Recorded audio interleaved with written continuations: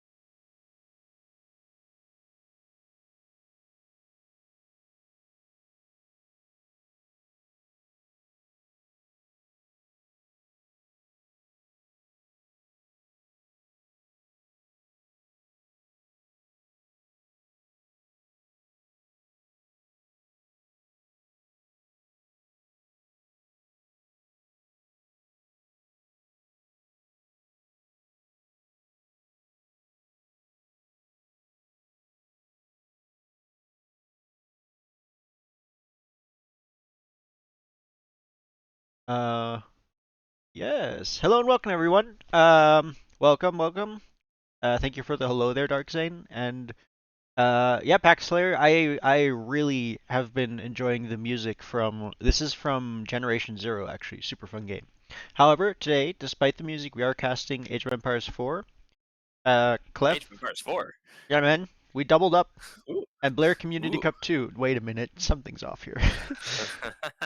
But yeah. Terms of conditions of winning the bingo are, of course, that over the course of the next year, you agree to play Age of Empires at least 4 times. So, Clef Spear, be aware of that. But yeah, cool. Is that 4 times a month, 4 times a day, or 4 times a year? Or 4 times semi-annually? Or 4 times quarterly? You know what? All of the above. All right, so today we're casting round 2 of the Imperial Bracket games. So first set we're gonna have is the Outpost Rushers versus Castle Droppers. And then following that, we're gonna go corner checkers versus fast castle boomers. That is a command I should add. Remind me to do that after the stream. Freebear done. I shall. Yeah. All right. But I do believe we have the draft. Just make sure I'm on the one. Not see that. Check. All right. So castle droppers versus outpost rushers. Picked maps: Donut, Hun Arcore, Desert Slope, and Boulder Forest, with the home or neutral map starting being Hill Fort. I believe banned civs are. Hold on, actually, I have this somewhere. Let me look this up. Georgians and Bohemians for sure, because I think we banned those almost every set. And then the other banned civs were okay: Georgians, Sicilians, Ooh. uh, and Bohemians. And there was actually only 3 civs banned because of the blind, because bans were supposed to happen blind, which I don't think happened in the first set. But I think Georgians got double banned, or Bohemians got double banned, one of those two. I would not be surprised if it was Georgians, I considering the number of teams that have banned it so far. I would be well, yeah. I guess not. I guess this isn't the team that I expected to go Cav heavy necessarily. Islar is a Cav player, but he's been feels like he's been leaning into camels more lately. So Mm. you know Drewster likes his Cav play quite a bit, though. that's true. But he's very versatile. He also goes archers a lot, so I don't think he'd be opposed to Georgian's ban because he's like I can work with that. But yeah. Anyways, Southpaw of course here casting with me again today, and Hello, hello. I think I'm all set to get started on game one on Hillforts. Yeah. Cool. I am 4 seconds in. Okay. Wow, 4 seconds. You actually Hold on. I know, that's the fastest start I've had. Gotta actually Today. rewind 2 seconds. That's a miracle. Incredible. Alright, let's switch over and then 3, 2, 1, start. I am still going backwards. That's a good thing. That's a good thing.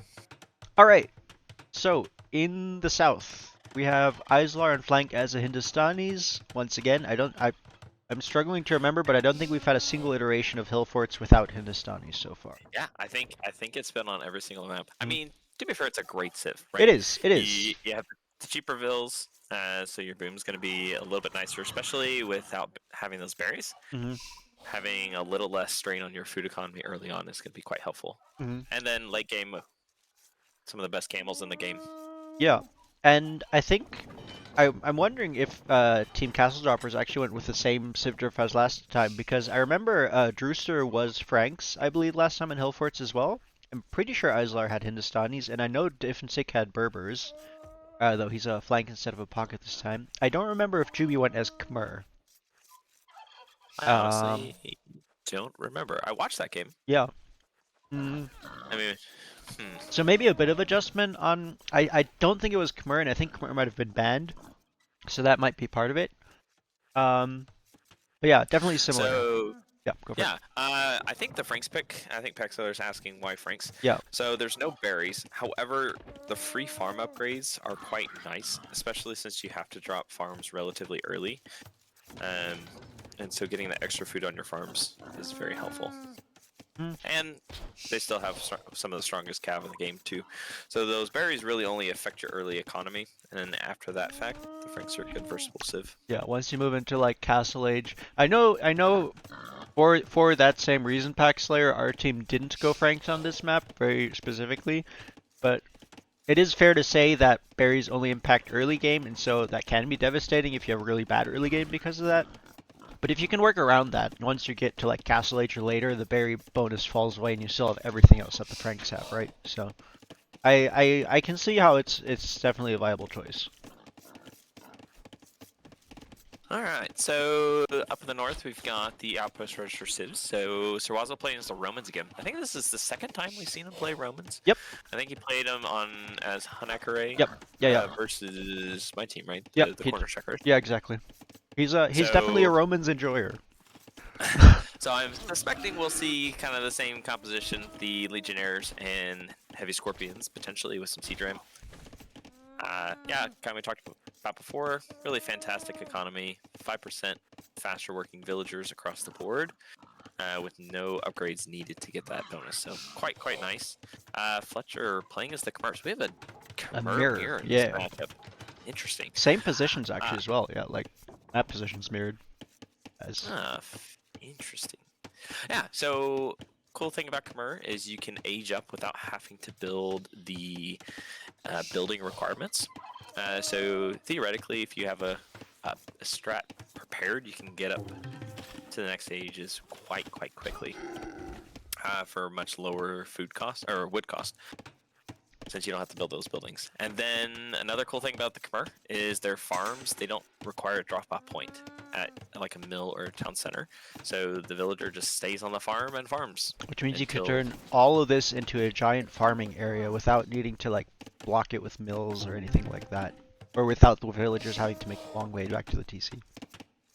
I always am quite happy when I see Khmer in this tournament because Evan Blair, who this tournament is a memorial for, one of his favorite civs was the Khmer. And I have just such a fun memory of we were playing, I think it was Black Forest and Arena. Like he did this quite often, but like he would have like a line of farms just on the edge of the map. Yeah. And just like all along the backside. So it was Yeah. so It's like, hard well, to find his economy. yeah, you can just the sneak economy, not something many civs can do. It was so fun. Mm. So yeah, always happy to see Khmer. So I'm curious to see what unit composition we'll go for. We'll see from them again. Oh. And Packslayer playing as the Tatars. I think we've talked about this before because I think Dark Zane played Tatars as well. I believe so. Yeah. And went Cav Archers and just kind of controlled all the hill points. There's a lot of hills on this map. With the Tatars hill bonus, it is quite helpful dealing the extra damage and minimizing damage taken if fighting uphill. And then last but not least, this fellow in the blue, this Ender guy, playing, I believe, his favorite civilization as the Aztecs. So faster working production building, your villagers have a larger carry capacity, and have some of the best infantry in the game with Garland Wars, which is +4 attack as an upgrade. And so, and one of the coolest unique units in the Jaguar Warrior. Yeah. So Ender, tell me, why do you really love the Aztecs so much? Well, I think part of it has to do with, growing up in Mexico and like just loving the Aztec civilization. Like Mexican Meso civilizations have a lot of really cool stuff in terms of patterning and stuff even. You grew up around the ruins and you see those same patterns in your game, and it's like, oh man, it's like a piece of home right there. Um, Also, I love the concept of the Eagle Warrior. Like a non-cav civ that still has a fast unit that can do a lot of damage, and they look really cool, and the Jags look really cool. It's just a lot of very cool looking stuff. Um, They do have really but cool yeah, looking units. And if you convert a stable, you can get the Zalata Warrior, which are also which cool. is also one of the coolest looking units in the game. Yeah, they do also have very powerful Monk and Siege, which is nice, although I didn't know that when I started them, but quite good there. And I also, another nice thing about them is that they have almost full upgrades to their ARBs. They're missing Thumb Ring, but have everything else. Very nice, very nice. Yeah, looks like everyone's on the way up to Feudal. With Drewster first to arrive, I'm pretty sure. Unless Fletcher beat him, that I wasn't trying. So, relatively quiet starts. Usually, we have a lot of fast castling going on here. It's an early town watch from Drewster. Speaking of fast castling, though, that's what Fletcher's doing, already on the way up to Castle Age. I wonder if the town watch was a misclick. Maybe. I'm curious what the purpose was behind that. I mean, maybe he's afraid of a castle trap from the outpost. Oh, maybe he's afraid of an outpost rush. That would make more sense. Yeah, that seems more likely a thing. Alright, we have some scouting going on here. You can see we got the castle, the outpost rushers kind of looping around behind the back of Castle Dropper's base. Looks like Castle Droppers are looking at the middle a bit more. Okay. Yeah, so usually one of the reasons why you see a lot of scouting on the backside of the opponent's base is that's where you know their economy is going to be most likely put once they hit Castle Age, so those extra TCs. So if you can kind of identify where those golds and stones and like the larger wood groups are, then you're going to have a bit more idea of like, okay, if I can raid with, some knights or Eagle Warriors, then these are probably the target areas that I want to look at, because trying to raid these initial bases just right off the bat is really difficult because you have a really long hill, so you're going to be tacking at a disadvantage. And then in addition, these palisade walls are fortified, so they have extra HP on them. So yep. So yeah, we got some scouting going on. Other than that, very quiet. Lots of fast castles coming in. I think nice uptime from Fletcher. He's already dropped 2 TCs in the back, and yeah, that he go rolling. Alright, so still relatively close game overall. Just 3 vil difference. Army sizes. Looks like Outpost Rushers lost a scout. Fletcher's scout is down. I missed where and how and why. I didn't see a combat ping anywhere. I doubt he died to a TC. Maybe he's employing the Trenic strat instead of deleting a TC. He's deleting his scout. Hold on, what is the what does the KD tell us? KD, nope, 1 kill for Juby, 0 kills for Fletcher. Ooh. Where's GB's scout? So GB scout has 4 HP. Oh, yep. So there was a fight. Nice. And we missed it. Well, there was no ping. What can you do? More TCs being dropped now, though. 2 more for the Drewster. 2 more for Islar. Another one for Diffensick. Ooh, so Islar going for the double TC inside his base. I don't think I've actually seen this before. I tend never to opt for that just because I don't have enough room to place farms up top. Yeah. However, it does minimize walk time and allows for those TCs to get built a This whole lot quicker. villager almost died to that croc without Loom, but the 2 other villas came to help, and Loom came in on time, and so Ooh, sick I play by felt Defensive. like a little bit of a panic boom. 4 TC. Wow, Pack Slayer going 4 TC boom. We never see this. What? No. Ah, and that beautiful green color too. Like, Well, you can barely see it on the map. I don't know, man. Green is weird. it's called the hidden boom, Hey, right? Angelic, So, like, thanks for the lurk. It's a hidden. Yeah, it's the camo. Like they'll never see it because they can't tell it's there. Sneaky. hey, Trenick, what can I say? You deleted TC. We're not gonna let you forget it. We call it doing the Trenic. Maybe. Okay. Do you think Izlar's placing 2 TCs inside so that he can delete one of them later and still have one? Ooh. Should we put that in the bingo card? Bingo Maybe card for next year. next year's bingo. All right, we have another bit of an engagement. Looks like Wazell Scout will go away for the worst. Of course, Drewster Scout now having a Frankish HP bonus, so you can see 54 HP to 45. So gonna win that every time. Alright, so nothing And crazy happening right now at this point. Ender's Eagle just Ooh, kind of actually, sitting casually in the back, being like, "Oh, you're building a TC here? I see that. Cool."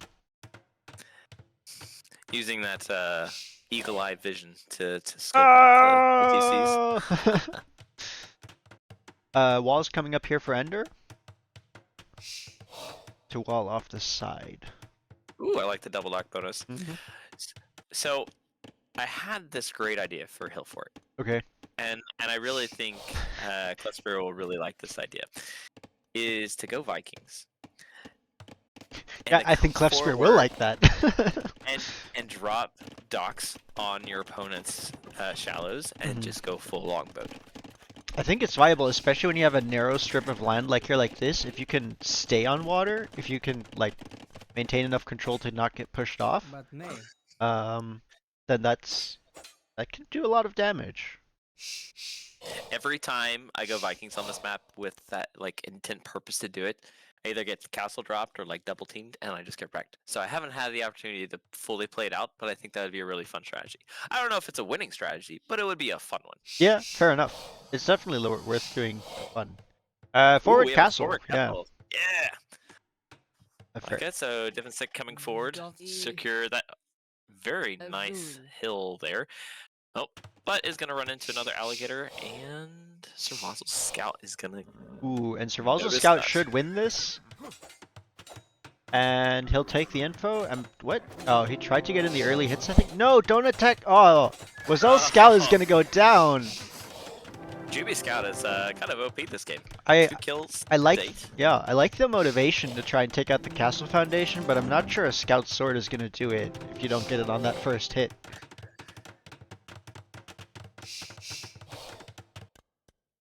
Alright, so I like the kind of locking down the position with that castle. Speaking to your longboats real quick, you can see Ender has a galley patrolling up here. Ah, if they only went Vikings. It'd be so much cooler. Only. Well, then he couldn't build it. Oh no, he hasn't cast it. Could build it. You're so right. Yeah, it is very true.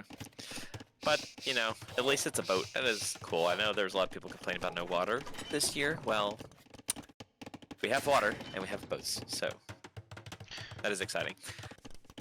Looks like your scout is engaging Izlar's camel. The camel does have an HP and a little bit more advantage over the eagle at this point in time.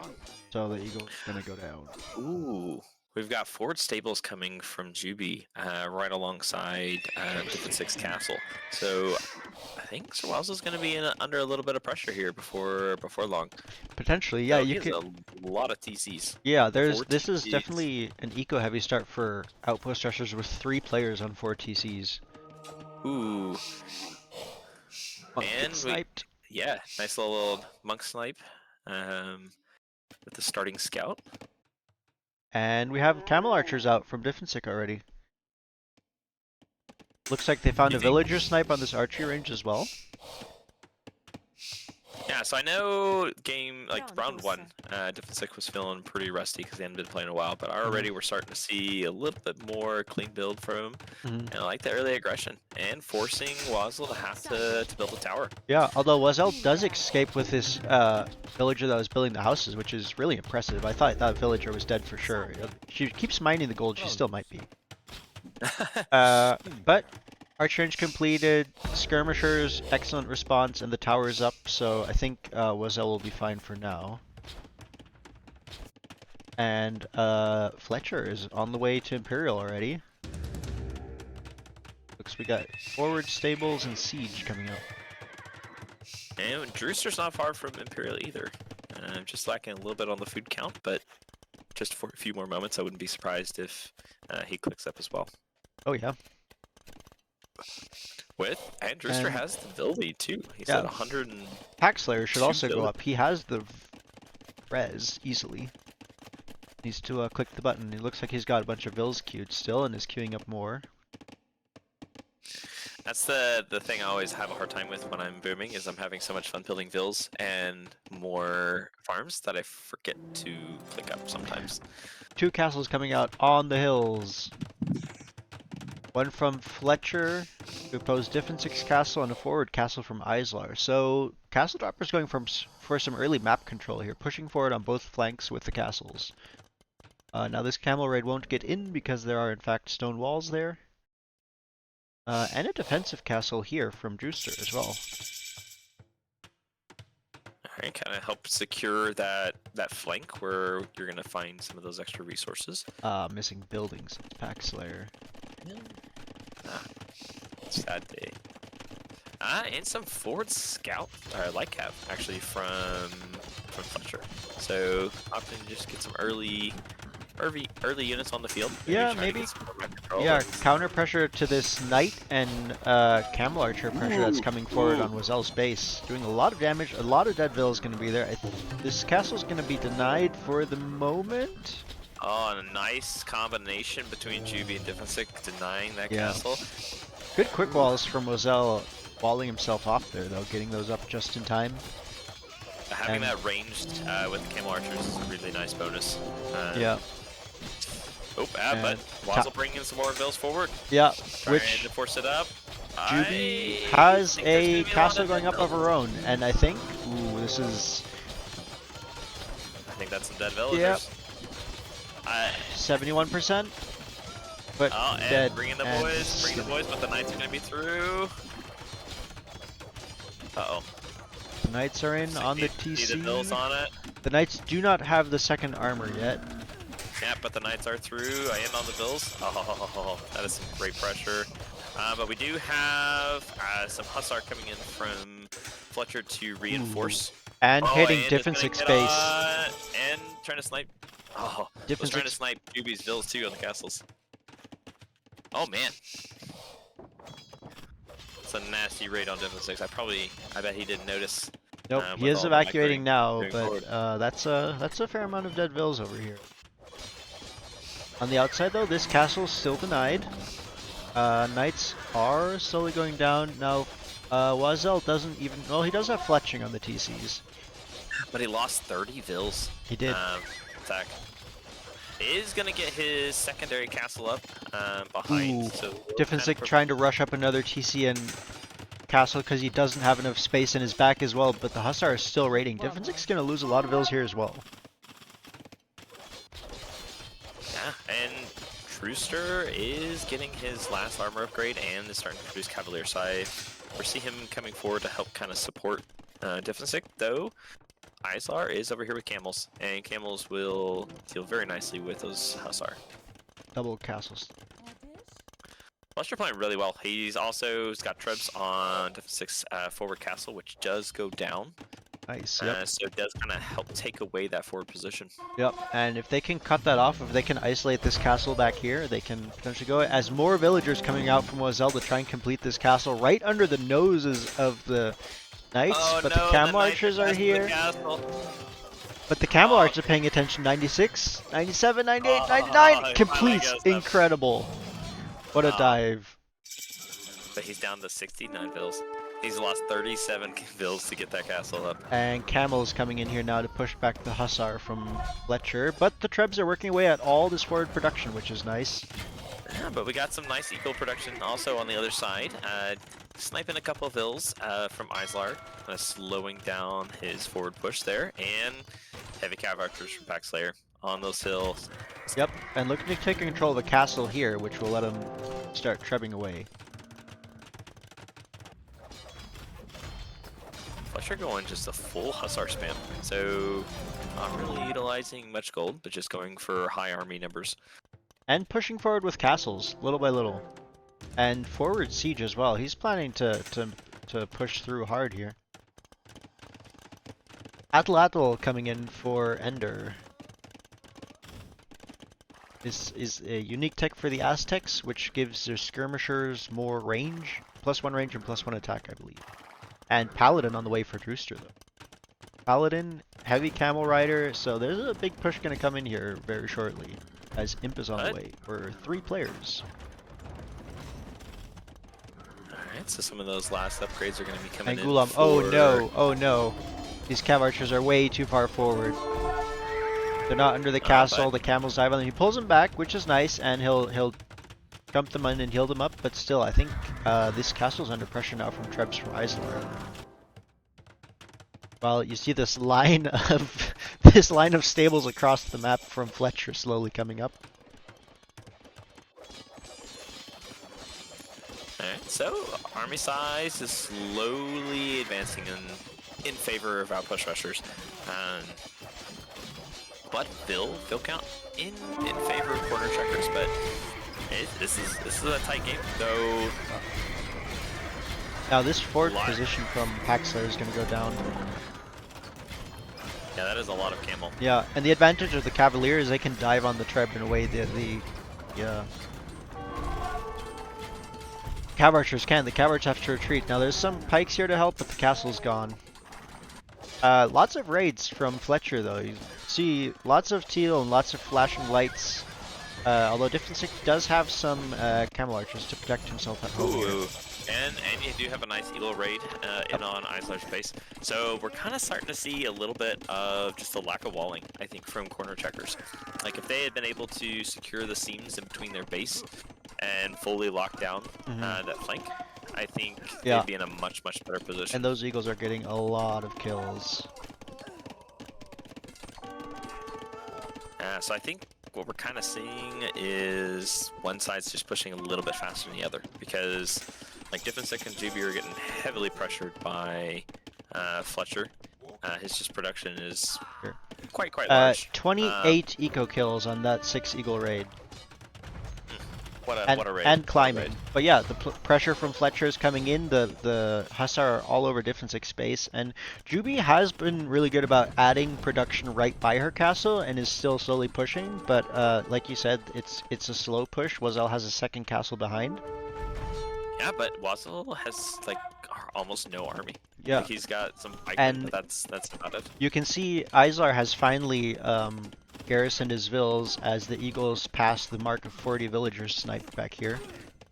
And so those Eagles will eventually go down, but that hits Islar's eco very big. On the front though, there's a push coming forward. Paladin will find these cav archers, which will however take out the Trebs.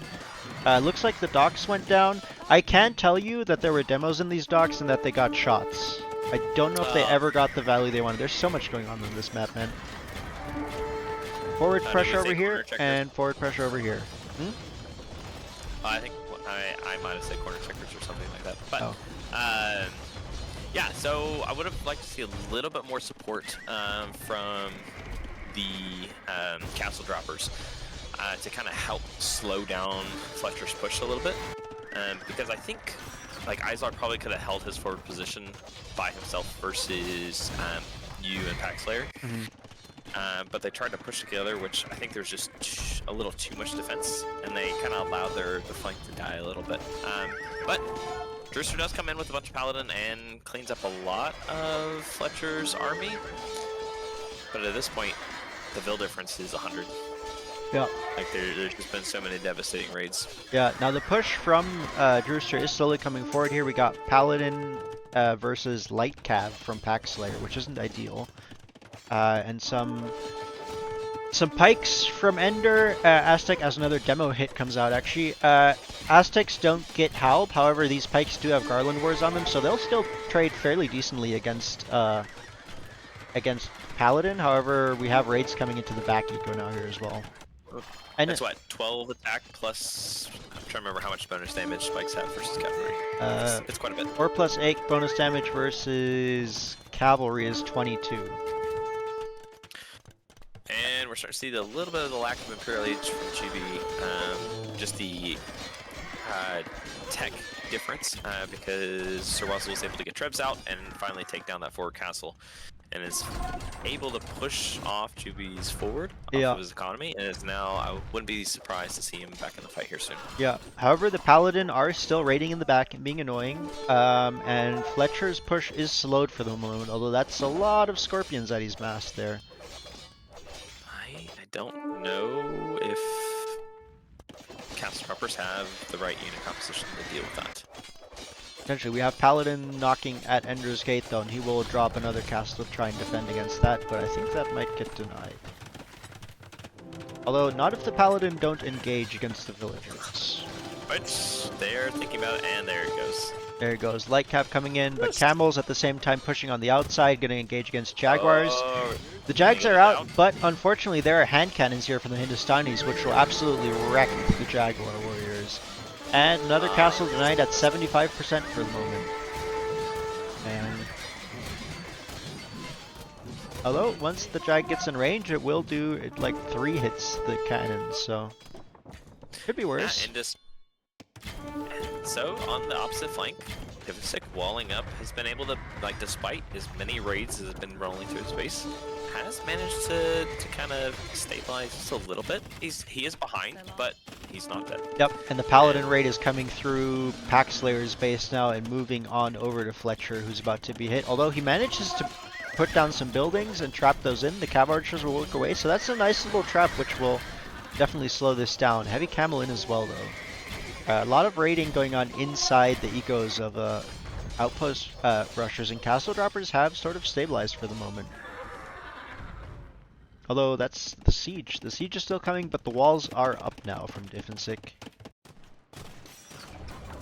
Yeah, but I think he might not know about the dock wall, because with the amount of walling that he's doing along the back edge, like just a short wall and a couple docks would have solved the issue instead. Yeah, but nice strong push from Islar against Ender here on the far side. One of the castles is about to go down, and those Paladin are doing some nice work versus Pack Slayer's initial starting base. And Vil difference is much closer now. It is. Halb is coming in from Wazel though, and remember that Roman infantry gets extra armor, so those are going to be really effective against the He is missing his second armor upgrade, which I'm sure will be coming in, but... And there's a lot of forward barracks being dropped from him. There is, and with that number of Scorpions plus infantry, I think the Cav is going to struggle quite a bit. Yep, looks like Juby's dropping another defensive castle here, while Fletcher's dropping a forward inside what used to be Diffensic's starting base. However, the Paladin are all over the back of the eco now as well, and being super annoying. And Ender is slowly but surely being pushed back here. However, the Trebs are out of position and the Pikes will be able to snipe those. Ender has not built any monks. I know. Talking about how great monks they have, and then not a single one. We have quite a few Vils coming forward from Fletcher. Looks like building some more forward production in Diffensic's old base and taking his gold. Nice play as his economy is completely wrecked on the backside. We do have a lot of Jaguars here cleaning up the Paladin. And with the help of the Light Cav, even if the Paladin initially trade better, oh, and Halb's here as well. So this should eventually get cleaned up, Camels as well, and yeah, more raids coming forward into Islar's base now as well. Or the cavalry from Fletcher. I think just missing the double dock wall. is really what is hurting. Oof, look at this though. Castle Droppers too Drewster's much. just running waves of Paladin past this castle and through. He knows there's an opening at the front and back, so he can just keep sending waves of Paladin. Outpost rushers are gonna have to wall this off. And a lot of Jacks trying to engage with the skirms and hand cannons, which sadly they do not last very long. Nope. And forward They're a castle cool from unit, Iceland. man. But hand But- cannons are their kryptonite. Yeah. Although they do manage to I take would- out some of the skirms at least. And raids. I would. Oh, sorry. I was gonna say I would have liked to see Islar's forward castle even a little bit more further forward. But maybe he was scared of that dock with the flag on top. What could possibly be wrong about that? But yeah, it looks like Fletcher found an open. There's actually Hussar in the back of Different 6 Eco, so all this walling is for naught because there is a whole Paladin in on the trade now, though, which is not great for outpost rushers. And Ender's Eco is looking kind of rough. He's down to 60 vills. Fletcher's forward, though, however, is looking really good. This castle from Juby is about to be trebbed down as she does reach Imp. However, castle's dead regardless. Oh, but nice little night raid, sniping one of the trebs and kind of delaying some of that that gold. Yep. From And from actually Fletcher. gonna find a lot of villager kills here as well. There you go. And we have Siege Ram, a unit we've barely it is. seen this castle this tournament. This honestly is still a relatively close game. I know like both teams have a good position. I think you were able to kind of hold your castle positions a little bit longer than the opposite flanks. And that's kind of what's helping you guys secure a little bit better position. And Rooster's Paladin numbers only at 15. I think he's running out of gold. Potentially, you can see there's very little trade set up here. You got 3 trade cards from Drewster and 6 for Islar with 7 more in the queue. On the other side, 6 and yeah, not that much trade yet actually either. Although we do have the Ooh. problem of the camels and Paladin in the back. But both We have a teams kind nice- of deciding this is probably what's next. Yeah, we have a nice light cav raid on Fletcher's Scorpion Mass, and his Scorpions are Yep. mostly gone. Yeah. That was I think he didn't notice, and the light cav got on top of him before they Yeah. had a chance to fire. Now the Cavalier are here to take care of the Light Cav, and the Siege Ram has absolutely knocked down these walls, so the Cavalier will raid where the Light Cav left off. But looks like Drewster has found a forward castle Wazdella's trying to build, and will snipe some siege as well, although the Roman Halb will now engage against the Cavalier, and that's rough. Even if they do only have 1 armor, that's effectively any other Halb with the 2nd armor. Yeah, and once again got the quick walls up and is able to protect his vills, so that castle's going up. On the other side, demo shot on the Golem, that's 4 units dead? 1 off, and one unit on 4 HP. Oh, and another demo. More demos, this one's going forward, hit the trebs. Well, that Does some was damage. kind of Yeah. That's where Aztecs need heavy demo ship. Alright, big raids though from Fletcher are all over the ecos of basically all of Castle Droppers. There's teal in every single player's base. But Juby in on Sir Wazzle's eco. He's lost a lot of farmers, and I don't think he noticed that attack. Ooh, that is a nice raid here on the side. That'll clearing. Now, Wazel is mostly walled up behind that. As I say that, I see there's a big gap there. But that'll definitely help Eco. 2 more forward castles from Fletcher though. He wants this game to end. He's like, I've been doing so much work here. On the other side, big hold, camels engaging versus camels and hand cannons. Looks like Paxler is trying to snipe these trebs to help keep Ender's castle alive as Ender moves to repair. And actually Capdram coming in for the Aztecs now as well. I think you'll get 1 treb, maybe the second one, maybe that demo did its work It's- after all. I mean, it started it, and this last camel takes down the last treb, and the castle will And- stand. Castle stands. Value. So Vil count relatively close, but army number, Castle Droppers numbers are just drastically falling. Yeah, you can see now these constant raid from Fletcher have kind of bled the eco from all these players so much, and almost all four of them have had to give up their starting position, except for Juby, who's actually kind of rebooming there right now. And on the other side, though, Izar still continuing to try and push up this flank. Another forward castle coming out, another trap moving forward. I think I would have liked to see Islar try to take that like top section, like where your original base was, to put his castles. Up in center. Just to, yeah, just because like Now, it's a we do stronger have the position to problem that there hold. is a whole lot of legionaries and skirmishers here. So that would be a bit of a sketchy push. You'd have to take that army out first. But it would That be is better control. And it gives you better access into the rest of the bases too, right? So like, because there are still eco portions in the starting bases.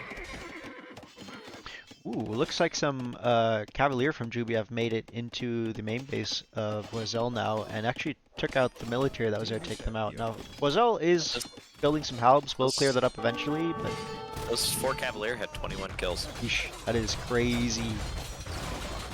Push from Fletcher still going on though, and he's about to take down the corner, which will really shut down the possibility of trade for Team Castle Droppers. And yeah, the numbers for Eco and for Military are now looking more and more tilted. Izar, however, does take out, with the next wave of Trebs, the castle here, and these demos will not reach those hand cannons, unfortunately. And And then there's about to it's be in gonna trouble. run right back into another castle from Paxlayer. So However, he does have 3 Trebs here and a lot of hand cannons to defend, and there's not that much army here to take those out, so he might be able to snipe this castle. But if you look at the entire base of castle droppers, there are blinking lights everywhere. Just everywhere. and they have 0 control in the center. There's no. Yeah, there's a little bit of yellow, but that's pretty much it. And the light cav actually managed to come out, snipe one of the Trebs. GG is called. Okay. That was honestly a really good game. Yeah.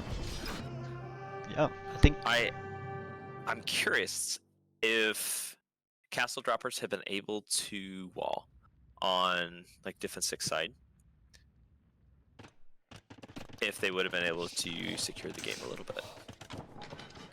I'm gonna check real quick for the bingo's sake whether these docks, the initial demos, got any big hits. Night, Trenick. Night, Trenick. Thanks for hanging out. Nope. Looks like these docks just went down for free, eh? Oops. But yeah, I think having those dock walls, and also at the same time on the other side you had the big eagle raid come in and, you know, take out 40 villagers from Islar. I think if that hadn't happened to his eco, he ooh, okay, nope, 3 camels. That 3 camels. Once again, walling decides the game. It definitely can. Yeah, like even if like Islar had been able to full wall his side and not lose those fills, he probably would have been able to push much quicker. And even if he'd been able to push faster, it might have freed Drewster up to help support the other side. Yeah. I think one other big advantage for outpost rushers though is if you look at the most units created, Islar, no, I guess that was probably Drewster, but 279 Paladin created. That's a lot of gold versus on the other side, almost the same number, but in And Hussar. Hussar. But that's the thing. Like if Castle Droppers had been able to full wall, like Drewster was setting up trade, and he would have been able to Right, would maybe get that gold number back up and keep the Paladin production going. Right, and at that point the Paladin would out trade, although there's also over 200 pikes slash halbs created for outpost rushers, so still some problems there, but definitely could have won that. Yeah, that was I mean that forward attack with the Hussar on Defense 6 base when they were heavily microing against well they were busy with it. Definitely influenced it a lot. Good game though. I thoroughly enjoyed that one. All right, so game 1 goes to outpost rushers. And with that, 15 APM.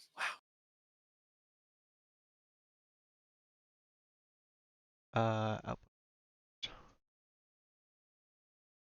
So next game, I believe will be on Hun Akare.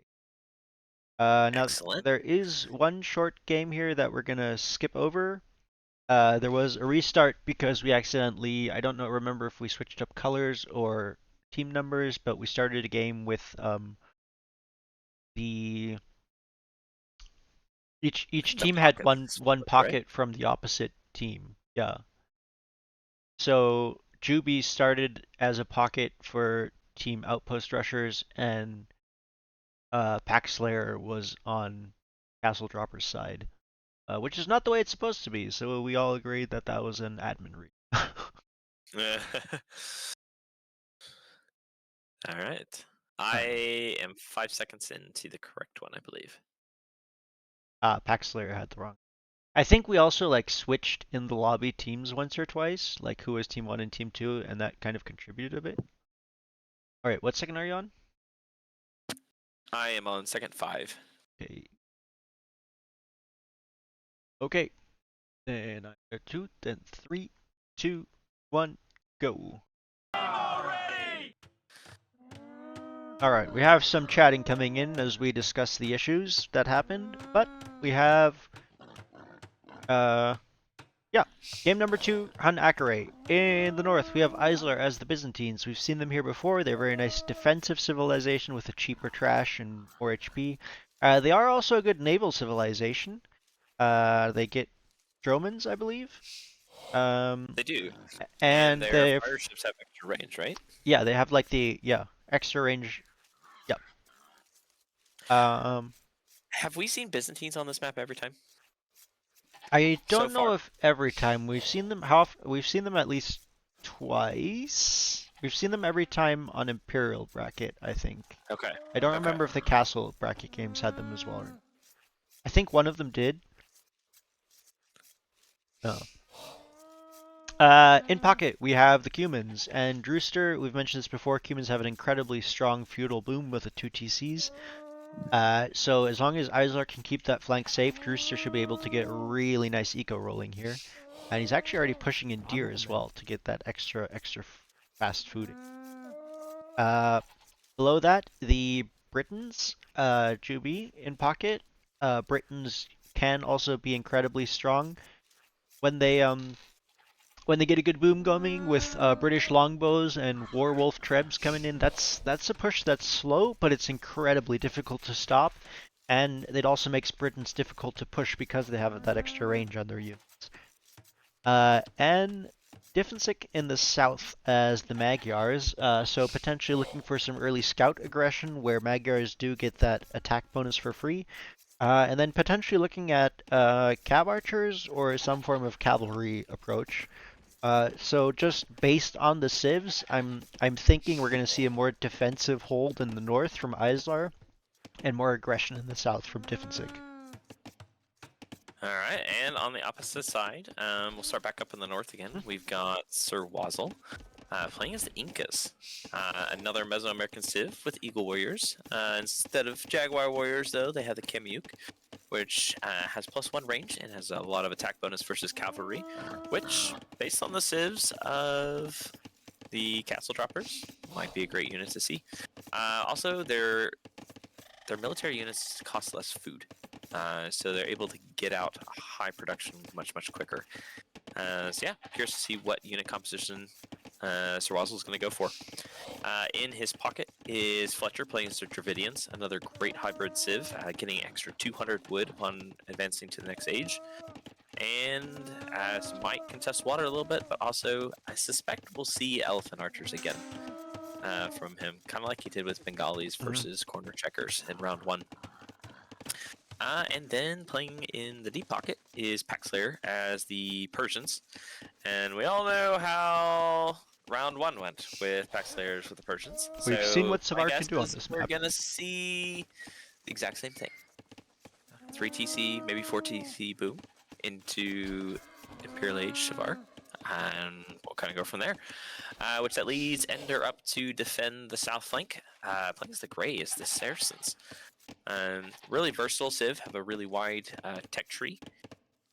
They've got good archers that have tech bonus versus buildings, as well as fantastic camels. And the market bonus if you're inclined to abuse the market for balancing your resources. Yeah. So I'm Look trying at to this think. super far back lumber camp from Drewster. Like, that's almost a hidden lumber camp because he fears raids and he wants a wood line that's secure. He's like, you're gonna come raid me? Good luck finding my wood.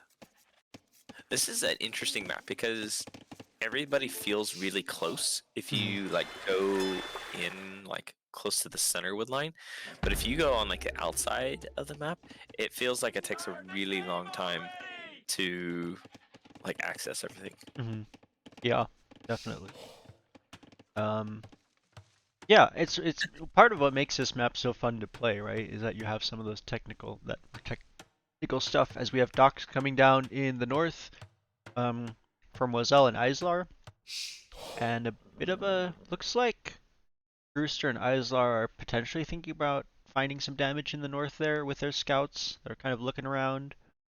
In the south, Swazzle outposts walled in have this been build up. rushed. Outposts have been rushed. And Aha! they're making sure the team's name lives up, or the Lives team to lives up to their fruition. name, or yeah. I like it, and just kind of free fishing on the bottom. So getting that extra food boost.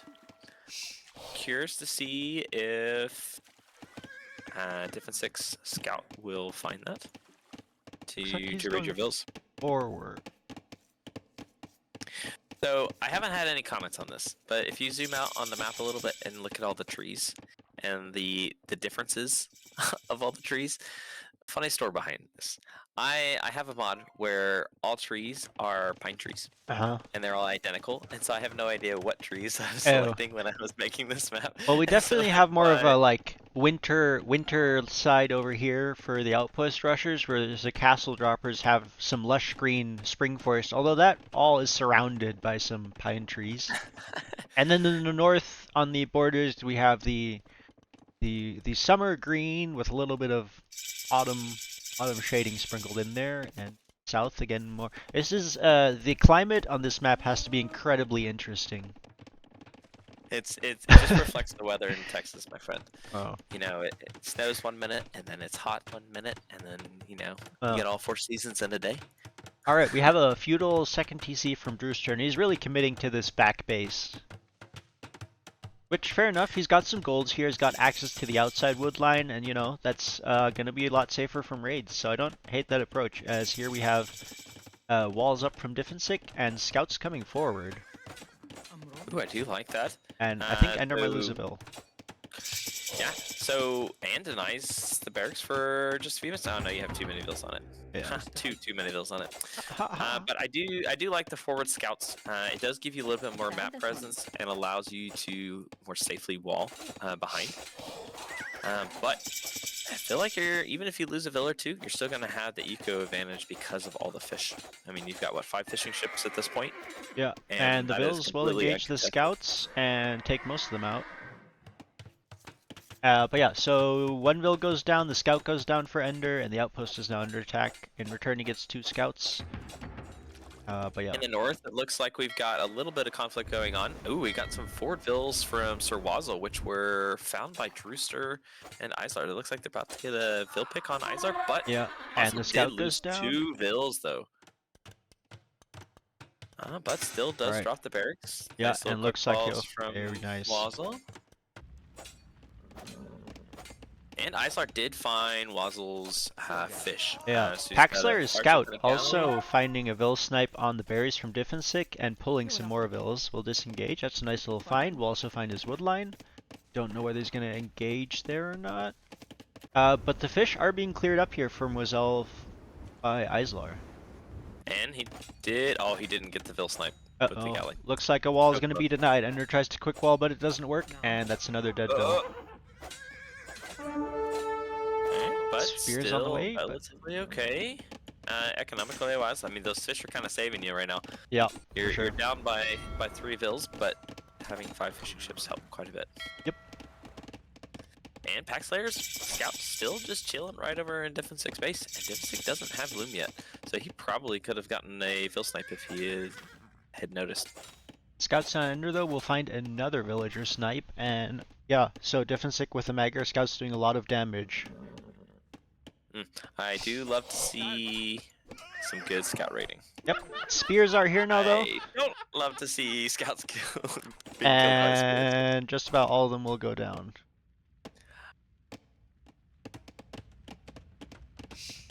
I believe Ender does have Loom.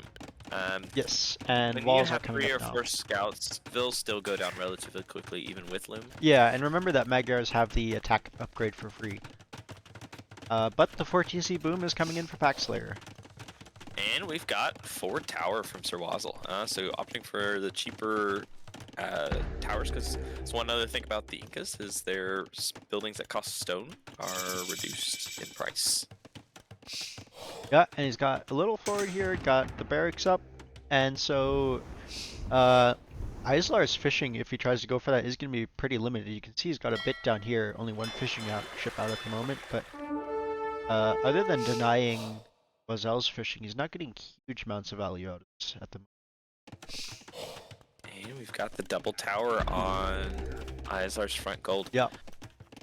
That is nice, and I don't know, that tower can't reach that villa, I guess. Walls coming down now for Ender as well, that are just about completed. So Islar did look like he was going to rush it, but then thought better of it and decided to run back.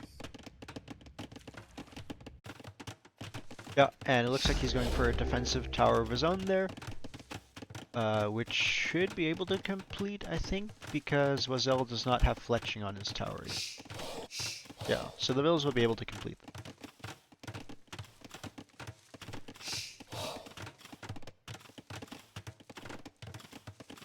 I love this map, but I think my win percentage on this map is not very high. Alright, so Islar did get his tower up, but did not decide to garrison villas inside of it to contest that tower. So that tower will go down basically for free, in which case I don't really love putting this tower up in the first place if you're not going to contest, because that's just kind of throwing away stone. Instead, it looks like he's just opting for just a fast castle. And yeah, looks like the flanks are actually up to Castle Age for Castle Droppers, and for Team Outpost Rushers, it's just Wazel right now as Ender is housed. Ooh, we have a Vil fight on the hill. It looks like Islar was able to deny that third tower from Sir Wazzle for now. That is nice.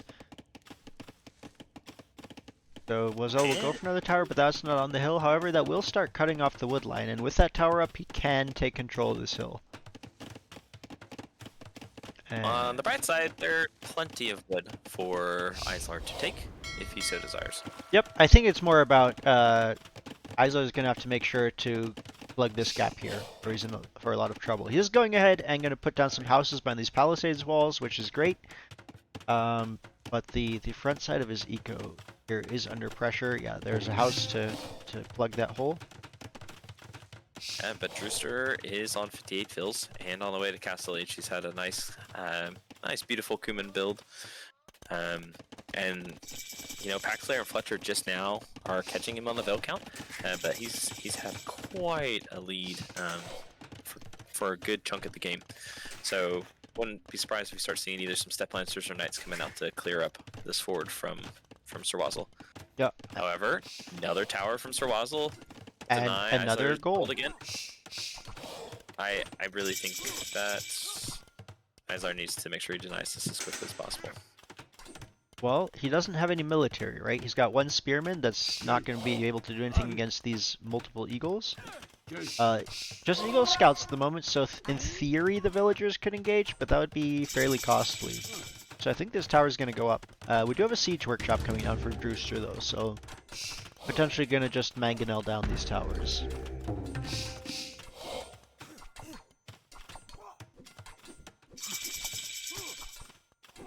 Alright, bit of booming happening here from the south flank of Castle Droppers as we see Diffensic and Juby go to 3 TCs each. Ender just going for a second right now. And yeah, that's... so while it's quiet on the south, the north side do have Sir Wazzle dropping a castle. However, Drewster does have Step Lancers. Yeah. And Now those are should be able really. to range Oh that. no, but Wazel goes ahead and builds these defensive walls with 2 tiles. So oh no, that Nope, I villager think in the he's got center is safe for now. I don't know how much HP is on these. Nope. Nope. The scouts not are enough. not enough. So nice denial of that castle by the Step Lancers. Yeah, and step In the dancers south, also do though, super well against eagles. Crossbows coming for. I do. So Juby with some crossbows, so trying to find some damage, but the stone walls. Yep, and once Very again, nice the defense. demos have engaged against the knights, do some damage, but find no kills for them.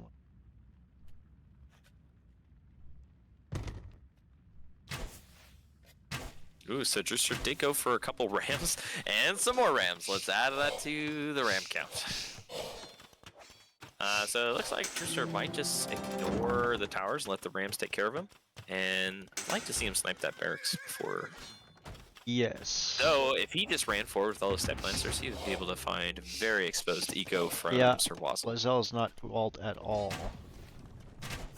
But he's still just kind of dancing around with the Step Lancers. I'd like to see a little bit more aggression. Like, that's 16 Step Lancers at this point with +2 armor. So you use that advantage and see if you can find the damage. Ooh, are they gonna find another? I think he does. Yeah, there's a hole. There's a hole. They're in. Oh no, run it! Man. Oh, the double cast. This is what? How many castles has Sir Wazzle been denied in this set so far? Is this like castle number 3 or 4? I think 3. Goes for another one, even more defensive. I should. Depends on how fast these Step Lancers come. Yeah. Like if they kept coming, I think that should be denied. But In the at south, this point, I think Ender's he's gonna walls get it. break, a house goes down, the knights are in, and the pikes get sniped immediately. Big shot from the mango misses, and the knights will snipe that. And now Ender's under pressure. The good news is both pockets or outpost rushers are on the way up to Imp. But that's a nasty army in Ender's base right now, and he has no army to deal with that. Oh, and the castle is gonna be denied. Oh man! Oh, so some beautiful raids by Drewster. Wazzle's kind of in a world of hurt. He's only at 33 vills. And is Drewster gonna find those vills that are running? He does not. And it does look like Wazzle is pushing out a couple more vills to finish off that castle. In the south, wow, Ender, your entire eco is idled. Yep, there's knights, there's crossbows. I am not having a good time. They're worn out from all that hard working. Yep, Cavalier is coming in for Pack Slayer though, so I've done most of my job.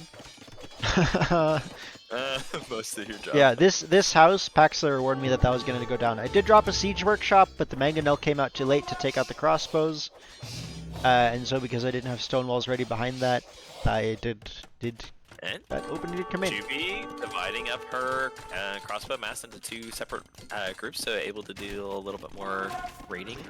And the There you Step go, Lancers and- are in on the north, on Fletcher. But Fletcher does, here they are. You've got the Elephant Archers starting to mass up and come in. It does look like Fletcher is only at, how many we got at this point?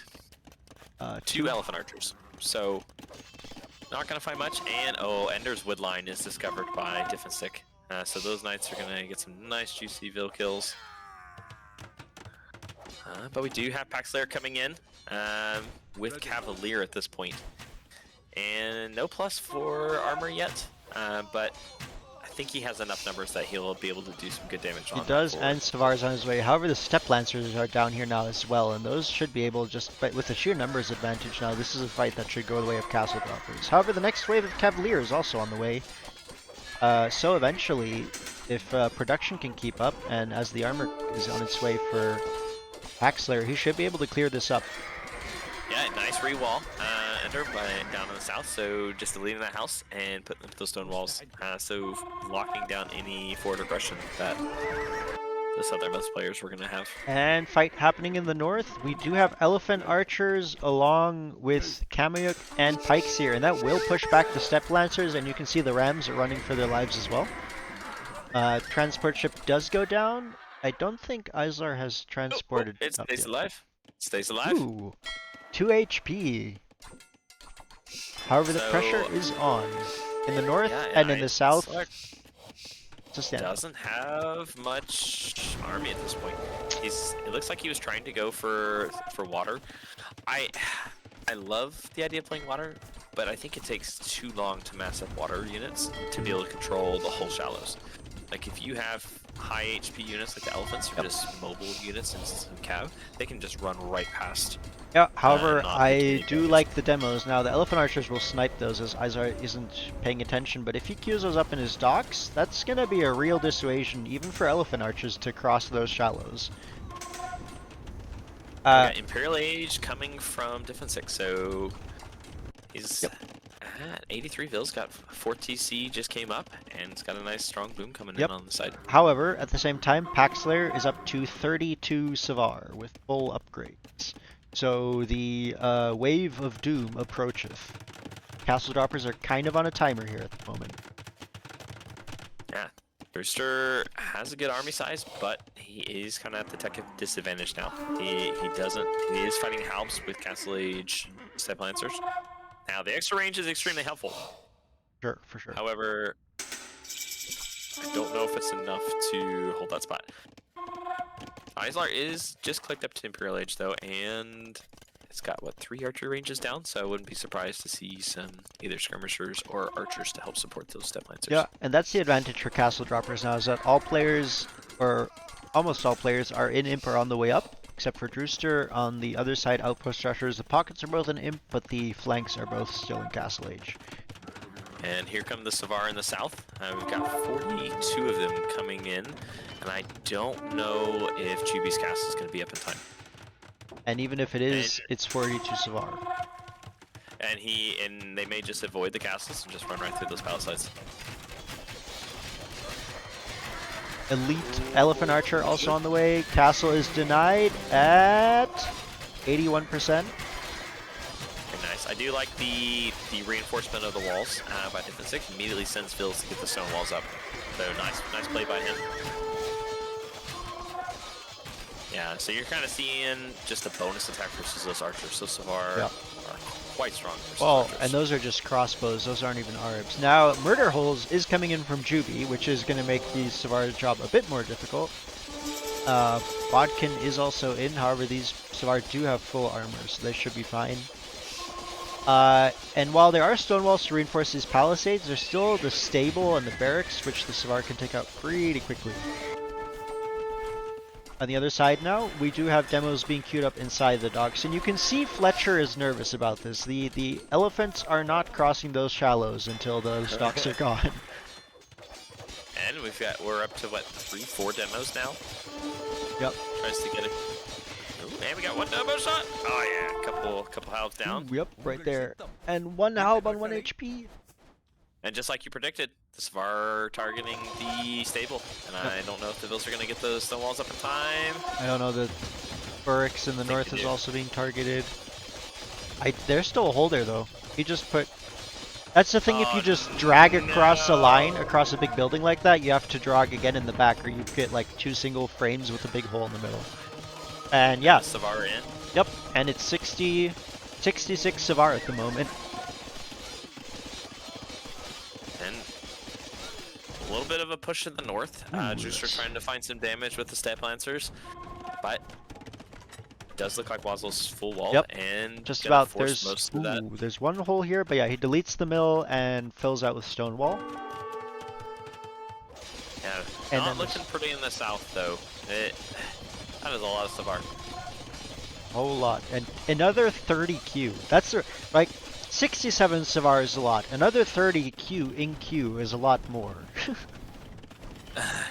So, this game was. I don't know if, Castle Droppers have the right unit comp at this point to stop the swarm. Yeah, and Woodsteel Halb is coming in, which will do even more damage against these Step Lancers. Paladin is on the way for Diffensic to try and counter, however his eco is looking pretty rough at the moment. He did manage to get back up to 64 fills, and was able to stabilize. I think if... Ooh, demo shots coming in. And oh yeah, a little bit of damage off of those Ooh. elephant archers, Looks but like Islar not tried to enough. go for Droman, but that got immediately sniped. So no value from that, unfortunately. Could have been some big shots there. It gives me some small satisfaction that I was not the only person that had Savar show up in their base and totally wreck me. Like,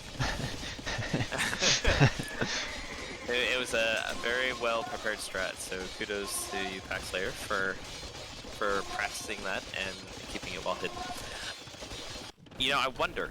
So Castle Droppers had the army advantage in the south, and they spent a lot of time damaging you. I'm curious if like GB and Zik had went and hit Pack Slayer's eco sooner, if that would have delayed the Safar push. Potentially, or even if the Step Lancers had moved out earlier in, early feudal, when Drewster had 20 there. If those had moved out, and even those, I think, started, raided Wazella a bit, raided Fletcher a bit, and then ran past Pack Slayer to try and hit my wood line as well. Yep. And you can see the Savar just ripping through everything right now. Crossbows here from Ender now as well for emotional support. In the north, though, Islar has managed to get out to the north. He's going to drop himself a castle there. He's got a TC, so he can get a little bit of eco going there. And that might be a point from which he can put up some docks, think about producing Droman. However, Wazelle is also on water with a lot of fires that would need to be cleared up first. And, yeah, Paxlayer's Svar have basically cleared the southern half of Team Castle Droppers and are starting to hit Drewster's eco now as well. Yeah, I suspect we'll see HG relatively soon. Well played by Outpost Rushers. They were kind of in a world of hurt there for a bit. I think Sir Waslow did a good job of disrupting Islar's position and really significantly delayed him. So like Islar has a great civ, but really wasn't able to get onto, I think, his primary unit composition. So, I mean, he did a great job holding and minimizing the damage, but it's so difficult when you're getting tower rushed or pressured in field to have a good follow-up. I know I struggle with that a lot. Yeah, and I mean, it was a good response out of him and Drewster that cleared up that forward, got some Vil snipes, and pushed back. And I think the only thing that was really missing there was in taking that momentum and moving forward with it. Yeah, and even on the south, like they had a great army combo between GB and Defensic. Like they were doing a lot of damage. Yeah. I think just they didn't seek to damage those pocket players. And so that's an interesting case, because like when you don't touch pocket players, they have free booms. They're able to get to those stronger units with full upgrades faster, versus the other pocket who might go Castle Age army. And that's kind of what we're seeing here a little bit. It's like the pockets were able to kind of free boom. The flanks died a little bit. However, they were able to swing the game back in their favor because they had the stronger army composition. Yeah, and I think but it's so hard to know when to play both of those positions. Right, and the temptation is to try and be like, okay, we killed a flank player now, we're in a 4 versus 3 for the rest of the game, right? But if you get too focused on that, the flank player was never the one that was going to come in with the big army, that was a pocket, and if the flank delays long enough that the pocket can boom up, then that's actually not as much value, assuming that the flank stays alive during this. If the flank is completely dead, then yeah. Yeah, well again, played. Rushers. 3 relics for Dravidians. Nice. And yeah. Game the Outpost Rushers. Yeah, it was interesting. Like both of these games, like Hillfort, I think there was definitely a win condition for Castle Droppers. Like they had a good position. I think it was just a lack of volleying a little bit that they lost their advantage. And then in game 2, they had like the Castle Age pressure. I think it was just maybe just not enough pressure. They kind of didn't like, it was a little bit of like that weird, like, okay, we'll boom a little bit. now that we've done some pressure, and versus like keeping the pedal to the metal. Yeah. And I don't know. Good games. Good games. Yeah. Ooh. That brings us to game 3, which will be on Donut, the remaining home map for the Castle Droppers. I think this is the first donut game in the Imperial bracket, correct? Yes, I believe so. We've seen it on, yeah, we've seen it in Castle, The but not for Castle. Imperial yet.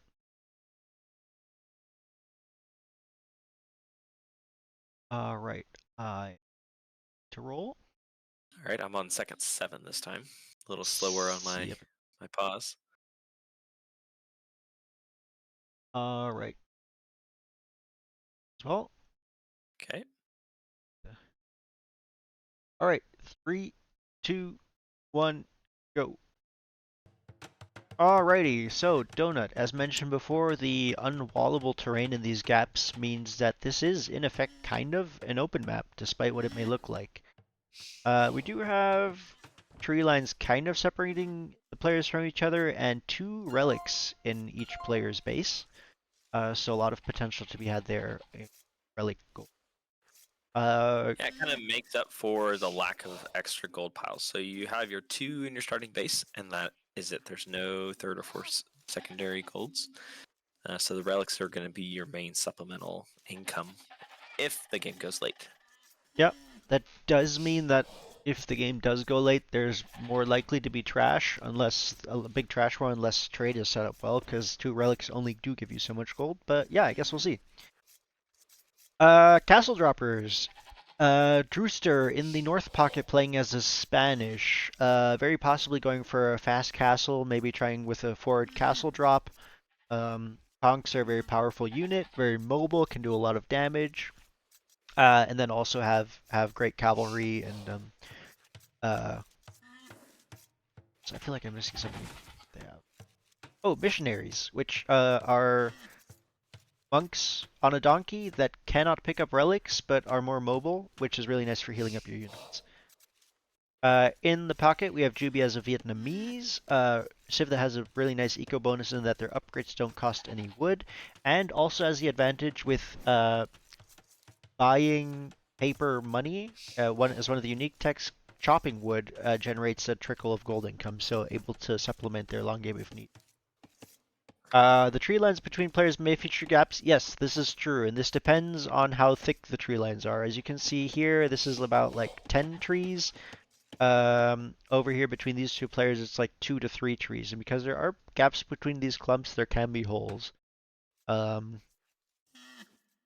I don't know if we've seen that in a game yet, but we may. I don't think so, or at least it hasn't been consequential yet.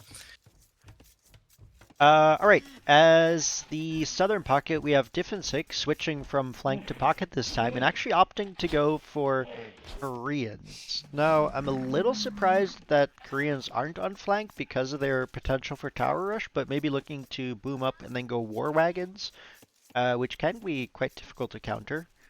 So we'll see what he does with that. Yeah, can you imagine like 20 to 30 war wagons just like stuck in that narrow opening? Like that'd be extremely hard to push. Yeah. And then Islar. On the other pocket, as the Lithuanians, um, strong cavalry civ. I think one of the main reasons for everyone that picked Lithuanians on this map is the 2 relics in each player's base. Means if you take your 2 relics and then grab 1 or 2 from 1 or 2 of your allies, you're guaranteed that full Lithuanian cavalry bonus, which will make their cavalry incredibly powerful. Yeah, and for the castle droppers, I'm curious to see like what their strategy is this time, because like game 2 they went for relatively heavy castle pressure. Mm-hmm. I'm curious to see if we'll see more feudal play from this, or if we're gonna get the FC into just castle age. All right, so for the outpost rusher civs, on the flank we've got Ender playing as the Slavs. So nice food economy with the faster working farmers, and military buildings providing 5 population space each. which is really nice if you have a propensity to get housed, like me. Yeah, so potentially seeing maybe some spears and say scouts as a flank player here from Ender. In his pocket, we have Lithuanians once again. So another mirror match with Pack Slayer. Curious to see if we'll see a 4TC boom from him. It's a little bit more difficult on this map because you can't full wall, but we shall see. And then we have Fletcher playing as the other pocket as the Burgundians. So able to get economic upgrades 1 age earlier as we see Horsecollar coming in the Dark Age. Yeah, double the Dax in already. Move. Yeah, and you have the ability to get Burgundian Vineyards later in the game, which allows for slow trickle of gold from farmers, which in a map that doesn't feature a lot of gold can be very helpful. And then on the last flank, we have Sir Wazzle playing as the Britons, one of the best archers in the game. Get +1 range to their archers in Castle and another in Imperial Age. So I kind of suspect we'll see some archer play from him. So I'm curious to see how Drewster's strat lines up against that. So interesting map. I haven't played it enough to really know what a good strategy is. I do know that Sicilians was a global ban, I believe, by the Castle Droppers. Mm-hmm. And we had a community game night where Sir Wazzle went Sicilians, and I think he was playing against Drewster on that flank. And we discovered that Sicilians are extremely strong because they can come forward, drop their dungeons, and then their surgeons are strong in feudal and castle, and they have a decent amount of pierce armor, so they just dodge on rush, and it's really difficult to stop it, considering how close players are and the inability to full wall off. We've had a bit of a standoff here in the south. Unfortunately, Paxer doesn't pull his spear away in time, so both scouts will go down, and I think Ender might lose a villager here as well. Yeah, looks got a little bit of a snipe, but maybe... Yeah, I would love to see Islar just run a scout in front of that Vil to stop However, running. pathing will still stop the Vil, but it gets away. In the north, you can see there are much more defensive walls coming up here. The palisades from Moselle, and also you have this house wall along this tree line. As Clef mentioned earlier, there's a lot of gaps in this 1 to 2 layers of trees, so Juby is going to go ahead and just close those all off with buildings. I do like, and this is an approach we haven't seen it on this map, I do like these walls from Moselle. If he places a second wall similarly from like the mill down to the wood line, he's essentially provided himself with a closed base despite this non-buildable terrain. So that is definitely an option as Ender's woodline gets hit. The villagers are engaging against the scouts, but 1 Vil, 2 Vils down already. And I think more will go down. We've been seeing a trend on these past couple games where you just are kind of thrown out there and kind of get wrecked while your pocket is booming. It's a strat. Sometimes it works. This time it's going a little rough as more scouts are actually on the way, and I think the remaining villagers will go down here. Yeah, that's down 4 Vils at this point. Yep. That's number 5th Vil. So and, 2 more to follow. Bit of a rough start there for you. Yeah, and Izar just continue to stream scouts forward. Has lost a couple, but will happily trade scouts for Vils.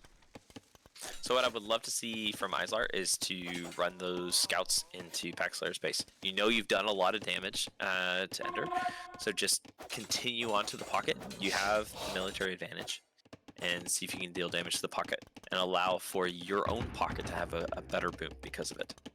Oh, on the north side, we have Drewster trying to cut through the house of Sir Wazzle. He's got 4 scouts. Palisades, and ooh, that spear actually got a hit through the palisade, I think. I hate that bug so much.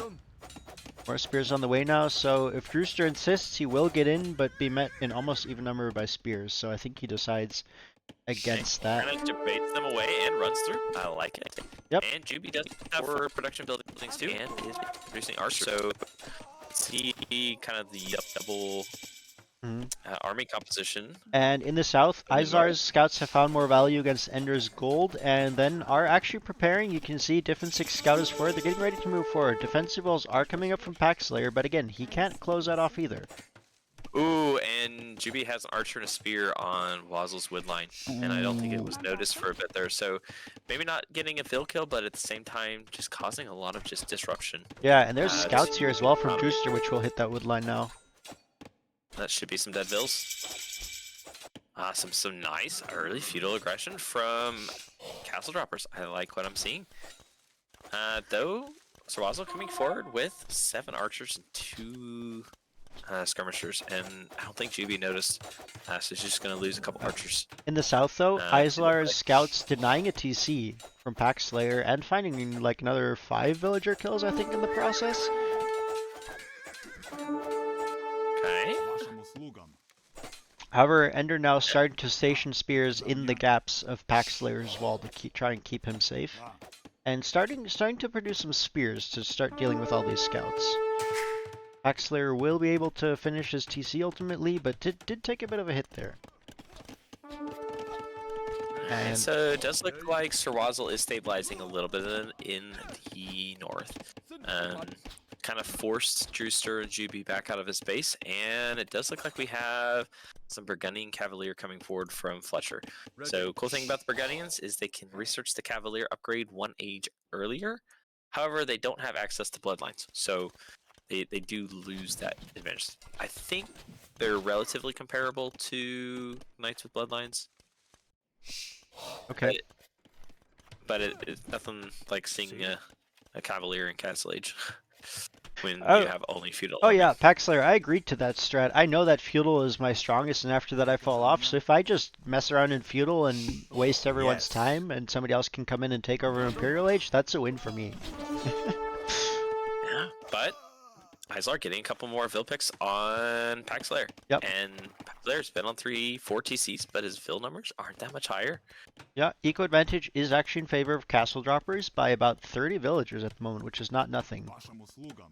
Though Wazzle does have a good army size now, and with the additional support from the Cavalier, Drewster's about to be in a world hurt. Though, I believe... There's some defensive military here from Juby to help him out, but that is just spears against Cavalier, so Cavalier should be able to deal with that easily, and they'll rip through the skirms. Fletching so also just not coming in. On the way up the Castle Age, and he is on stone, so he should be able to place a defensive castle relatively soon. I would love it if he would place it kind of securing his golden stone a little bit. But Juby does have a nice little army, kind of whittling down a little bit of Sir Wazzle's army numbers. But those Cavaliers are wrecking those skirms at this point. Yeah, and that army is clear. In the south, the raids have also been cleared up for the moment. However, I believe, Diffensik is already in Castle Age, and Islar is about to get there. So I think we're going to see a follow-up of Knights probably coming in.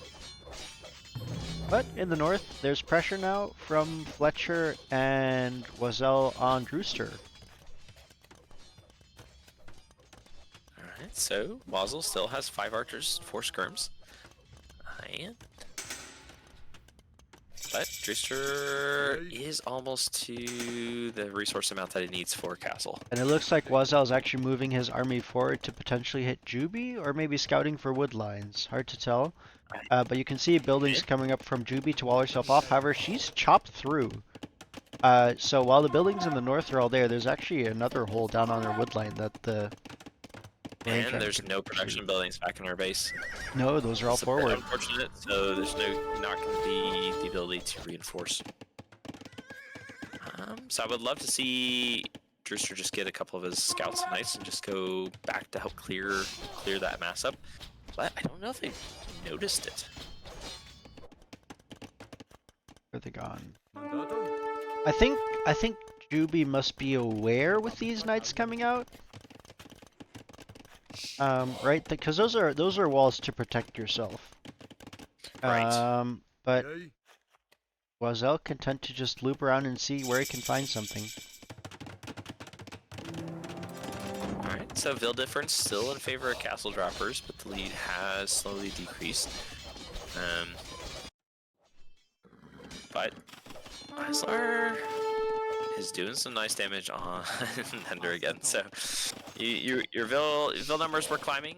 However, they are starting to decline again. Yep, and the Knights are here, and it is a rough time. Stone walls now sort of coming up, but and the gap being plugged with spearmen, but spears against Knights will not have the greatest of times as the Knights find another wood line. And that will be some more dead Vils. I would love to see Drewster place this castle. He's got the stone for it. I think he's just unsure where to place it. I think if he kind of placed it maybe a little bit further back, that kind of helps secure GB's position a little bit. That might have helped a little bit. Ooh, nice quick balls on that wood line. Ender, you left a nice big hole, but at the same time, did the job and it forced the Knights away. It scared them, right? They're like, oh, a wall. All right, Knights coming forward now here, dealing with some of these crossbows from Wazelle. However, Wazelle's army is in on Juby's base. They have looped around and are just denying this gold.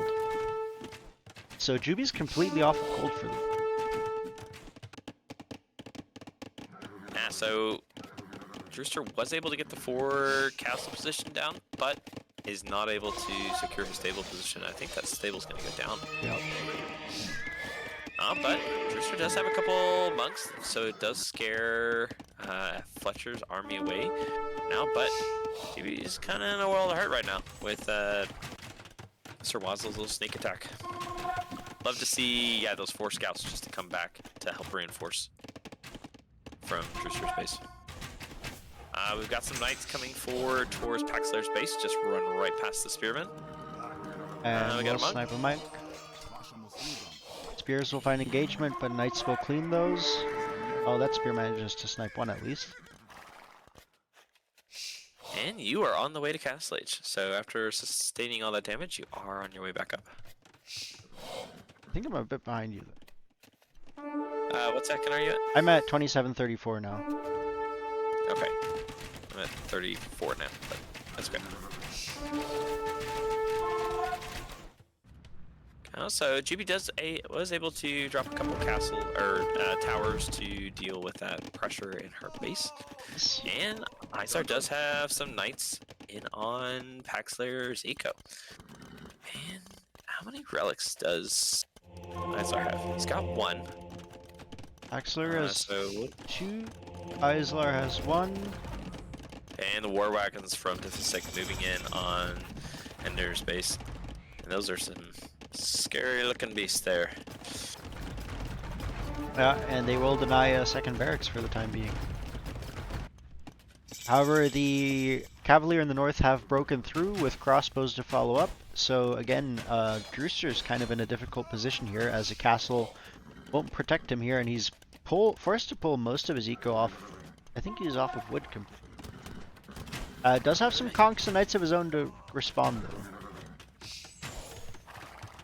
Ooh, but Swazzle did a really good job of just kind of staying in kind of that choke point to minimize the Knights from getting around him. And once again, in the south, getting punished a little bit, but you're continuing to give Paxlayer time to get to his ideal unit composition. Cavalry's on the way. However, this time the 2 armies are going to go ahead and move on. And only 1 knight on the field right now. Well, yeah, 1 knight, 2 cavalier there for Fletcher as well, but this army is going to be hard to stop.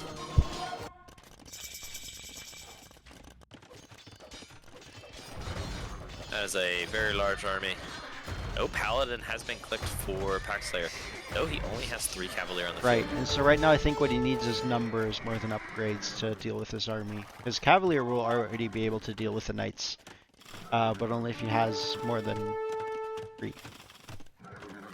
And we do have forward siege workshops coming down for Diffensik, so potentially see some Mangonels out soon to push the TCs of Ender. Oh. Alright, looks like Juby's dropping a castle here to help defend Drewster. Fletcher also going for a castle up here, potentially to have a forward production building. Never mind, he removes the foundation. Yeah, this looks like a production castle.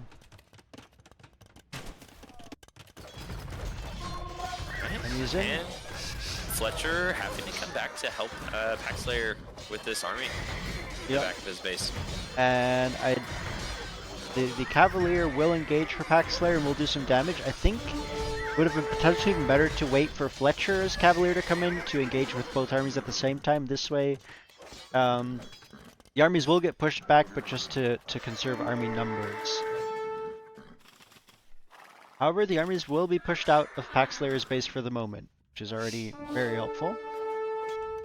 And in the north, bit of a Paxlayer also has 2 relics as well. Sorry. Yep.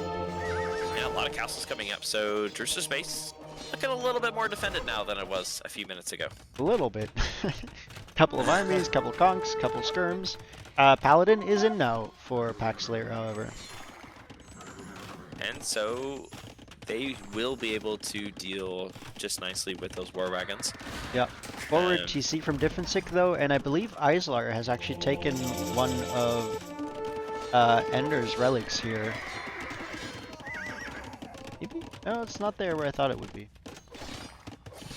Maybe did Paxlayer take it? Wait, hold on. There's one. I do see a monk coming forward from Paxlayer towards that relic, so maybe Yeah. he took it. He's going towards this relic. Oh no, the second relic. No, I don't know where the second relic for Ender is. Well, Fletcher has 4 relics, so maybe Fletcher stole Paxlayer's relics, and so Paxlayer's Singer. Yeah, well, the agreement was always for Paxlayer to get some of my relics, right for the Lithuanian bonus, and me to focus more on Howl if possible. But yeah, looks like we're seeing the Paladin upgrade. So doing its work against the war wagons and the knights from Islar and Diffensik. Yeah, and Paladin now all the way for Fletcher as well, along with the final attack upgrade. However, under these 2 castles, these pushing armies will be taken down. That's a whole line of castles dropped here for Islar and Diffensik to defend themselves. And so what were vulnerable entry points are very well defended access points. In the north, we have more and more, castles 6 and 7 going up now in this little area with 2 bases. Man, the Treb Wars are about to be on, man. Fossil has a really nice crossbow. It has 32 crossbows. With Britain crossbows, that's a nasty army. Yeah, Coustier here as well from Fletcher. And Fletcher is in Imperial Age, so does have those Trebs out. Castle number 8 being dropped. Looks like a foundation here was denied or removed. But man, it's just more and more castles. Just all the stones, the map stone is being dropped in that. It's gonna be 10 castles. Wow. Yeah, I would like to see Juby delete that castle and just build a little bit further back. Right now, I don't know if it's gonna be completed. There's 2 Trebs out in the field.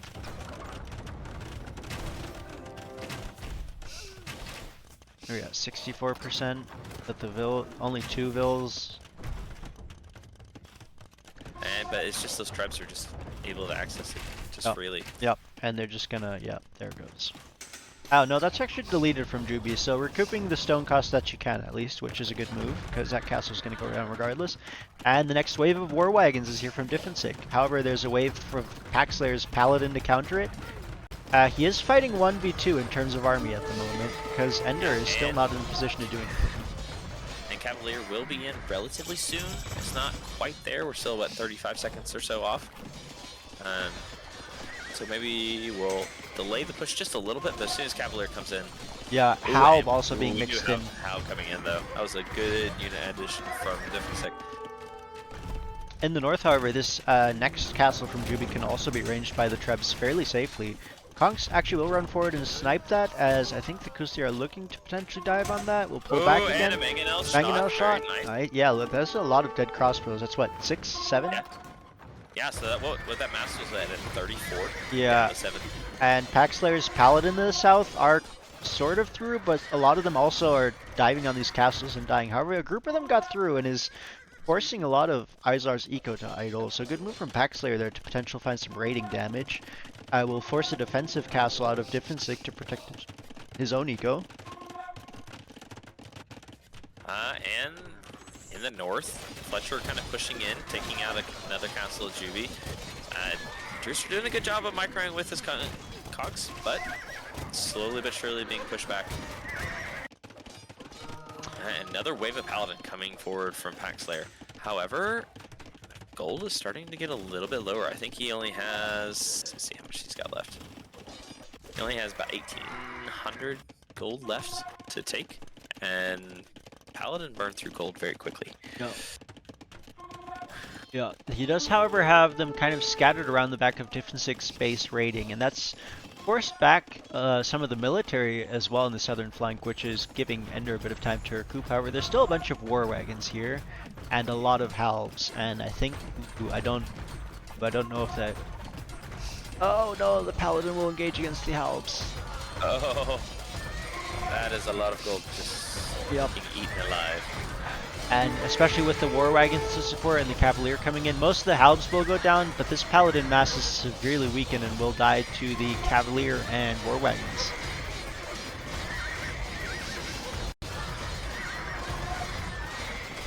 And we got a bombard cannon out from 56, so able to potentially start sniping buildings here soon. But in the north, Fletcher has taken out another castle. Yeah, just a slow, steady push into Drewster's base. Yeah, and actually, Paxslayer's Paladin have looped away from Different 6 base and are hitting Juby's eco now. And her entire eco is being idled, or almost all of it. Yeah, bit of a rough game for her, because she got that attack from Sirwaza early on that significantly hindered her from getting up in time. And then once again being raided by Paxslayer. So, nice little reboom by you, Ender, there. So, allowing this Paladin to kind of be a bit of a meat shield as you kind of get your reveal count back up. And you're relatively comparable now with both Drewster and Juby. Yeah, however, Paladin is coming in from Islar. And these do have +3 attack now.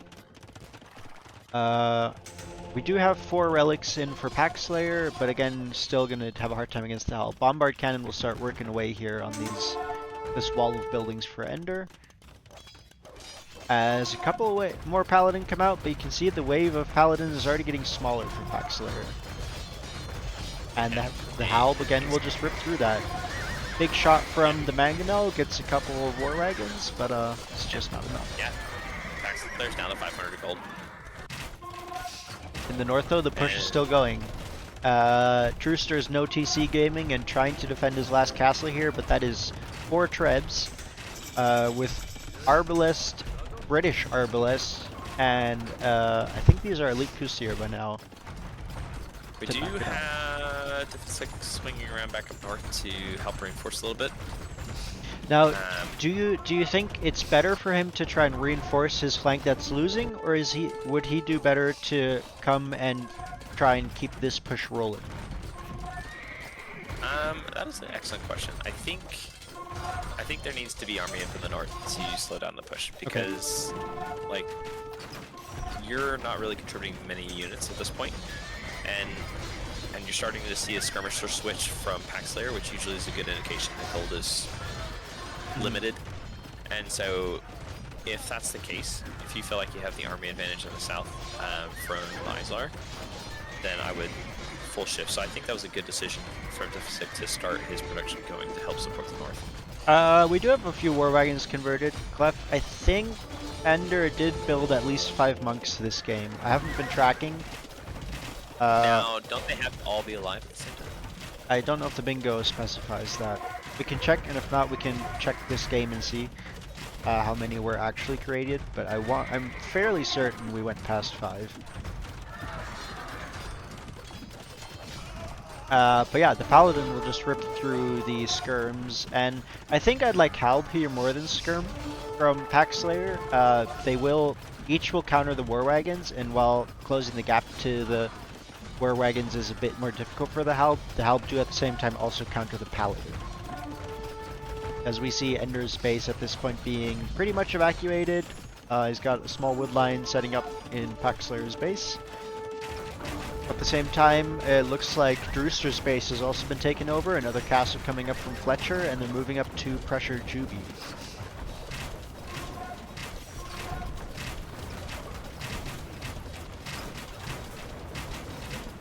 +5 monks from one player. I It's fair. I guess you could read that either way. I don't think we've had 5 at a time from any player so far. Ender's new TC has been found is under attack, but the Paladin move on to greater things. But Paxslayer is now under a lot of pressure, and I think this castle will go down, potentially even before it detonates is in. This is, oh sorry, Ender's castle. No, Yeah, detonates so does complete. still a relatively close game, all in all. So north side, outpost rushers are in a really strong position, but in the south, Ender's gonna be hurting here really, really quickly. Paxslayer, Ender's already in a world yeah, of pain. yeah. Ender's Ender's down to 28 bills. I had your TC selected. I was Yeah. looking at your farmer and I said that. I was like, well, he's gonna be hurting here soon. And I was like, oh wait. He is That's also the his wrong- next farming go is going to be hit as soon as it got set up. In the north though, yeah, 10 villagers and 1 monk left for the Drewster and 13 villagers for Juby, so 2 players close to dead. And Paxslayer and Ender do have a bit more than that left at the moment. And waves of Paladin from Fletcher now coming down to help defend Paxslayer as well. That is a lot of idle farms from Paxslayer though.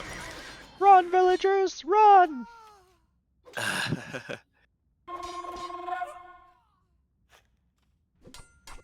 Alright, so the push from the north is sort of stalled out, but we have a large crossbow mass coming in from Sir Wazzle. 30 Britain Arbs. 4 wagons do fairly well versus the Arbs. They have 8 Pierce armor, but Yeah, but not with he doesn't have Kustier 4 in front of wagons. him. Yeah. Look at this little sneak base in the north from Ender in the north of his original base. There's actually 3 more villagers working on farms and woodlines there. The tower is chipping away on that TC, but it's the sneako, the sneak eco. Sneeko. Alright, TC Where are goes Brewster's up villagers? from Juby Oh, and there. is immediately found by the Arbs, and I think Juby is gonna lose another couple villagers here, although the Arbs do just kind of hang out under the TC for a while. Defensive castles coming up here, but yeah, the armies from Fletcher and Wazel at this point have looped around and now hitting defensive. And yeah, he won't be able. He has not a lot of army at home. What he does have will go down quickly. So once these defensive castles are down, his entire eco will be exposed as well. This is a wild game. Like, Paxslayer's down to 140 bills. Half of Fletcher's eco got idled from a raid from Izlar. This was such a swing game, but I think just the push in the north was just a little bit faster. Yeah. Ender building another Which is kind of TC the now. same thing we saw in game 1, where like both sides were being pushed respectively. It's just it swung just a little bit faster. Yeah. For one thing. Yeah.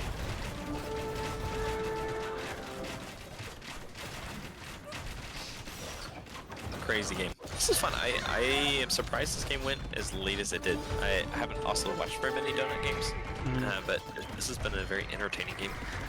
Yeah. And I mean, overall, like team versus team, it's still fairly balanced, with each team having about half of the map control as Drewster begins his new boom in what was formerly Ender's base. Yeah, I mean, look at the Vil counts. It's only 10 Vils different. Army Yeah. size, a slight advantage for Outpost Roachers, but the Bull Wagons can deal with those Arbs just fine. They can, however, they're the not. castles are going down here for a different city, and that's going to be a problem. He's already lost one. The second one is not being attacked as the Trebs go for the towers first, but I would like to see Divinsic just mass up those War Wagons just a little bit more before engaging with those Arbs. and They're not able to potentially engage. even snipe the Trebs before you hit the War Wagons, or the Arbs. Because the War Wagons can tank the Arb fire for a while, but you don't want to lose those castles to the Trebs tank. It does take a while for War Wagon Okay. to kill Trebs. Fair enough. So, Izlar is raiding Fletcher's base now, though. and wow, build numbers even. Army count slightly in favor of Outpost Rushers, but I think army value is almost died. Slightly in Looks like favor it, of yeah. Castle Droppers right now. This has been such a wild game. It does look like, yeah, we do have Sir Wazzle coming forward taking Juby's gold, which I think having cold access at this point in the game is going to be a huge swing because Yep. he's going to be able to keep up his art numbers, and he does have Onager now. Yeah, at the So same time, Diffensic and Islar are on what was once Ender's Gold, so they still have access for the time being as well. Juby has a nice little snake base. It looks very similar to your little snake base that you Yep. have there forward. Also, Paxslayer setting up a new eco inside of Fletcher's base, Ender setting up another TC, and the last allied player he has. Now with one TC in every person's base. Oh no, Ooh, not Paxslayer lost down one to Paxers. three vills. Oh, Is extremely close. 2 vills. two bills. There's Paladin here, but I Giving think me Fletcher's he will a quick little wall bit of those in. vibes. Not close quick walls, but he's still alive. He's still Give me alive. some Killy Kyle vibes from the game the other day. Yeah, some very near dead players on both teams right now. What a game. What a game. Vill advantage in favor of Castle Droppers now. Though Sir Wazzle has a very, very scary army comp. And I don't think they have And the units to deal with that. Defensive space has basically been destroyed at this point as the last TC goes down. And that means that basically all of Izar and all of Defensive's eco is crammed into sort of one spot, which is the last one remaining to be hit. So the biggest thing I'm seeing right now is that there's siege in the north, while there's not siege in the south. So the production buildings for outpost rushers, they're able to keep them up, and when the range are cleared up, they're able to keep producing, while the buildings are just being destroyed for Castle Droppers. Yeah, and it looks like Castle Droppers are trying to go for raids here, as we have loads of Hussars streaming forward into Fletcher's eco, who simply opts to reboom in Drewster's base. And the GG is called.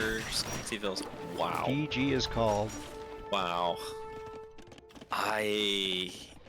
And I think this was still anyone's game, arguably.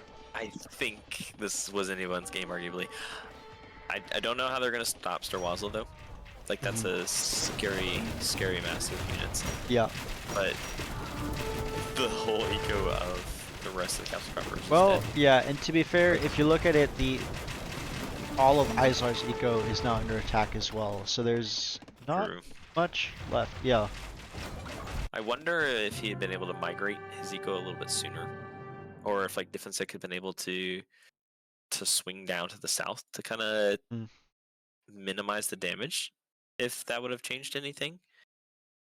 Wow, 2 players down to 2 vills on both teams.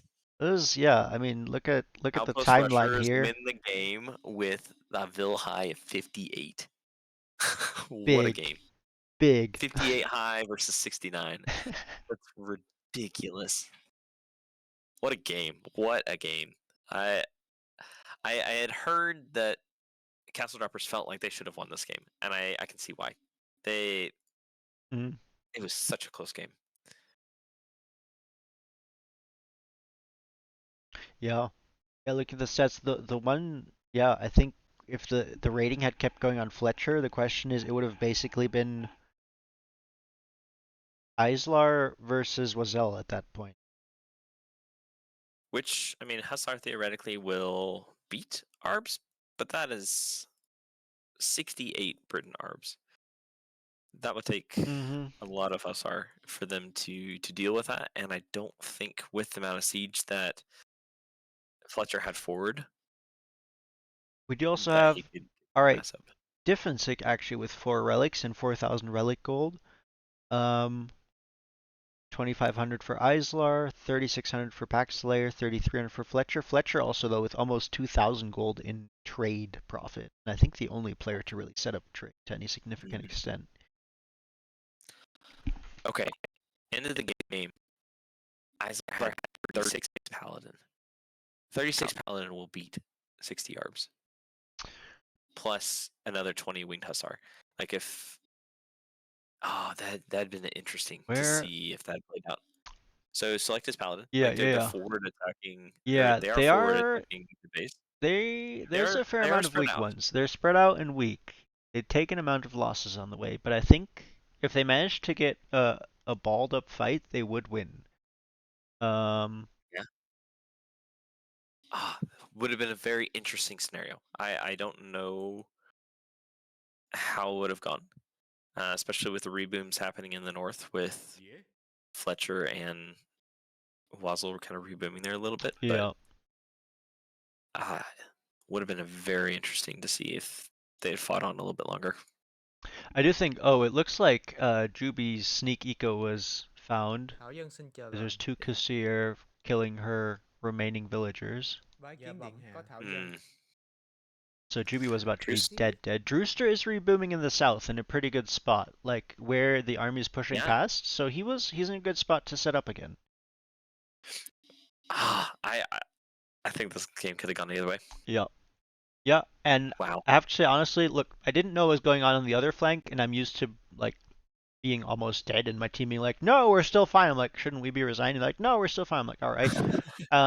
But in this case, I did feel like, well, I was super dead. So I was surprised to see the enemy team resign because I knew I was pretty dead. I knew Packslayer was Yeah. very close to dead. I didn't know he was that low on bills. Thought he was still doing better than I was. But yeah. And big raids coming in on Fletcher's base. Now, Fletcher does have 2,000 stone. Could have dropped some defensive castles from himself here to clear up those raids potentially and stabilized. That's true. Although it does look like he was opting to just reboom further away and just give up this space, which may have actually been better. It provides that additional safety distance, and there's also some golds here that he can still access. I think Wazel's on these ones actually. But there's Yeah. minerals here, of which there are none left in his own base. Which how many of those vills does Surf Wazzle have on the gold? Because he's at 58 vills. So I think So he yeah, has it's 27 on gold.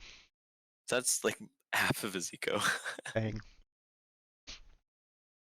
Wow, incredible. Incredible game. All right. We saw what? 10 castles clustered in that choke In point? this, yeah, and there's still what 5 standing. Mhm. All right. Well, that was game 3 on Donut, and it does barely go the way of Outpost Rushers.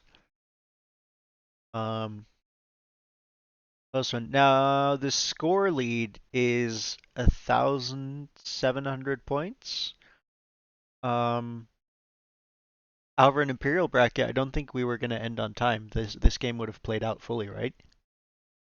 I think no. Because this is game 3. No, because they were up. That was game 3, but they were up 2-0. You only play it fully if the Oh, if it's series is 1-1. tied. Okay. So then potentially, I think Castle Droppers still would have had a chance to flip the score over the next what 15, 30 minutes of game time that are left. I think so. I think so. Yeah.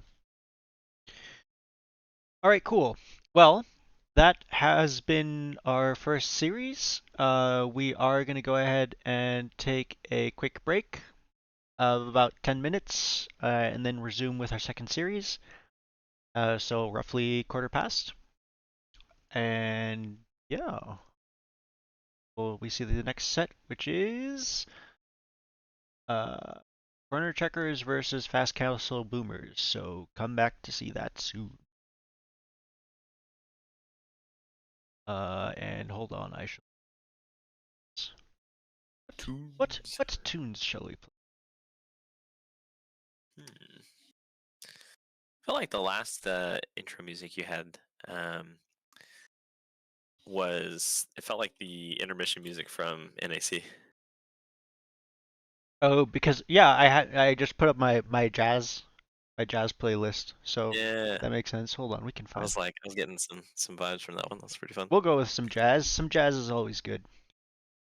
Let's start with the Potato Head Blues.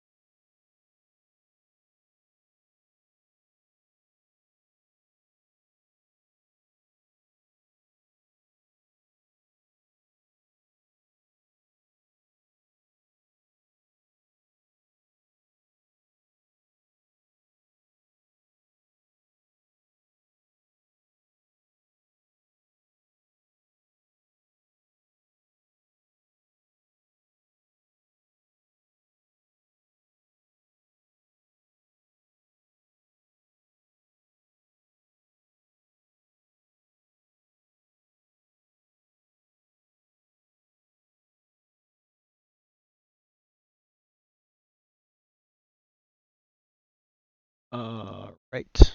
I think we are going to be ready to get back into things here shortly. Okay, just 1 second. Alright. Just wait on Southpaw to be back.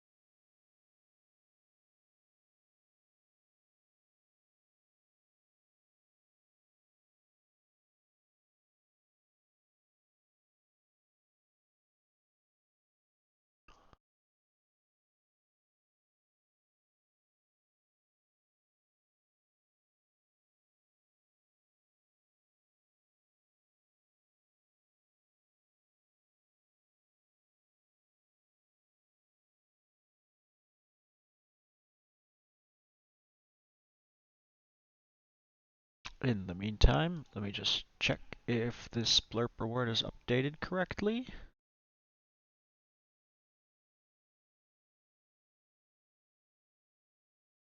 Stop with this. Alright. Alright, I'm back. Hey, there he is! Sorry about that. I was Huzzah! A man of quality! Because this is game 1 is probably my favorite game of the day for me personally. Sweet. Well, yeah, so our next set is going to be Corner Checkers versus FC Boomers, Fast Castle Boomers. And we do have the draft here as well to reveal what map will be, and that looks like it's going to be Desert Slope. Which is, yeah, that is a map we saw before. Let's see if if Team Corner Checkers has a better run on this iteration. Hey, let's see. if I don't have 5 trees to cut through, that will make a big difference. Yeah, excuses. All right, hold on. Let me just update the team names here. Right. Ooh, I should do that as and well. I have the game pulled up. And yeah, it looks like Right. Donut and Grand Barra are home maps for Corner Checkers, so really liking the maps that have round things on them, I guess. And Hill Forts and Hun Akare for Fast Castle Boomers. Do you know what civs were banned here? So let's think. We banned Bohemians and Khmer. Okay. I believe they banned Georgians and I should remember this. I don't remember what the third one was. I think it might have been Bohemians as well. Okay. Yeah. I could be wrong. I mean, it sounds pretty reasonable. Yeah, if we see Bohemians, we'll know you were wrong. At least there's a lot of sims that could be played. I think we're gonna tweak the civ bans if we don't end up doing a civ draft again. We'll probably have more civ bans just to make it a little bit more tricky. Okay. More Fair enough. planning friendly. Right. In the meantime, I have game 1 ready and set. All right, I'm at 6 seconds. 6 seconds. All right, then let's go over here and 3, 2, 1, go. All right, desert slope. We've had it before. There's desert, there's slopes, and there is a lot of food in the middle with a fair amount of gold. And of course, on the outside is where all the stone is, along with more wood, berries actually, and a lot of gold. Yeah. And I discovered there are goats as well. So all those extra goats that you don't have with your starting build, they're all hiding outside the wood line. Along with a lot of lions, which we've seen get very aggressive. So What was it? Our first set, Corn Checkers versus Outpost Rushers. Yeah. I think Kelly Kyle almost lost his one of his last rolls to the lion. Oh man, Yeah. that was close. All right. He's like, nope. Don't want to change the player color. That's not what I'm trying to do here. So stop trying to make me do it. All right. Okay. So I'll talk about the civs for FC Boomers a little bit. All right. Very similar civs, I think, from set one. I'm trying to remember if they played Desert. They may not have played Desert Slope round one. Apparently, my memory is not very good anymore because I can't remember what people are playing. But No, they did play Desert Slope because Trenig also went Mongols, and I remember this. Yes. Okay. Well, on the flank, kind of in the northeast a little bit, we have Darkseid playing as the Franks, which we've talked about a little bit before, able to utilize the berry bonus to help support the food economy. Also, a lot of berries down in the center, so it kind of is the gift that keeps on giving. Very many, if you would. Very many. Yes. Okay, so it is the same civs. Okay, so maybe my memory isn't as bad as I thought it was. That makes me feel I don't know. Your memory can't even remember how good your memory is, so perhaps your memory is worse. I don't know what you're talking about. I knew it. Playing in the pocket of Darkseid is Trenig as the Mongols again. So we saw Mongols for sure set one. I do remember that with Step Lancer play, and he actually did a lot of Cav Archer play. And I remember he did a great job of kind of getting into the main bases of everyone's ecos and just causing a lot of disruption. Playing in the second pocket is the Snowman Lord, aka Nathan. In the purple, playing as the Huns. So another fantastic civ for either cavalry or cav archers. Yeah, and don't have to build houses, which is really nice for Nathan because he likes to get housed a lot. You know, he and I, we get along. You know, we like not having to build houses if we can help it. You guys are the reason for the housing crisis. That's right, man. That's right. Going out early for that hunt. So it'll be very interesting to see if he takes the hunt, the fish, or the berries. And then on the other flank, we have Jaeger coming out as well with a whole lot of vills. Wow, 8 vills, dropping his first mill, playing as the Magyars. I believe last time we saw him trying to boom up and get to that Paladin mass. So I suspect we'll see similar game plan from them. Now, I do think there's a lot of value to going forward with a lot of villagers at once. Specifically, if the enemy team is paying attention and patrolling their scouts down here, they can easily snipe single vills. And even with this massive vills forward, if you think about it, if Jaeger now sets his gather point forward, as example, to this mill, and they go down one by a time, if there's a scout over here on the slope, that could pick off all the vills as they come. So, definitely something to be said for massing up a couple of vills and then moving them all out at the same time. And we've got 3, about to be all 4 players from FC Boomers down in the center. So they playing very similar to round 1, investing heavily into the center play. On the other side, Kilikal on his way down to the center as well, playing as the Armenian, so that gives you additional advantage of the mule cart, which you can move around to stay close to the hunt and gather all that. So yeah, that's one of the nicest, can be really nice for the Armenians, as well as being able to move the mule cart closer to his woodline to chop through a bit quicker. And also has really good infantry, if I remember this correctly. I have a really hard time with Armenians and, well, yeah, it's Armenians because Georgians are cavalry. Yeah, so the Armenians can research the militia line upgrades 1 age earlier. Or I think it's just barracks upgrades, I could be wrong. Yeah, well, units even, because they can build spears in Dark Age, which is very powerful. That's right. And they have the ability to get extra HP on their infantry, so you can have a 100 HP champion line, which is really strong. If used correctly. So we see the early cut through trying to happen for Kilikal. Is on his second tree now. Wants to get out there and walling himself off. In his pocket, we have Gilgalad as the Franks. As mentioned before, a lot of strong bonuses here. Looks like he's going to wall himself off towards the middle and not opting to go for the center at the moment, and also going to focus on chopping out more. Is heavy on his berries, which makes sense as a Franks player.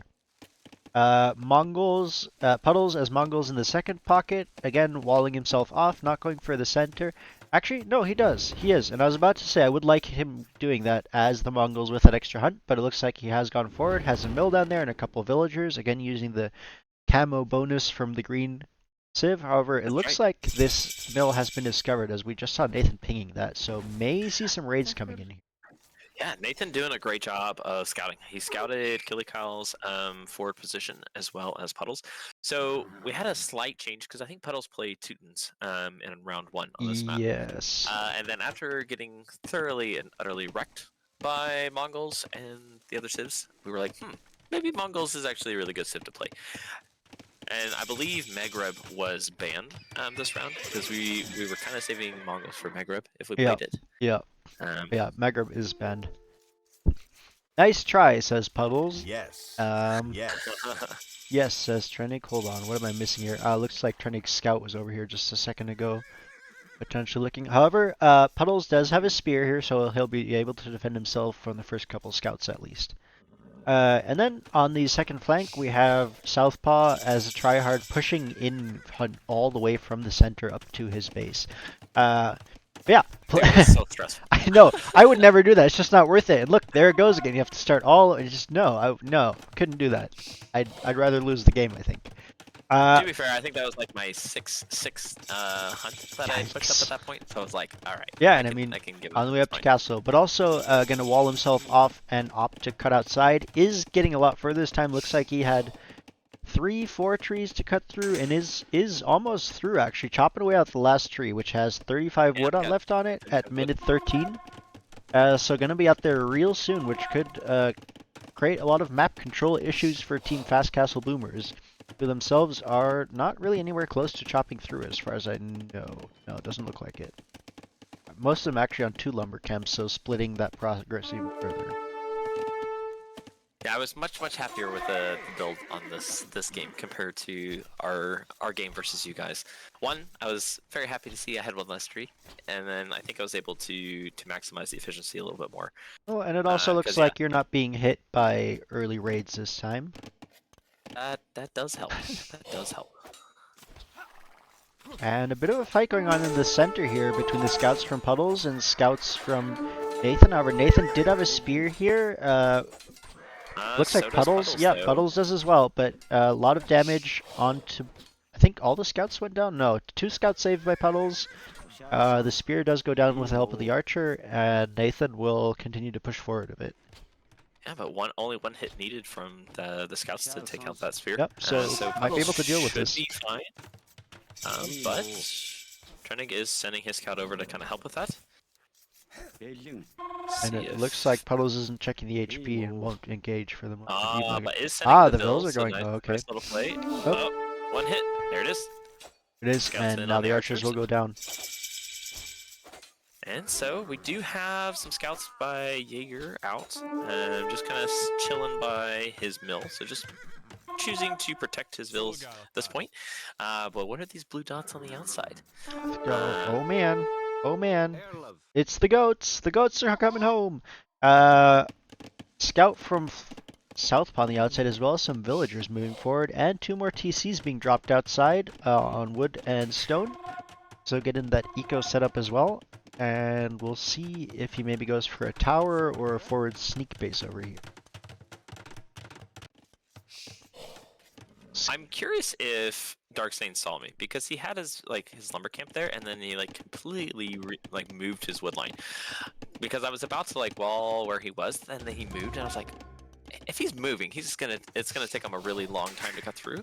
So I was like, I'll just continue, moseying on to Trenig's space and see what havoc I can cause there. And it looks like a siege workshop is a choice here, and a mangonel here can be really annoying on these wood lines. Ooh, we do have a couple Vil snipes by Gilgalad, so he had a couple scouts come in, and I believe he sniped at least 1, if not 2, of Jaeger's Vils. But Jaeger's Jaeger scouts with the extra attack from the Magyars are able to push back the remaining scouts from Gilgalad. We'll clear more of that. More skirmishes happening in the middle though. Here's some scouts from Puddles being taken on by Trenig's Cav archers as he goes for those again. In the meantime, Nathan's archer harassing the Vils from Puddles, and he'll actually be forced to evacuate his eco at this point. Yeah, we have all 4 armies kind of converging in on puddles right now. So we have scouts from Jaeger and scouts from Dark Saints on the flanks just moving in with the Cav Archers and Archers. That is a nasty raid. And the question is, will that gate be held open? Oh. Some scouts go in, and nope. Darksain doesn't hold that open. However, this gate could go down very quickly, and with the even with the one scout on the inside, it's going to be almost impossible to wall behind. So this gate should go down pretty quickly. However, Jaeger will need to. Looks like the mangonels here. Trennick does have a second wood line, but this is definitely annoying. And Scorpion actually moving around to try and find that. I think I was able to get 5 vills on that first mangonel shot. And it looks like another scout raid attempted by Gilgalad was caught and cleared up by Nathan. Ah, very nice. And nice kind of walls for Puddle's base, so effectively just cut out any more potential damage from that army combination. And oh, this is a barracks from Kilikal is going to be cleared up presumably. Southpaw going for the forward house approach, trying to use zoning laws to win the game, I guess. And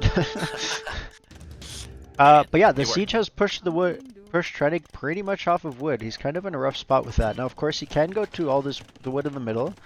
These trees do have 200 wood, but it is definitely significantly less. And again, still none of Team Fast Castle Boomers are anywhere close to cutting outside. I think Jaeger is extremely close, it looks like. There you go. But there is a scout there. Forward bills coming from Kilikal.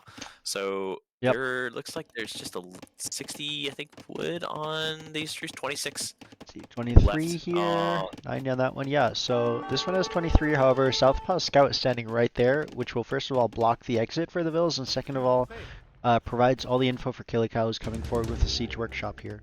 Although half the vills walk past that.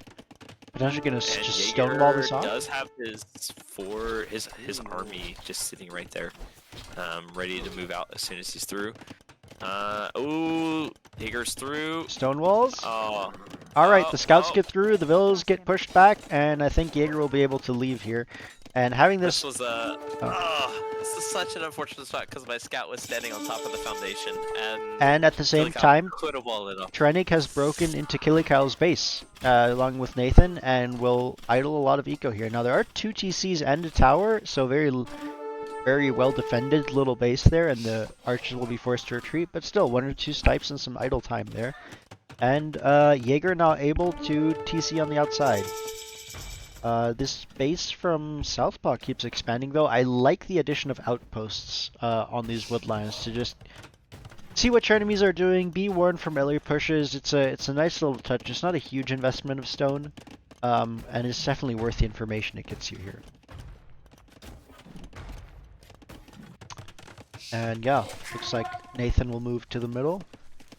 I would like to, at the latest at this point, as looks like Southpaw is palisade walling the outside of this woodline for Nathan. I would like to see a bit more urgency for Fast Castle Boomers to get to the outside. They do have a significant army advantage though right now, 60 military to 6, but having trouble finding good spots to apply damage. Yeah. And it looks like Trennick is actually bringing his Cav Archers back to his own base to maybe try and snipe these villagers if they can, but it's gonna be difficult. You have a couple night raids now from Jaeger coming forward, hitting Kilikal. Again, forcing that eco to idle, which is a nice touch. Ooh, and is bringing his army into Gilgalad's base, so that's going to be a lot of dead vills. Yep. Got some scouts, got some knights, and again with the Magyars with a +2 attack for free. Off they go. Okay, I guess Fast Castle Boomers decided they didn't need the outside. And it does look like Nathan does have space in the middle. Yeah, and Nathan is sending his Cav Archers through Jaeger's base to kind of help reinforce Jaeger's push down on the outside. So Kilikal trying to wall up with the TC to kind of slow down that push, but Nathan gets the Cav Archers in just in time. I think the next step here for Fast Castle Boomers is add a bit of siege, right? Mangonel, or in this tournament's case, I guess a couple of rams. Clear up this forward here, start pushing into Killikyle.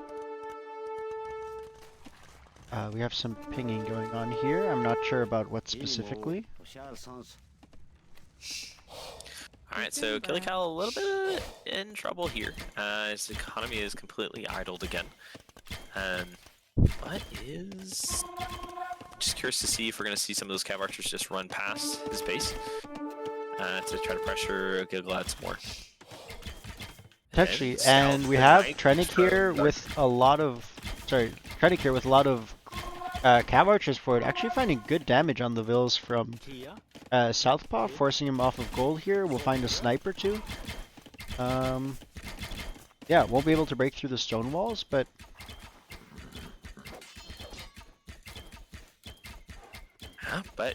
And it looks like they were able to take the Vill lead with all the raids, and still have a sizable army advantage.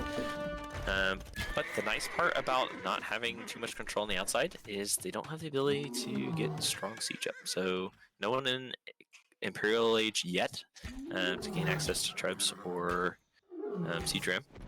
Nathan's Cav Archer is being attacked by a lion. So aggressive, man. These lions are so aggressive. They just see anything like, oh, 10 Cav Archers? I can take that. I'll fight them. Ooh, huge Mangonel shot on Trennig's wood line. So Trennig is struggling a little bit for wood. Yeah, now he will find a Mangonel snipe there, which will help a bit, but still has these stone walls that are controlling what would be his exit. And more Mangonels working away. On the other side, though, it looks like this fort is being slowly cleared up by the Knights and Cav Archers that are here, so maybe Nathan and Jaeger getting set up to start pushing. Yeah, that's a large army from Jaeger and Nathan. It does look like Gilgalad is trying to help reinforce Killikyle's side a little bit, but I would love to see just some stone walls come up for Killikyle just to prevent those units from just running through. We do have puddles on 2 TCs now, so he's starting to kind of get his Vill count up a little bit, but Vill advantage still in a slight favor of FC Boomers. Yeah, and the stone walls are coming up on the outside, but the Cav Archers are here. They'll run past the Knights, and I think just under this... Nope, there's not a hole there. There's not a hole. So if the Cav Archers, if the Vills... Oh, I don't know if the Cav Archers are busy with the Knights. I think these stone walls will complete. I think so, and there were some nice Scorpion shots on those Just in Cav time, Archers, yep. so... That's a lot of damage on them. Now, Vill will go down, but their job is essentially done. Ooh, we have a Vill, 2 Vills from Trennig on the outside, so it looks like he walked all the way through Jaeger's base to come on the outside and is dropping a TC. But there's some Mangonel on the way. Oh, what's gonna happen to those poor villagers?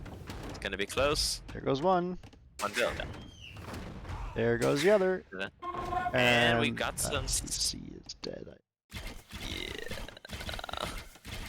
We do have Step Lancer raids in the center from puddles, finding some really nice Vill kills at the same time. So while the push is kind of stalled out on the side, Puddles was able to take advantage of having most of the army out of the center to do some nice damage.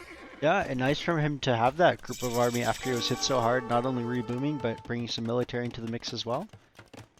Is still sort of exposed, but not threatened by a lot of army right now. And yeah, Killikyle's stone walls still holding, although actually there is a hole here. These Knights could run through, but opting to keep whacking away at these stone walls instead for the moment.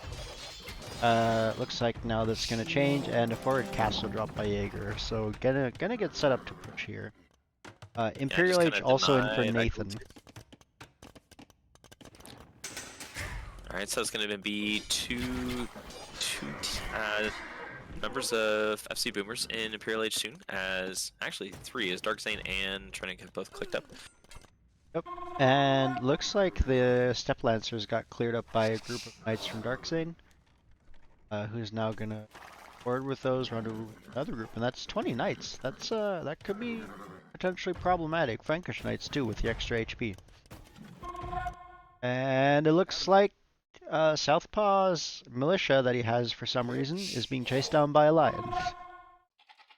I have no idea how I built that, but I was like, well, I'll use him to explore because he's not going to be able to do much beyond that. Well, he's running for his life. He is running for his life. So we got Trinity coming around with 25 cav archers on the outside, looking probably to push back the outside defenses. At the same time, kind of the pincher maneuver on Killikal as Nathan is coming up with cav archers up the hill, and a whole bunch of 30 knights from Jaeger on the front side of the base. Nope. And that should be cleared. However, on the other side, Puddles has found another good spot to raid. Now, I think these Step Lancers will be cleared up by Dark Zane, but that's another... It looks like about 10 Vills dead, actually.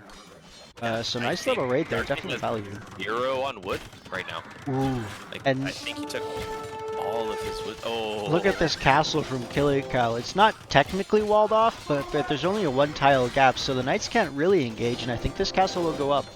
Nice house walls. This house is melting. It's melting, so the villagers are in danger, but the castle will go up. Yeah. Maybe. Oh, the knights are in. Oh, Oh. 95.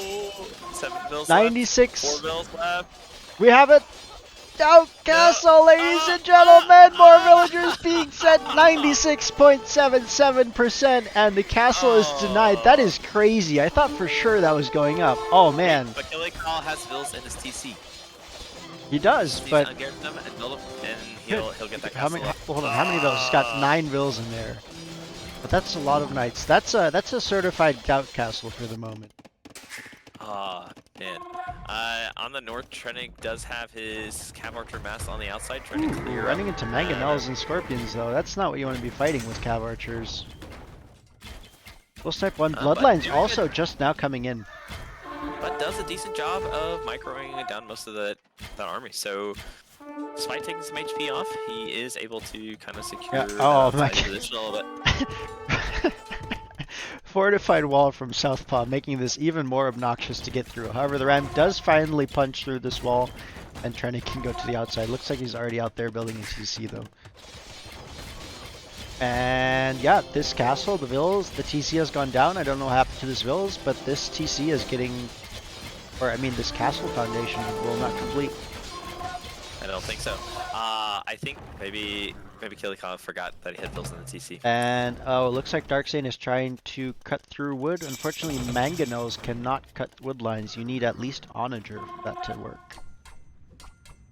But is back on wood, back at one of his initial wood lines, now that Tronic has kind of secured his base. Yeah, and again with the scav archers. Kyle is once again in a rough spot as he has knights diving under 1 TC, 2 TCs even.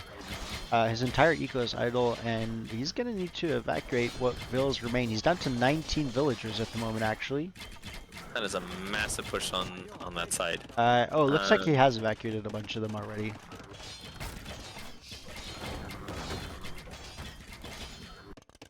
But Trening's base is under a little bit of pressure here. The Woad Raiders are here, and they're causing some damage. A lot of vills going down, and actually the Cav Archer's not engaging at the moment. We'll come around now. But that is just not heavy Cav Archer yet. Engaging against elite Woad Raiders, so that's not the best trade, especially if you're not micro. But it's starting to micro a little bit. Yeah, and does find the gap. Southpaw actually kind of forced to delete these walls to let his Wood Raiders get through and do the damage he wants them to. But at the same time, more Wood Raiders coming forward though. Gone. Killikal's base is gone, but there's more Wood Raiders now coming into the center eco, and there's Cavalier here from Darkzane to defend it, but there's a lot of exposed eco that's kind of open to raids. There's a lot of TCs that, you know, units can hop into, but that has to be noticed for it to happen, and these Woad Raiders are finding value. Yeah, and the army size is still heavily in favor of FC Boomers. However, they're 120 bills behind. Gilgalad's doing a really good job of just kind of full booming behind. He's got his walls up, getting his eco rolling, and he's probably going to get his hopefully get his production buildings down to be able to stall this push from He's gonna have to do it soon though. There's an army of Paladin and Cav Archers on the way. And with siege behind. Yep, with siege behind, the Rams are working away on these walls. Got two Nice laser quick walls stone walls. from Nathan in the north to kind of deny the raids from the Wood Raiders. Force down a couple archer ranges and a siege workshop.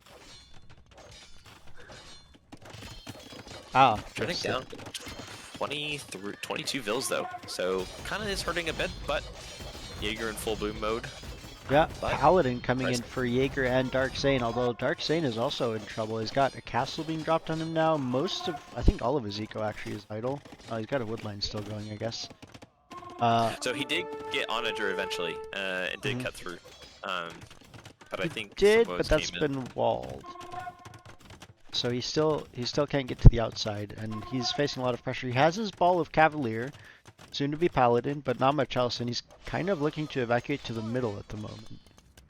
The reboom. And a bit of a standoff for the moment. There's still a couple of raids coming here, moving around, but... Ooh, I like the addition of throwing X-Men by Gilgalad, so able to range those rams without getting too close to the cap archers. And since, you know, throwing X-Men do melee damage, they do a little bit better versus the siege. Yeah, and they will go ahead and snipe that Mangonel before it can do too much. However, Trebs are also here now from Jaeger, so this castle should go down, although I think Bearded Axe will come in. But we do have Camel coming in from Puddles, so if he can get those Camel numbers up and help support, that's going to further slow down that push from... Yeah, and on the outside it looks like, in the center, I mean, Halb has been added from Southpaw, and a lot of villagers going down from Darkzane. He's down now to 18 villagers as well, so kind of in the same situation as Killikyle. However, the pockets are looking much stronger for corner checkers right now, with Trenig also down on 24 villagers for the moment. So this push really needs to find some value and start finding it soon before if Fast Jaeger, Cast the only Losers want one to come back. above 100 vills at this point. And I don't think advantage still heavily in their favor, but you know, Gilgalad doing a really good job of just kind of stalling that push. Oh, but the walls did get left open, and the Paladin are in. The Paladin are in. I think. Yes, the They Cav Archers will do go in quite as well. Versus those Camels. Yep, 'cause and the Puddles Havoc is Cav not Archers are quite- in as well, and this could be devastating to Gilgalad's eco. More Paladin here now, but fighting against Halb, which isn't ideal. However, Nathan and Trenig coming over with crossbows to help take care of those. But still, there's kind of Wood Raiders all over the northeast side, and Dark Zane is now being raided everywhere. He's got very little left, and there goes a town bell as he tries to do some damage control until help can arrive. In the south, though, Jaeger and Nathan's army's finding some value. I think we'll snipe another TC. A lot of these, I don't know if this is pathing or what, but a lot of these Paladin kind of sitting there waiting. I'm bugging out a little bit. And repathing. I would have loved to see like a whole bunch of stables or barracks built from Gilgalad as he was prepping for that defense, because he just doesn't have the production buildings to reinforce right now. Is going for a second layer of walls. It looks like Killikyle is throwing them down to kind of help slow that push even more. We do have Imperial Age rolling in for Puddles, so suspect to see Heavy Camel click pretty quickly, and another layer of walls coming down from Puddles. So they are really locking down that side. However, these Paladin are just melting the TCs, and there's more Paladins streaming forward. I think Jaeger at this point also needs more production building forward to maybe get that reinforcement time in a bit quicker. But yeah, his population is looking very healthy, and that's kind of what's the strongest point of Fast Castle Boomers right now is this huge, massive Paladin, right? Although Nathan also has quite a few heavy Cav Archers and another group in the center. Yeah, Darkzane down to 6 fills. Had a bit of a rough game there. But still does have 10 Paladins, so kind of hovering right over by his gold miners to protect his base for a bit. But Gilgalad down to 68 fills, was over 100 a few moments ago. So the army composition between the Paladin and the Heavy CA really going to be difficult for them to hold. Yeah, and the I do like to see so much walls being thrown down just to slow this push down as much. Yeah, The score is score difference. So yeah, it's about 200 points. So this could still go either way. Southpaw still running away. However, there are some Paladin here now taking on this market, and I don't know if these walls will complete in time. Nope, the Paladin are in, and that's going to be annoying to clear up. The number of holes that we had in this tournament, it felt like were so annoying. Like like mere seconds is all we needed.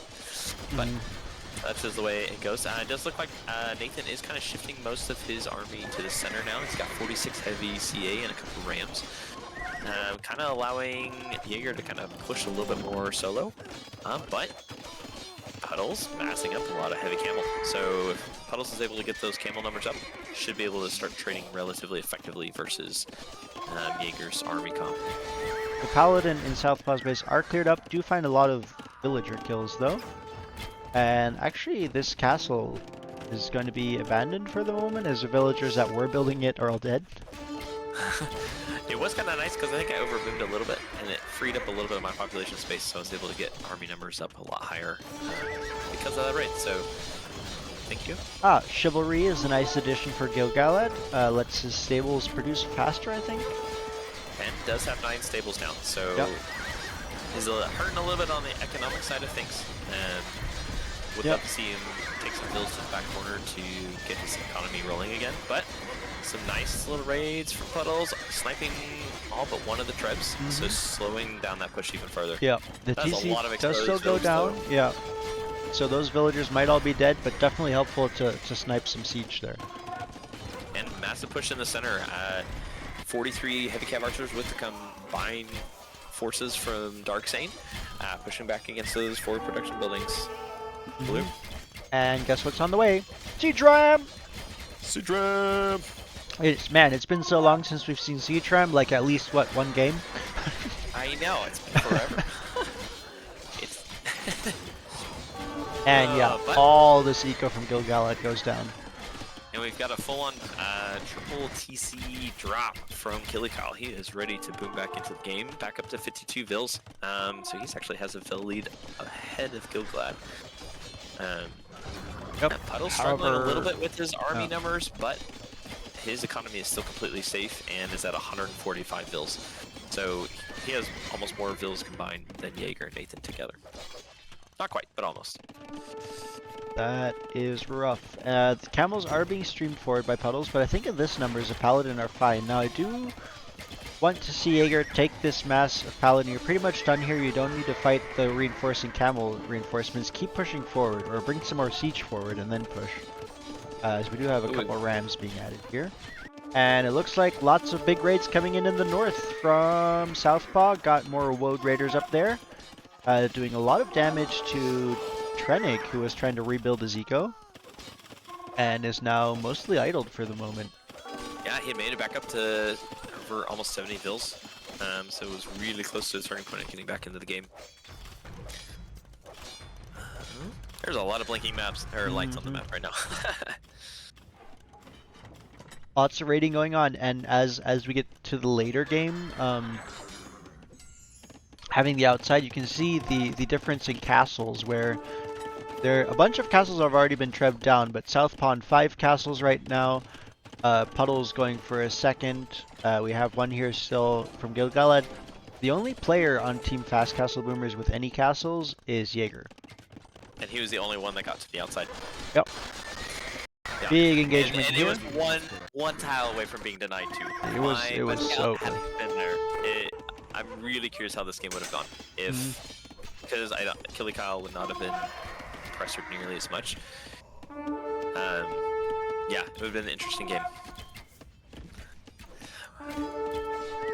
Massive push still from in the south, though it does look like it's kind of stalled out a little bit. It looks like Jaeger is trying to heal up his paladin with his monk, but Puddle's camel's numbers are growing. Trenig actually had a forward TC here, which is now being attacked by camels from Puddles. I don't know when he built that or how. I'm not sure, but it was nice map awareness from Puddles to see that, and it was targeting the build too.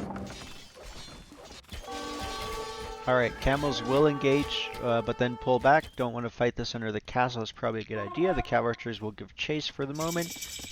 But nice defense here from Gilgalad and Killikyle, actually managing to stall out this push for the moment. Yeah, just the sheer number of buildings and houses just kind of slowing down the push. And I think Puddles came in and sniped some of that siege, which was extremely helpful to really slow down that push. And Killikyle back up to 75 hills. Darksane's only TC is under attack. He's evacuating villagers. The hell is doing some work there. Whew. Nice save from Siege on the way. There. And more camels. This TC from Trenig is going to go down. He's going to lose another couple of hills.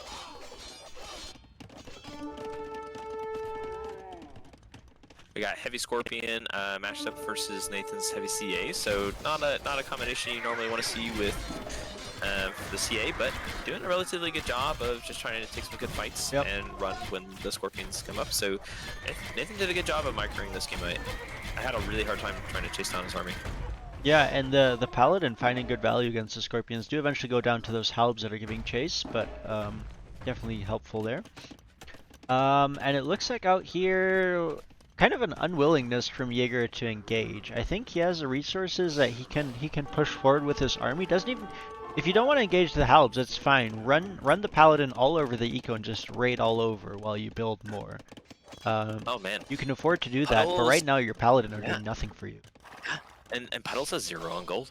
I don't know if he just couldn't find access to gold. It does look like he dropped a mining camp in the very backside. I think at this point in the game we were saying, hey, you can kind of swing around to the north where we've kind of secured that position to take a lot of that extra gold. But that's a long walk from his position. Yep. Looks like we have. Oh look, Paladin are moving forward. Hey, another one? What? Yeah, the Paladin in the south are moving forward from Jaeger, but Killikyle has Halbs finally on the field. Has Halbs, not a huge amount though, and he can't really sustain. Well, he's actually up to 100 villagers as I say that. Got his nice little reboom. Yeah, he's got 5 TCs, he has 7 TCs. Dang. So this is part of the reason why our team got called corner checkers, because this guy likes to run to corners and reboom and finds ways to get back in the game, unlike most players I've ever seen. So yep, that is impressive, and the center raids are continue to push as there's not really much here to deal with these Scorpions right now, and Siege Ram now pushing along with that. And the only military here is the heavy cav archers from Nathan, which aren't going to do super well against the siege. Yeah, because Trenig and Darksane have no army. Darksane has no villagers left and no TC. I completely missed that. Darksane is down to 6 Paladin, 8 more in queue, but that's going to be it for him pretty much unit-wise. And in the north, the Woad Raiders are still Woad raiding. Lots of villagers going down here for Jaeger now as well, who's being hit, not just Trenig. And yeah, then so south, FC Boomers still have the army advantage though, right? In the south, like the Paladin are taking some nice engagement, cleared up a lot of those camels and Halbs, and still finding some value. Yep. However, they are about to run into stone walls, and there's no more siege here to support. And so they'll stall out, and the Halbs will keep flooding in, and they'll go down eventually. And through the middle and on the other flank, Fast Castle is being pushed back, and don't have any defenses. Again, didn't go outside to that stone. Yeah, so my lord, I feel like this was my best game of the tournament. My team did a fantastic job holding that side and allowed me to push relatively freely. And it was a nice civ matchup with Celt Siege versus Cav Archers. I'm not gonna lie. Yeah, the center is being cleared right now. But yeah, we were very happy that our outside wood strat worked to the extent that it did, right? Because like we were effectively able to shut down like one of their pockets and their flanks from getting into a nice economy boom. Because I think we had like 100 vill lead most of this game. I think looking back, we needed probably better army production because we were significantly behind in that. But Killikyle did a really good job, and so did Gilgalad just walling and and basically denying that army advantage the value that it needed. Yeah. Yeah, and Like, the even, GG's like, called. I don't think we had our army, like a larger army the entire game. No. It's crazy. What a game.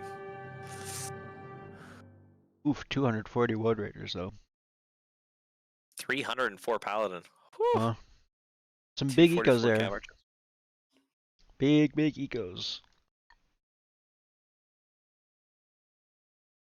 But yeah, GG. well played. 120,000 resources. What do you even need 120,000 resources for? Siege RAM is really expensive, man. Fair enough. All right, so game 1 goes to the corner checkers. And that means that game 2. It's Hillfort, I believe. Yes, looks like it.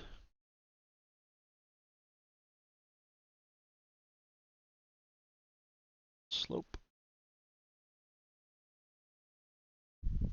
Hill. Yep, there it is.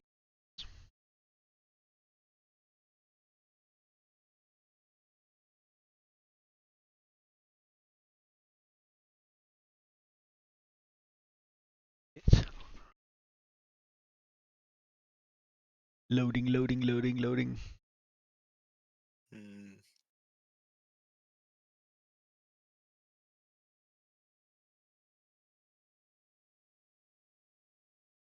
Yeah, it is interesting that Snowman Lord is saying they decided they didn't need control of the outside, because I know our our team had a similar mentality that we definitely wanted the center more than the outside. But as soon as we saw Celts, I felt that we need to contest outside or chop to the outside quickly to avoid being surrounded. Yeah, it was interesting. I watched a couple, I think Battle of Africa 3 was a Age of Empires tournament from a couple of years back where Desert Slip was highlighted in it, and most of the games were focused on the outside actually. And so it's like, I think a lot of it was for the stone access. Because of the way the map is designed, it's relatively easy to minimize damage, as you kind of saw with like even like Gilgalad and Killikyle. They had no army, but they were able to hold a massive army practically for most of the game at like a huge disadvantage because they had castles. They had like the stone access to build those walls, and so we didn't see like the treb production too much because partially Jaeger was able to get to the outside, but I think there's too many important resources on the outside to not prioritize it. Well, I think the thing is, food does scale too, right? So like the food is really strong and feudal, but like mid Castle Age, it's all dried up. And yeah, I if mean you don't have... you're definitely on a timer if you're in the center. The question is if whether you can take that advantage and snowball it. Right, which your team did, right? Yeah. Y'all... Yeah, and we even saw that past Castle Boomers did that in game 1 as well. Yeah,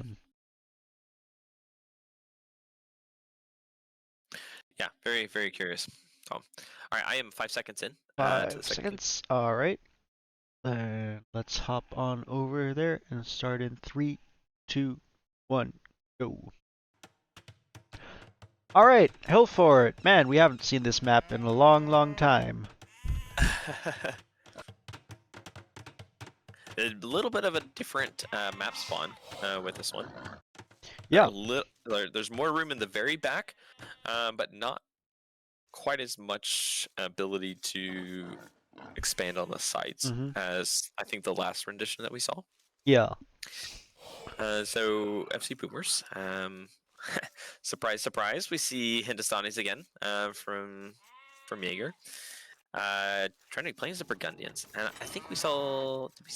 Did they play Hillfort? Yes, and I believe Trenig also played Burgundians there. And then yeah, Darkstain with Tatars again. So I think all same civs. Nathan playing as the Chinese. So definitely seems like they had some prepared strats coming into this game. Chinese are great because they have extra food on their farms, and since you're placing farms earlier in this, I mean, I feel like we talk about it every time.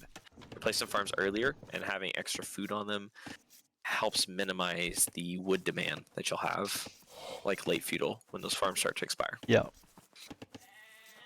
Yeah. Yeah, I mean, last game we saw the hill to hill push with the Chinese, and I think along with was it the Burgundians or the Tatars he was pushing with? I don't remember, but curious to see if we see that again from him this time. I think it was Chinese and Hindustani, because I'm pretty sure it's the same. Oh yeah, because it was with heavy camo as well. Yeah, because we had that massive fight with Islar and Drewster took underneath the castle fire that really swung that last game. Yeah.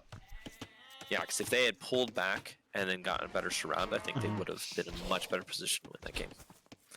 Because wasn't yeah, because Diffensec had the camel archers, right? Yeah. Kind of the big ball of camel archers. Yeah. All right. So yeah. On the other side, we have Killikal as a Gajaras, so presumably also opting for camels here with that civ. And as you can see, he's already thrown some, well, sheep and cows. Thrown some livestock into this mill here to get that steady trickle of food, and is taking the hunt for now. Beside that, cool thing with the guitars is they do have the berries that spawn underneath their TC, so 2 berry bushes. Nice little addition. bit there. Then you have Gilgalad next as the Romans. We saw those before from Moselle, so might see similar, probably an infantry and siege heavy approach from Gilgalad. And besides that, Puddles as a Slavs, the Halb siege is very strong, and also the 20% faster working farms goes really strong eco. And Southpaw as a Vietnamese in the far north. Imperial skirms can be really nice for those extra powerful skirms, as well as paper money, although I think it's going to be less relevant on this map. Do have a lot of options in terms not just of archer units, but also have elephants that are very solid, so curious to see what composition we'll see here. It does feel like corner checkers have a very, very counter cavalry heavy civ setup. We got 2 essentially Halb siege civs in pocket, and then a camel civ and a elephant archer, and even the Vietnamese have a lot of counter units. Yeah, I'm curious to see. Yeah, well, actually, I'm not very curious because I know what happens, but I do know what happens. What? I felt like our team didn't really have much of a plan coming into this map. I don't think we had practiced it at all. I think we were trying to avoid it. But because we won game 1, FC Boomers did have a prepared strat, and yeah. Well, how do you like this map spawn compared to the other one? Like, if you were playing it, do you prefer this style, or do you prefer the other one? I mean, as a flank player, it feels a little bit easier to defend, but also as the flank, you basically need to boom on the outside here, which is going to be real rough. So I think I like the other one better. Like the one that we saw for our team last time, where I had we were side to side, and I had a bit more distance to wall to the side, but that also kind of secured a good area for me and also for my pocket. Was nice. Where here, I think you can use these wood lines to kind of wall out around a bit, so it's still workable. Yeah, I like it. I like it. We do have this single tile gap again between these bases. Yeah, we see that as well with Nathan's base connected with Jaegers. I'm trying to think if I haven't paid attention if this has been walled off by players or if players have attempted to run raids through there. I think we saw earlier Fletcher ran some raids through the center because he was able to get in the back of Okay, I the thought he reserves just and ran into or just knocked down the palisades front and back there, but I didn't track that super closely. It is possible, he and did a bit that's of both. yeah, I think that's something that can be easily missed on this map is you have to realize that if this gap is here, that's an opening towards the back that your enemies can take advantage of. Alright. A relatively quiet start to the game. Nathan actually opting to wall off this south gate with a market. So Interesting. it looks like he's not planning to expand out this way. Curious to see where he sets up his eco. Now the other option, of course, is you could go down, to example, to the south corner of the map, wall off some sections here, and just do a little boom in the corner. Might even go completely unnoticed. It's not really that long of a wall, right? Because those woods are quite large. It's just a couple little short wall segments. The thing is, you just have to keep your military protected or your villagers protected. Mm-hmm.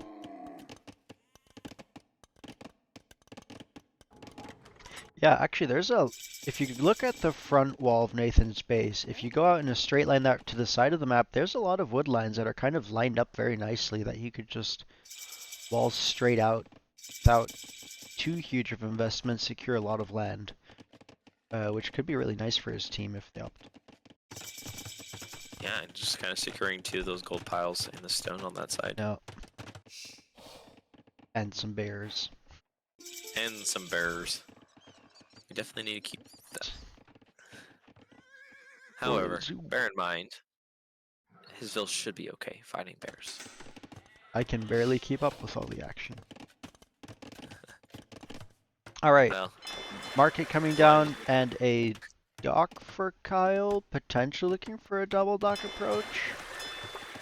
I think so. It's kind of what we had talked about. Yeah. I think he opted for the market so he can Age up. utilize the market a little bit more. Potentially. Is lagging a little bit behind for clicking up, but shouldn't be too much further behind. We'll complete this dock now.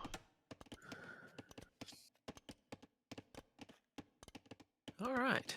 And goes. Demo queue. Demo queue. Okay. Not yet. Oh, come on. Come on. Surely soon. Alright, looks like mostly, once again, fast castle approach for a lot of players. With the Chinese eco Jaeger. Nathan actually up there already. Jaeger what? Yeah. Jaeger has a couple scouts already just camping out in the back. Ooh. Oh, so it looks like running through on Killy Kyle's side. So I think Killy Kyle missed that. Wall's just not coming up quite in time. Yeah, and there's a palisade wall coming down here along with like a single... Yeah, I think that we a were afraid of a misclick? castle drop.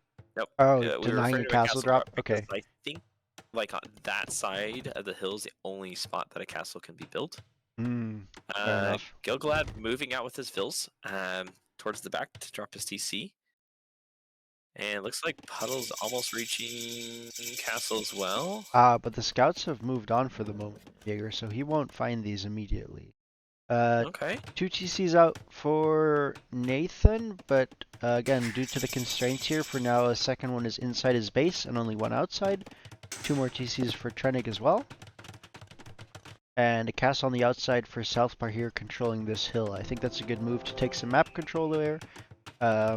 Protects gold and stone as well. He can drop a TC right behind to take those resources. And yeah, more TCs being dropped out towards the back here as well. Scout will find these 4 villagers, but chooses not to engage for the moment. Or Juzzy comes back. Nope, he comes back. He said, just kidding. And Puddles does have Bloom, so he should be able to take at least one of those scouts out. No upgrades on it, but the other 2 scouts are coming in with those 3 scouts. Really good job though from Jaeger, just even with the 1 scout jumping in and out, constantly harassing, just forcing a delay to this TC. Puddles will presumably be eventually able to clear that, actually decides to pull away. And that will cost Puddles another vill. Ooh, a little bit of miss micro and miss tasks the scouts, and Scout's gonna probably clear up all 4 vills. Oh, that is painful. Gonna be close. I know that raid took us quite by surprise. Yeah. Because like Killer Kyle was walling, and then I was kind of on the scout, and like Puddles and I had scouts on this side to look for it, and then Jaeger's scouts just appeared out of nowhere. Yeah. And Well, really nice denial there from Jaeger, finding those vills, sniping them all, and delaying that TC. yeah, because I think that's what 3, 4 vills I think that Puddles lost because of that. Yep, 4 vills. And a vills. bear now trying to deny this TC from Southpaw. So well. Does not have 2 more to come and help him though, so he will go down. Is very unbearable. Alright, Puddles does have his scout. Finally to reinforce, trying to snipe Jaeger's last scout. Though Jaeger doing a good job of just running away, trying to get more scouting info. Yep, we'll find another TC or 2 here, I believe. And already you're starting to see the Vill advantage climb for FC Boomers. Trennick on 4 TCs. Will we see the Trennick strat again? It's a deleted town center in the center. Let's see. Maybe. Not at the moment, probably, because he's researching wheelbarrow inside it. So unless he wants to delete that. Kyle asks Nathan if he's impressed. Yes. Nathan is impressed. I'm not sure by what, but he's impressed.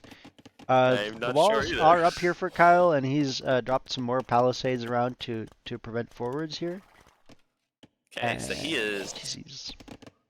for sure not wanting to be castle dropped, which is not the case. Like, it doesn't look like that's FC Boomer's strategy at all currently. Nope. Nathan has gone to stone now, but he is the first to really do that in any significant amount. Ooh, big walls coming out here for you. Looks like you're gonna take my advice from earlier and just wall from woodline to woodline. And I just was getting like these, vibes. I was like, someone's telling me I should wall from the future, so I will wall. yeah, although if you wall this diagonal wall instead of straight north, if you wall that out straight to the side, it'd be shorter and you would get more territory. If I had scouted it, I might have, but Well, I had not scouted it. what so can I say except skill issue? definitely skill issue. Alright, lots more TCs being dropped by both sides. Another scout here from Darkzane. Won't find a lot of damage as he actually gets kind of trapped by these vills briefly. But a lot of good info, and will continue to just be annoying.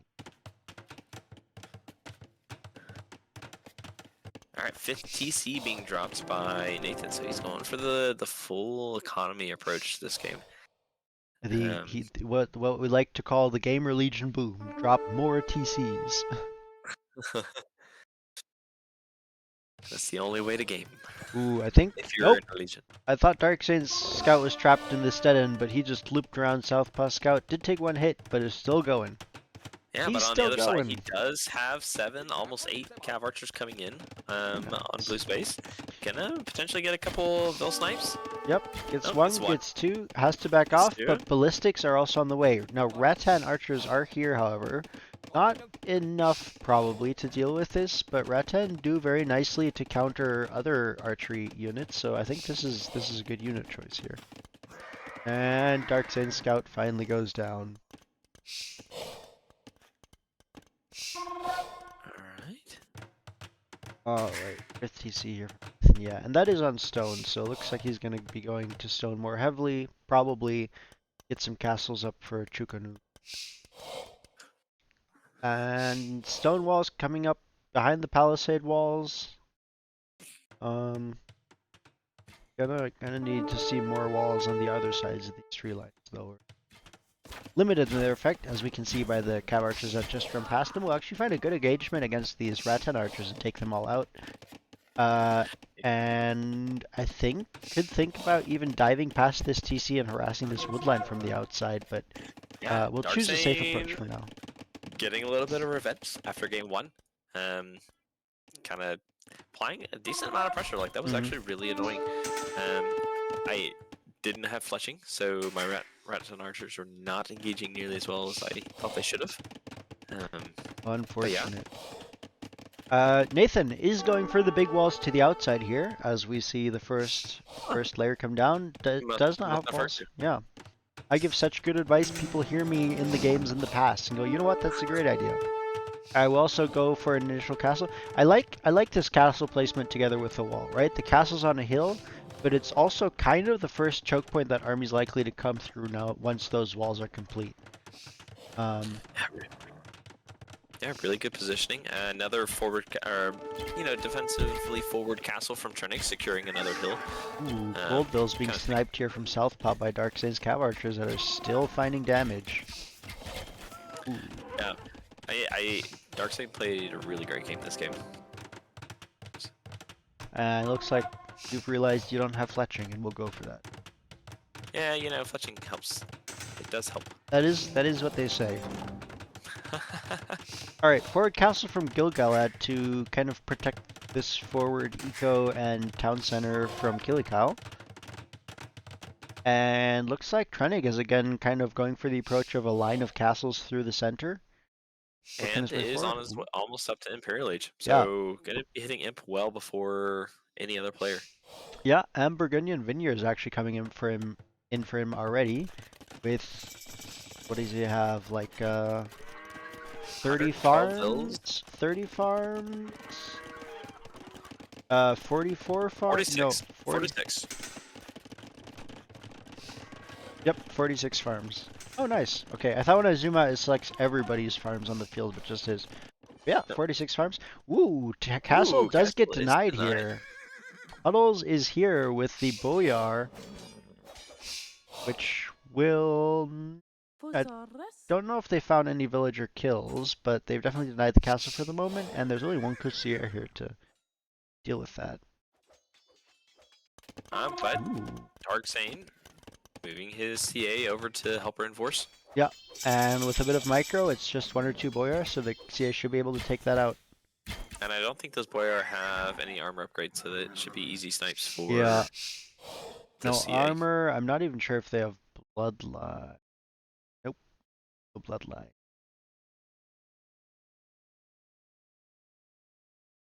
Alright, so securing that position again, and yep. Yeah, we see Chukanu being masked up in the south again. Yeah, just like and last game we saw from them. Yeah, and once again, double castle stack and walls to the outside. Perhaps a bit wasteful. I think instead of walling straight out, you could, again, similar to Southpaw, wall kind of a little bit diagonal to the wood line and save yourself some stone, but hey. Well, you should have given us that advice, from the future, so that we would have Yeah, done it. But, well, you know, that's on me. Next time, I'll be sure to do it. That's my thing. I'm choosing to criticize this tournament. That's fair. That's fair. Looks like Killikau trying to get a little bit of raid with some Survivor Riders, but not really able to find much damage. Nathan did a great job of pulling down this, his side, and then Darksane's clearing the other side with the castle. So, and a really Camels good job will clear up the Shramsos nicely. And center control of the map still being taken by Trenik, who now has a kind of his line of castles, but now a double castle stack forward as well. Can start building production buildings under this. And it's starting to mask Courtier. Over here, though, the Rattan archers are slowly taking down this castle, 3 HP at a time. So in about, 1,600 volleys, that castle will be as good as dead. Assuming that architecture or something doesn't come in. Bring some Courtier over and does snipe those. So the castle barely survives on only 4,726 HP. But yeah, Treb's being added from Trenik now. He has Courtier, he has some camels here from Jaeger, and he has Trebs, so I think we're going to see a push soon. Yeah, and I don't have anything that can stop it right now. Paper money coming in, though. Give me that paper money. Paper money with 23 on wood. Castle being here dropped defensively, and Nathan actually going for a triple castle stack. Really wants to get that production rolling. And is up to 11 Chukanu, more being queued up. Rocketry coming in already. Chemistry, Bracer. That's gonna be a nasty force to deal with once again. And big push up in the center on my base. Trying to break through with Courtier. The walls are trying to come down. Ooh, oh, 1 tile gap! How many times must we teach you this lesson? I don't get tilted very easily in games, but I was very annoyed with that. Oh no, plate parting armor will come in. However, this I almost- TC is getting melted. Yeah, I almost pulled the slam and just deleted that villager, but you know, he died very quickly regardless. So Well, it seems fair. Alright, and that's some dead vills, and once again, control being taken here, and now only a palisade gate separating these three armies from rushing into several ecos. Elephants are coming out in response, though. I'm trying to think of if I've ever seen Battle Elephant against Costier. they do okay. I mean, Okay. I'm the Vietnamese, so I do have the extra 100 HP. Right. With my battle elephants, and that's really the main decider. Is they have so much more HP, so they can tank a lot more of that bonus damage that the Costier do. However, there's a lot of Costier, and Yep. not And very many elephants. additionally, Imperial Camel Rider is coming in for Jaeger. That will be a lot rougher of a trade for the elephants. However, perhaps fighting... okay, Trennick pulls back, agrees, does not want to fight under the castle. Halb, however, will do quite nicely against Camel and against Costier. Might struggle a bit against Cav Archers, but Puddle's about to be under pressure. Now, I don't know... Jaeger realizes he could just be running these Camel in right now. However, the castle does go down. The Halbs are being tasked by Gilgalad to kind of help reinforce, but doesn't see that he's being attacked at that point, but should stop and engage pretty soon. In the south, big push from Nathan with Trebs and Chukunu. Chukunu's and Yeah. archers. Alright. Imperial Camel is about to hit. But the Halbs are here now. And I've actually found... Oh. Okay, no. A lot of the Cav is still alive as Darkseid found a nice little choke point to stick a lot of them, which will definitely make his life easier against these Halbs. Which do get cleared up. Yeah, so Darkseid really making the most of small army numbers, but finding a lot of value. How many kills do those Cav Archers have? 31. 31. Whew. 10 eco kills. And that's a nasty army in the south. Yeah. Do see some scorpions from the Romans, so that will be extremely helpful. I'd love to see the heavy scorpion upgrade. And Shravamsha Riders, which of the Cav units will do okay against Chukunu. Still probably not great, but Yeah, but we're seeing the disparity though. It's two armies trying to hold off one. Yeah. Which is allowing for the triple push in the north. yeah. Although I'd like to see some decisiveness. These three armies have been camping this empty base for a while now. I don't know, like these could be raiding all over Puddle's home base now. These could be pushing into Southpaw, but they're kind of sitting in the middle doing neither. And that is something you do want to eventually get around to doing if you want to win. In the south though, Chukunu doing a lot of works and will kind of rip through these Shravamshas still. Oh look, Siege Ram, things we haven't seen since last game. What? But yeah, this is bot time. Okay, Trennick now moving forward with the castle, kind of isolating Southpaw from the rest of his team, and I think this castle will go down. The villagers will probably snipe this Treb, but there's still another one. So I think, yeah, and the Costier are here. The Treb goes down. The last shot is out. The castle lives. Yes. I was doing some math there to make sure I had enough fills the production up. It was awfully close, but at the same time, I'm losing all the elephants that I have. Puddles though, to find a the nice Rio Camp. little raid here, kill all the vills and deny this forward castle from Trennick. And in the south, Nathan's being pushed back now. Yeah, so nice big shift. The heavy scorpions are doing great work. Yeah, Chukunu and archers are struggling. Yeah. Versus that army composition. And I think Jaeger maybe should shift, or one player needs to shift down there and help, which he's on his way, I think. See Jaeger coming, yeah. But again, I think that was a bit too much indecisiveness here. These armies are still sitting in this location, just engaging with the Halbs as they come in, and that's probably the worst thing you could be doing with these units, is throwing them away against Halbs. So once again, Corner Checkers has the higher bill count, but army numbers still heavily in favor of the FC Boomers, which is kind of what we saw last game, right? Castle about to go down potentially for... Still standing, still producing, but that's a lot of Legionnaires. The camels are here now, which will deal with the scorpions. Fire! Oh. And that should already definitely help. Yeah, definitely stalls that push out, because there were, what, 15 scorpions there? Now they're down to 2 or 3. Yeah, and lets Nathan recuperate his numbers. He was down to 70 in Chukunu, actually. More castles being dropped here, though, by Gilgalad.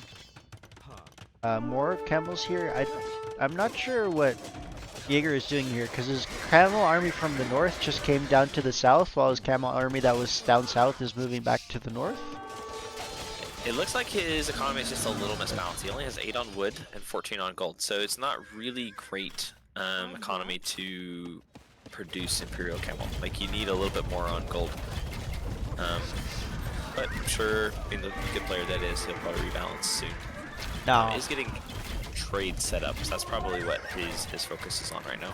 yeah, and that is the one big advantage that Fast Castle Boomers have right now, is that they have a relatively untouched economy. These big walls from Nathan, for the moment, they can set up trade relatively safely, while Burner Checkers still have these armies kind of sitting in Southpaw's original base. Now they are being pushed back out slowly, and I think all these villagers from Trenig, yeah, Trenig does notice that and pulled them away. But this castle will be denied. And the elephants are slowly encroaching on here. Looks like a castle from Southpaw got denied over there for the moment. Yeah, it probably wasn't my greatest decision I've made. But in the south, there's a lot of legionaries. 75. Yeah, looks like we got 3 trebs queued up, so if we can get enough trebs, we might see a really strong push from Gilgalad in the south. We have It does look like siege elephants from Killikyle. Yeah, and Killikyle shifted his focus to the middle, so he's got siege elephants and hussar now targeting Trenig's forward castles. Trenig has in the meantime moved into Puddle's base and is raiding in there a bit now. However, a large part of Trenig, Puddle's eco is still in the back, so he should be okay. But still, I like that Fast Castle Boomers are starting to move in, seeing where they can maybe find damage. And Darkseid once again with all the CA just kind of camping on top of the hill, killing off units as well as he can, just minimizing his losses. Yeah, and Trenig actually manages to keep his TC alive. Looks like the siege elephants all got sniped and the hussar taken down, and now the camel are here to take care of this hussar spam that's coming in. And look at the trade numbers for FC Boomers. 22 for Trenig, 11 for Jaeger, 23 for Nathan. Like their gold economy is so much healthier. Now it's going to be a question of holding this. There is a treb push coming in on this triple castle stack. There's a lot of Chukunu here. Nathan has some trebs of his own, but it's still going to be kind of iffy. I'd also really like to see, just because I would like to see it, 1 or 2 demos out of these stocks to kind of scare those hussar off. I do really like Nathan has stone walled behind the palisade wall. Remember, we've seen so many games where we have stone walls all the way up to these reinforced palisade walls and then nothing but palisade here.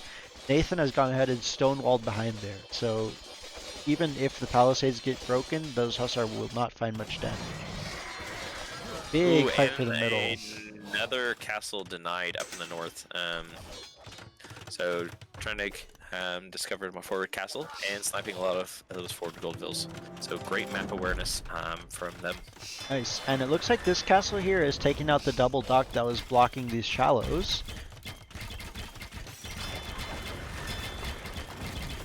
And Darkseid might push in there with cat archers. Yep. And I think these are heavy CA. They do not have silk armor yet. But they do have Parthian tactics and thumb ring, so they're almost as the only thing they're missing is silk armor.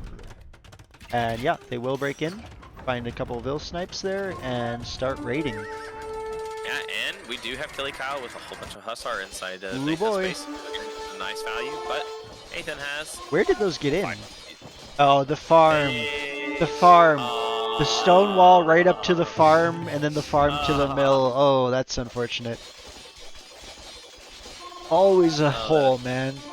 And I think the Hussar are looking at that tray going, oh, we'd like some of that. It does look, though, Nathan has been able to hold off this siege push that was coming. All the Trebs are gone. Looks like almost all the Legionnaires as well. Nathan actually pushing forward with castles again, and the Chukanu are ripping through the Legionnaires that remain.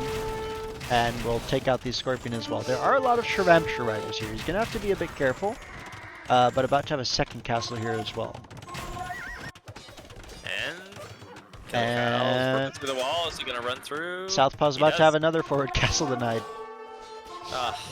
This was a rough game for me. After But- having a great game 1. Yeah, Game 2. the Hussar are in, and actually siege elephants working away on Nathan's walls. I think castle boomers need some towers or some castles or something, even some halds in their trade to deal with the Hussar.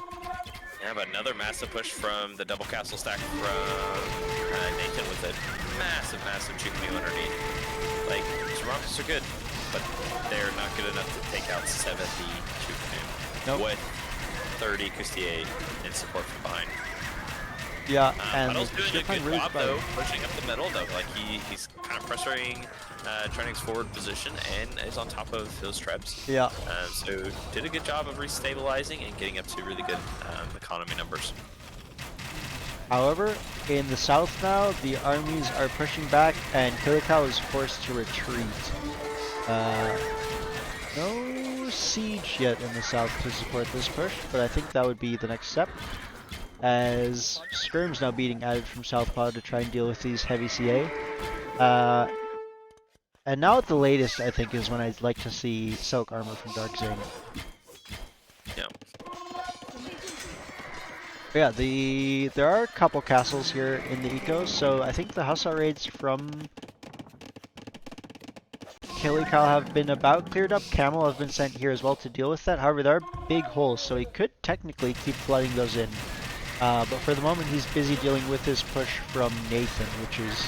Yeah, I mean, all those Chukunu are on the other side. The raids did free up a lot of like pop space, so he's at 63 army. Massive army. That advantage is right now. a whole lot of Scorpions for Puddles, though. Going for Scorpion and Halb. Now, Trenik has switched into hand cannons, which will rip through the Halbs. Will die to the Scorpion. Yeah, so interesting to see who comes out top. Looks like some Kusti are being added, probably to snipe the siege. And Southpaw's castle still being denied for the moment. In the north, in the south, castle's being pushed back as Nathan has now added 4 Trebs and, you guessed it, siege ram.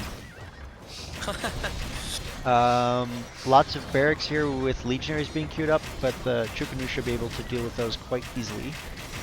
And a massive Hussar raid from Jaeger getting in on the production from Kilikau and just kind of clearing up all of his production. So able to keep those army numbers down. Big push from Puddles down the center. He's getting some nice value, but now is about to have to fight uphill again. But ooh, some massive Scorpion shots on the hand cannons.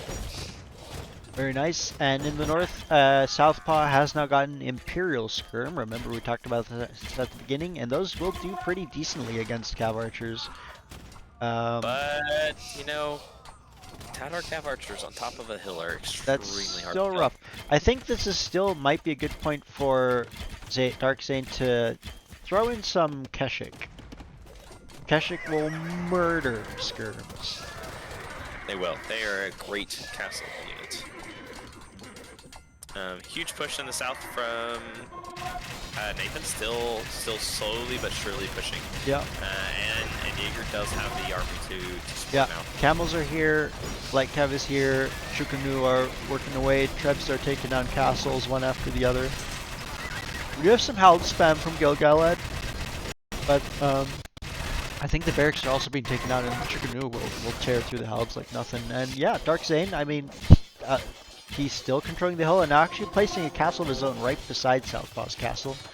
And I think and added some light cap. So Yeah, opted for light cap instead of Excellent move. Keshik, which still do the job versus Yep. skirms. And in the center, a lot of the siege being cleared up by the camels, which will in turn get taken out by the house. But I think that's a trade that's okay for Jaeger, just because it slows his push that was happening on Trennick's forward here.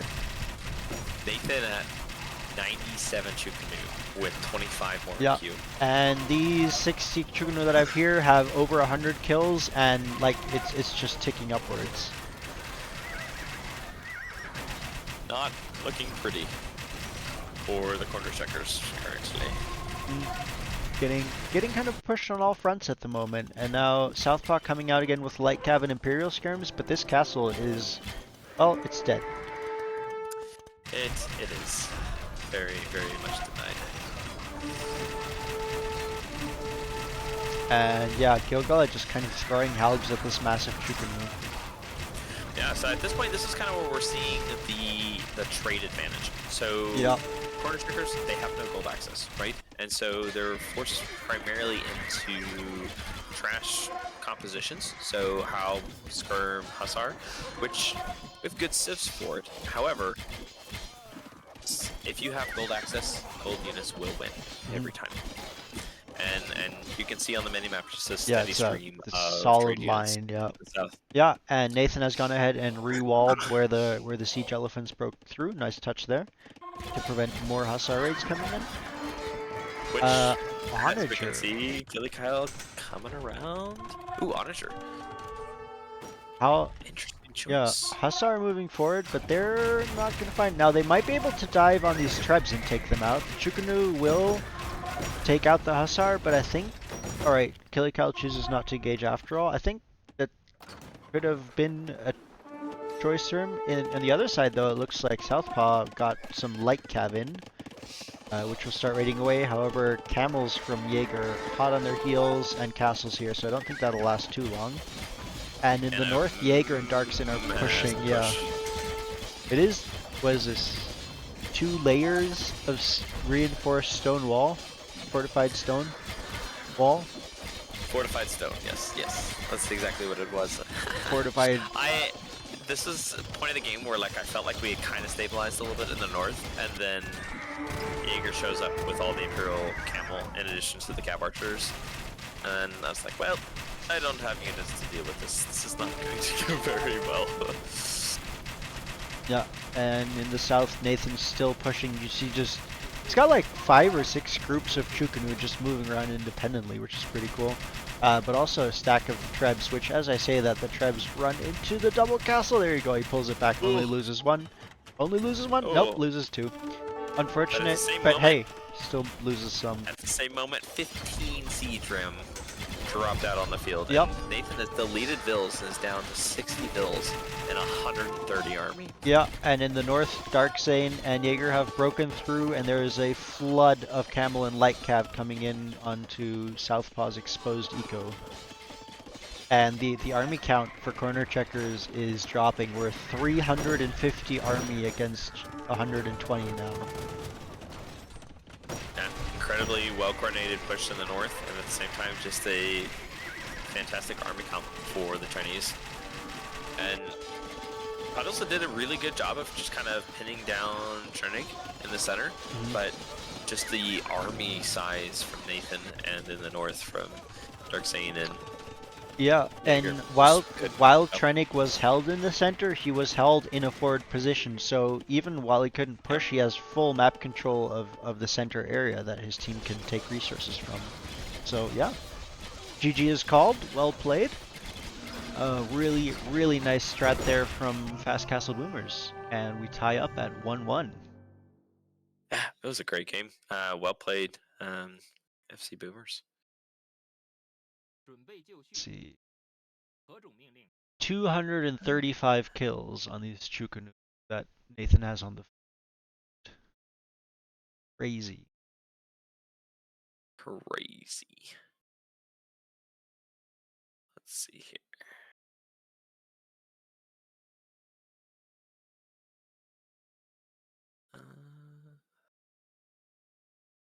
Yeah, and I mean, if you look at the trade profit between 0 and 800 for Team Corner Checkers, Nathan with 10,000, Trinik with 11,000 gold, Jaeger with 8,000. You know, that's 30,000 gold right there in trade. For Fast Castle Boomer. And you saw the army composition, right? Yeah. Chuknu, Imp Camel, Yeah. Kustier, And that does cost a lot of gold, but if you have it, great. Go for it. All right, so map 2. Map 3 will be Hanakre. Give me one moment. I'm gonna go refill my water, and I will be back to finish this game deciding game. All right. 4.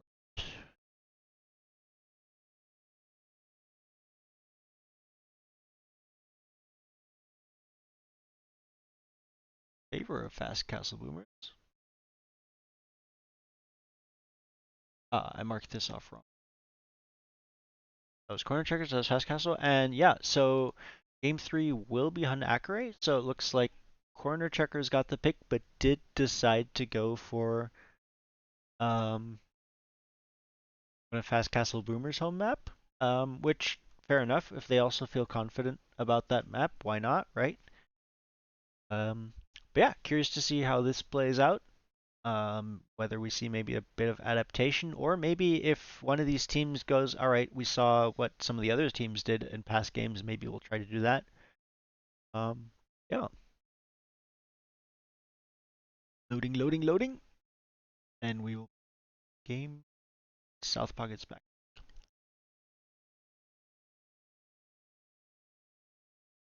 Woo! Going long though. Going long.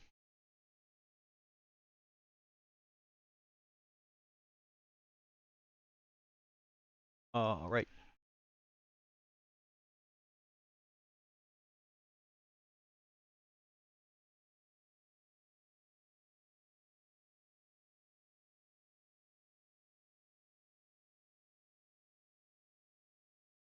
Whoops.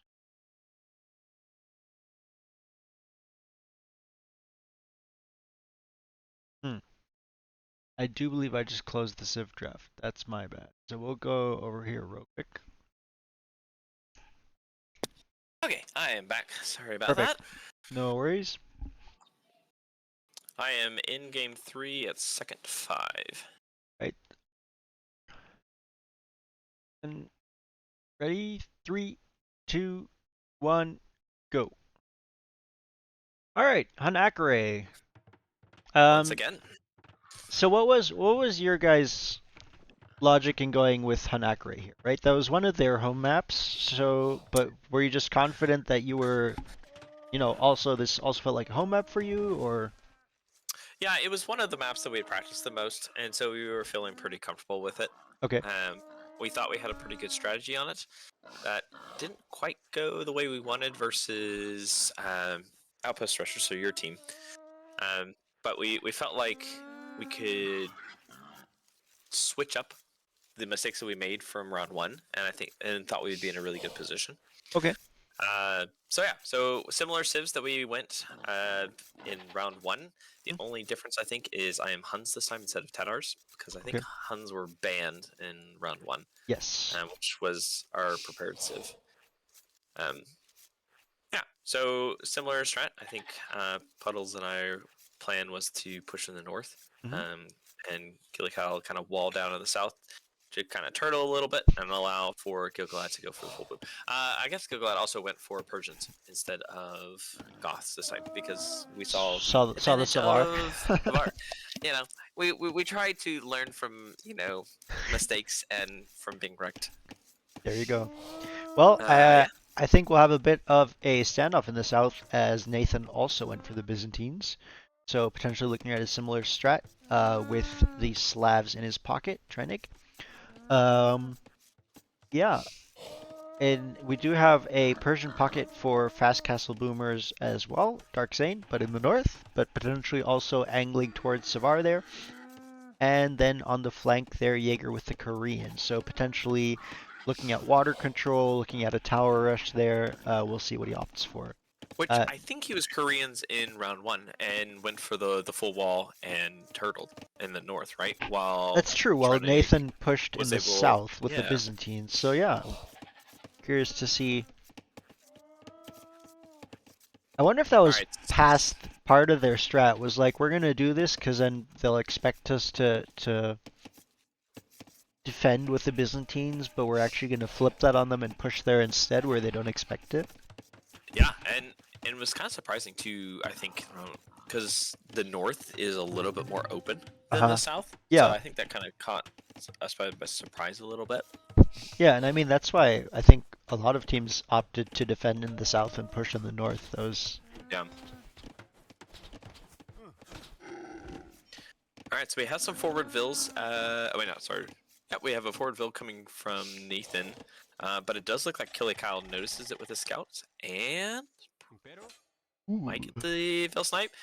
Ooh, Looking for Nathan the trying to quick quick walls. wall, but Looking for the quick walls. Oh, no. Looks like my quick wall's not going well.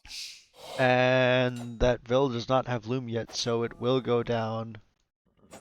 And oh, But Nathan does get a hit on the scout. and we'll push it back for now.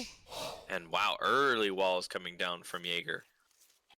He's going full Yep. NBL on this map. And Yep. So I guess we will likely see aggression in the south and defense in the north. Nathan sends another villager, and he's going to go ahead and build that dock. We do have Gilgalad Scout forward as well, so kind of helping reinforce Killy Kyle's Scout. Mhm. And they might be able to team up on Trending Scout. Yeah, I And think ooh, we need a bit of Killy coordination Kyle there. coming forward again, denying that dock. Yeah, and But he is fighting downhill though, so he is going to lose that fight. no, Nathan still doesn't have Loom. Oh, he doesn't have. Oh, He still Nathan. doesn't have Loom, so he Oh, loses another Nathan. villager. And Nathan's And the scout dock is is coming denied. back now, but the dock is denied, and Nathan is 2 villagers down. Now they do have the scout advantage now because Killy Kyle's scout is Only so if they heavily engage at the same damaged. time. Oh, Only if they engage at the same Killy Kyle, time. Trying to Killy scout Kyle. is out of position. Oh no. And I think now Gilgalad Scout wins this because they were 1v2 so far. Nathan bringing his villager forward to help. Oh, man. Oh, disengages. I mean, really So- nice job of corner checkers to take advantage of all these details in the fights to, you know, essentially win out. Although the scouts will push back the scouts now. Nathan will complete the dock, but this has been much more costly for Fast Castle Boomers than it needed to be, and we might see a scout go down to TC. No.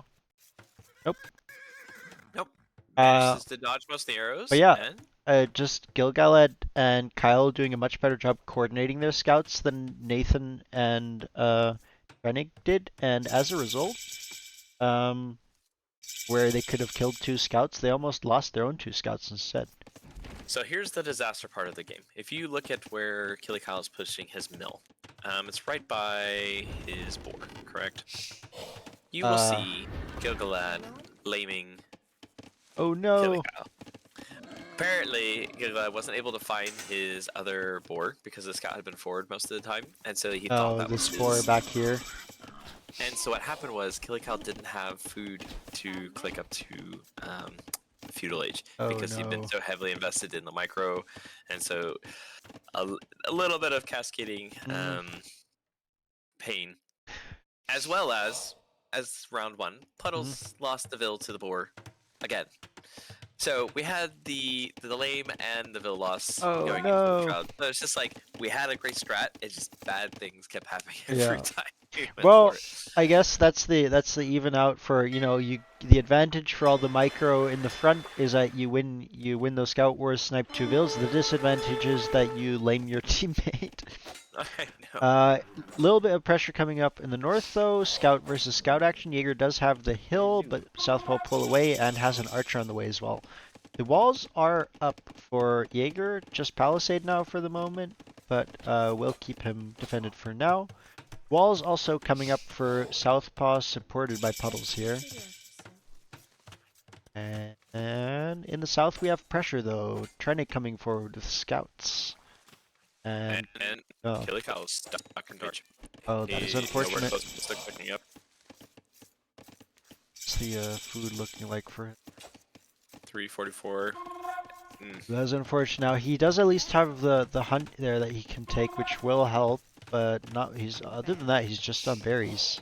Did not go out to water. Nathan on 3 fishing ships at the moment and going for a second dock actually. Yeah, so four scouts on space and unable to drop the barracks to get. I mean, Yep. you can't build spears. Though Gilgalad is coming forward with a spear, but it will take some time to get over there, and the scouts are going to get Yep. the damage in. Yeah, and remember, even last iteration of this map, I was kept alive in the south only by my fishing eco, really. Yeah, which Killicow does not have this time. Yeah. So In the north, though, Puddles is on water, and looks like he's scouting the shoreline to make sure there's no enemy dock, which is a nice little move there to just know right away where there needs to add. The scouts in the south looks like they have gotten cleared up, but a lot of weak villagers there, and yeah, Killicow kind of having a rough go of it at the moment. he has finally clicked up to feudal, which is highly important. Yeah. But is significantly behind. Now, You're doing a good job of holding, in the north. Has been managing to hold out the push from Southpaw and Puddles. Did a really good job walling this game. Yep. Second layer coming up while the skirms kind of push away the archers. No, he's got a good amount of wood, so he can keep doing that, which he will want to do as the scouts keep whacking away on the walls. In the south, double forward range from Nathan. And Kyle's not even up to feudal age. No, I think by the time those... don't chase that with villagers. Nathan does not have fletching yet. And only 1 or 2 archers at the moment. But that will become a problem. Now, new layer stone walls here from Jaeger. And a nice little market there to close the gap in the walls while also blocking that entrance that the scouts had made, which then allows the skirms to go forward again. Killicow trying to drop his archery range, but yes. Hills are on the wrong side. Oh no, that's So unfortunate. they're getting sniped a little bit. It's just like the game of disaster for him. Yeah. Oh, that is tough. Is it gonna go up? it keeps switching which range he's working on. Oh, he loses a bill there. Yeah, and so he has 1 archer range at 30% and 1 at 60%. We do have And the one at what? Clicked up the castle though. He just deleted a range. No. And the one that was Probably further along as well. And opting for a stable instead. I think an archer range probably would have been a better option, but decides to keep it that way. And Jaeger stonewalling behind his outer layer again. Yep, and that So stonewall really is wanted almost complete. Now this gold is kind of exposed. That could definitely be towered or something once the first layer of walls is broken through. But yeah, we have archers here from Nathan harassing all over the eco from. Oh, you know what's been confusing me? These colors are switched up from. Okay, Dark Zane was red. Jaeger was orange. Nathan was. Jaeger was orange. Nathan was purple. And Trennig was yellow. Alright. There we go. Now it all makes sense. More forward ranges being dropped here by Nathan and forward stable by Trendig, as well as the siege workshop. Killicow's TC might be in danger here soon. I think so. So in retrospect, I think we should have had Puddles come down south with the scouts. Like we knew we couldn't break through, and we should have just had him come and reinforce the south side, since both Trennig and Nathan had good army numbers. So something in retrospect that way I thought, but part of what we didn't do in game 1 versus Outpost Rushers is we didn't have enough scouts up north. So we're like, oh, that's what we're gonna do this time, and we finally make it through.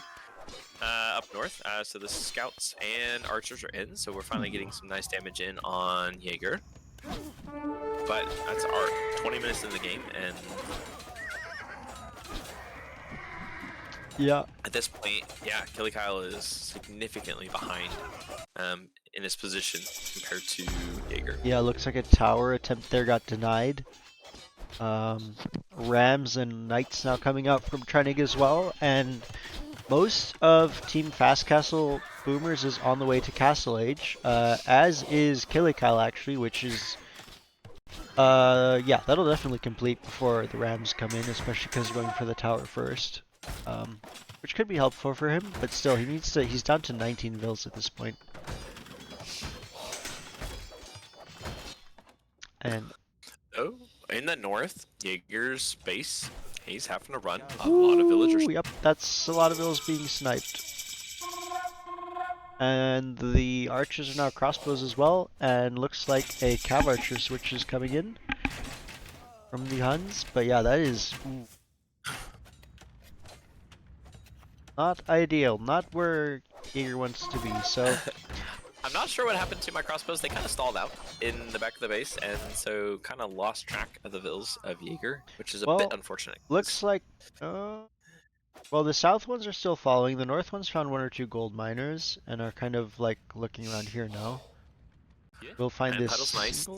Did a great job of scouting with the scouts to be able to find those, but we do have knights being pulled back from Trenig probably to reinforce. And the vills are running, the scouts are catching up. But Killy Kyle down to 7 vills. And no TC.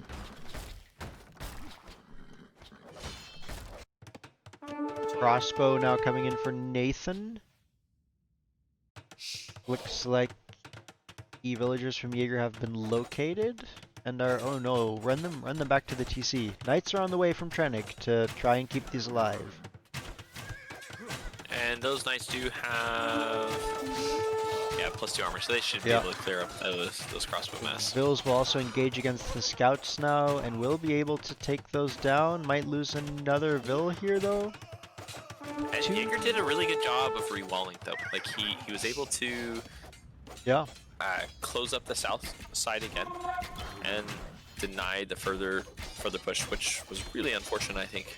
There are some crossbows still holding open this gate, but some scouts coming in to take those out, and the first layer of walls is reinforced, so this will get closed again fully, I think.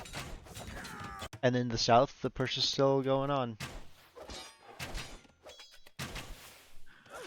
Yeah. And so yeah, a lot of pressure. Gilgalad kind of struggling. He's had to try and help Kyle as best he could, but he's actually only on 37 villagers at the moment too, with 3 TCs.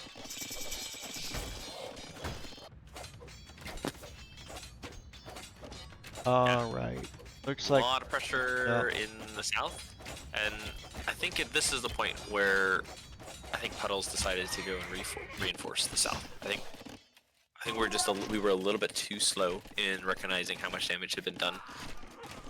Which is a bit unfortunate, because I think if we had recognized it sooner, we could have minimized some of that, that damage that was dealt. Nathan trying to sneak through with some crossbows, but those notice. In the north, however, Dark Zane now dropping a castle to defend himself, although a lot of those villagers are in range of cav archers, which will find some good damage there. Nevertheless, that castle will ultimately go up. And yeah, Killikyle forced to reboom.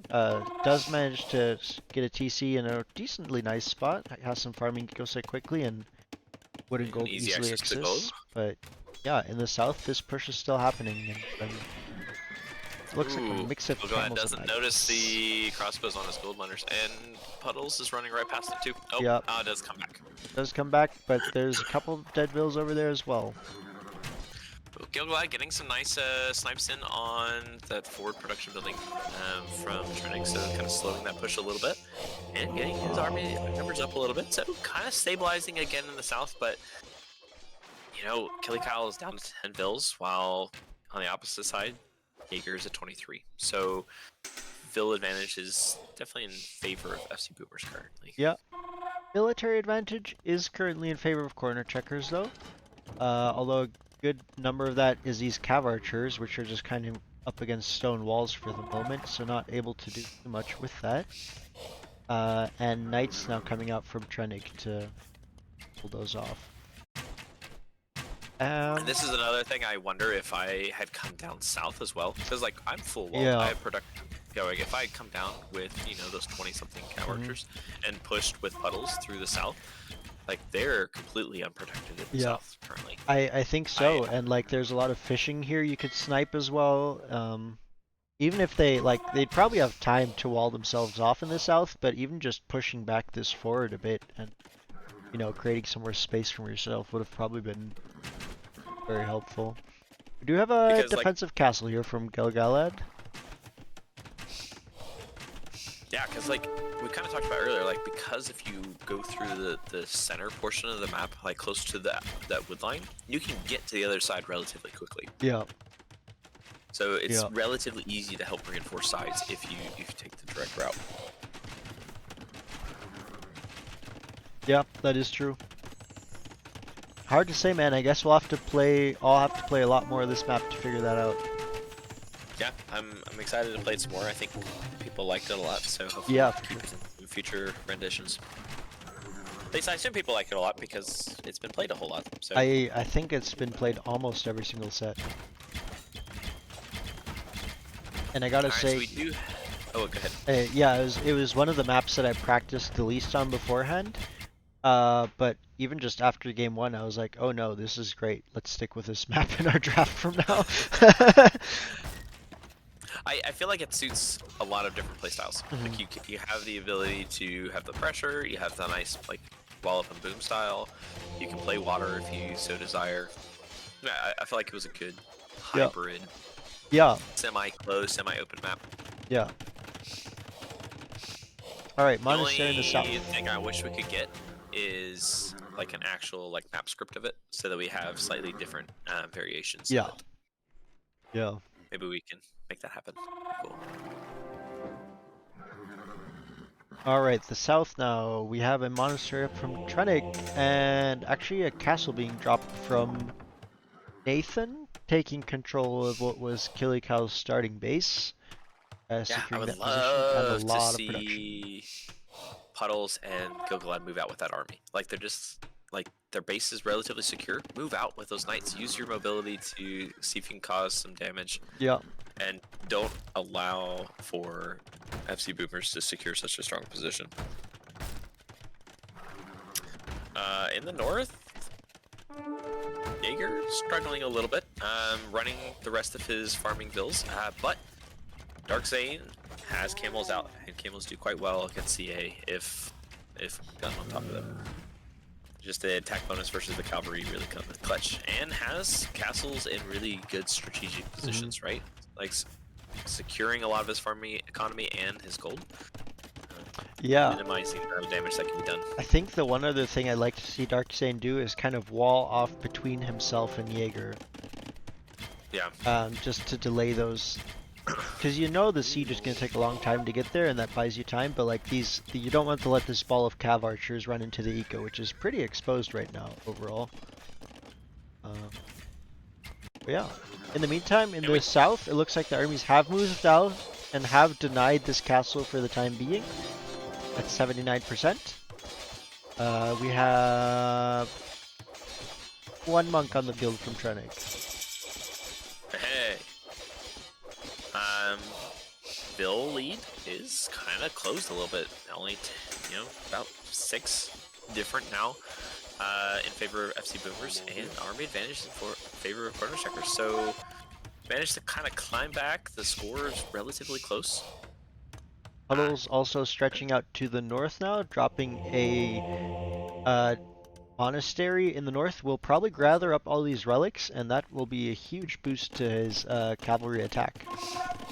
Yeah, but we do have Hal coming in from Trenig. He massed up quite a few Hal before a garrison on that forward position from Puddles and Gilgalad, and that was good coordination with Vils coming forward immediately from Nathan to get that castle up.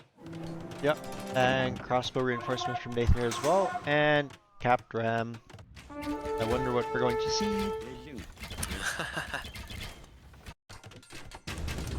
Siege workshops being dropped, lots of barracks being dropped here, and I think Nathan and Trennick are setting up for a push here. Now the question is, what can be done in the north? We have a push being set up here as well with a castle, siege, a couple We of have a ranges. bit of a pincher maneuver in the very corner with a bunch of knights and camels trying to pin in a bunch of the cav archers. Almost but I gets think it. those will Does get get away. A couple nice hits though.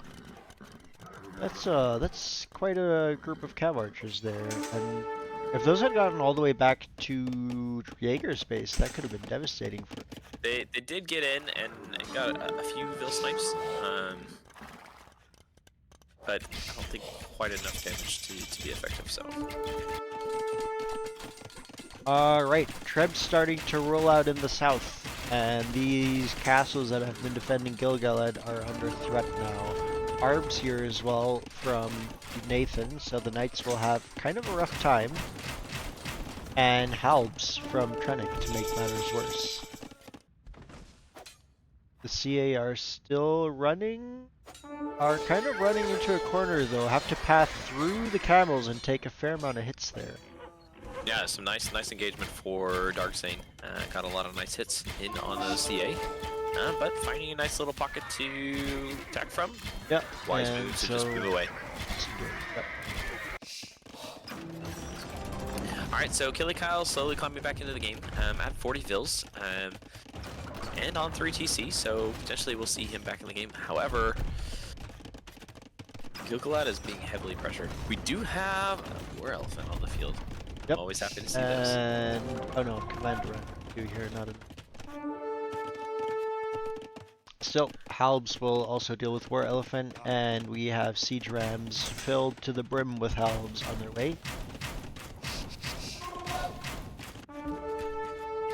And the Cav Archers come back in, will continue to harass, and yeah, again, this is where I'd like to see, especially while you're pushing back these Cav Archers, wall up the hive. Really limit the mobility of the Cav Archer, because that's their strength, so that's the thing you want to limit as much as you can. This castle will go down, another one being dropped by Gilgalad behind, however I think this TC is going to be next. And the singular War Elephant does die to the Ball of Arbs, that's here. We have Citadels coming in versions. I don't even remember, what does that do? It gives the castles a little bit more attack versus rams, so it fires like a cannonball. Okay, fair. Cool. Okay, another castle here forward from Southpaw though, slowly pushing in, securing that position he has through the walls. And more Vils coming forward from Puddles as well, so potentially looking at building some military production. However, this push from the south has kind of nothing answering it right now. Puddles will have Paladin shortly, but not... Well, okay, 13 Cavalier on the field. Where are those? Yeah, but Killikyle and Gilgalad with a combined army of 1. So nothing to stop the 67. Yeah. And the 62 Arbs and Alright. Warriors and House.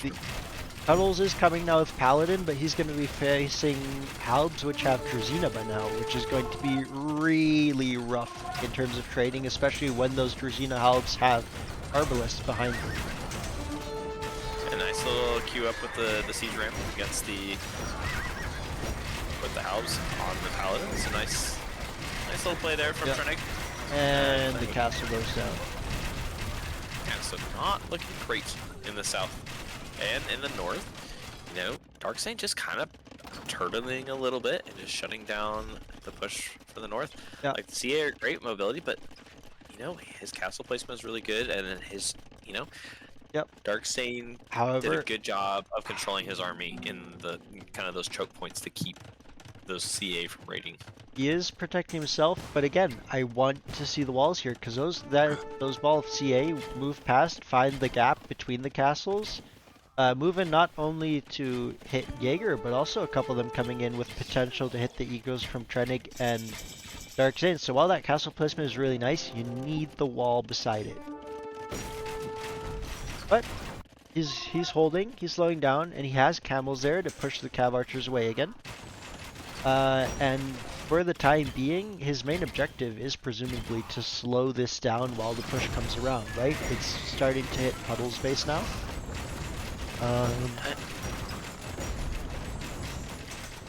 And if need be, Trenny can potentially come back here as well as some units.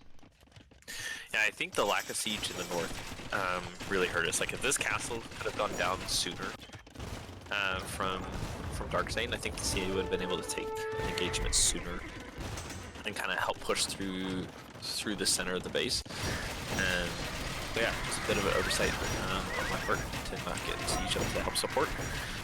As we see siege in the south, once again, siege ram doing an effective job of clearing out buildings and production, and just doing a slow but methodical push through the base. Yeah, oh, the camels and the cav archers have a big engagement here. And I think, like, as a cav archers want to protect these halbs, which they will successfully do. A lot of dead cav archers. That ball is reduced significantly. However, this castle is going to go down. I think about half of the CA went down there, so more being produced come in to reinforce that. I don't see a lot. Well, no, we do have a couple stables for Dark Zane. I don't know if that's...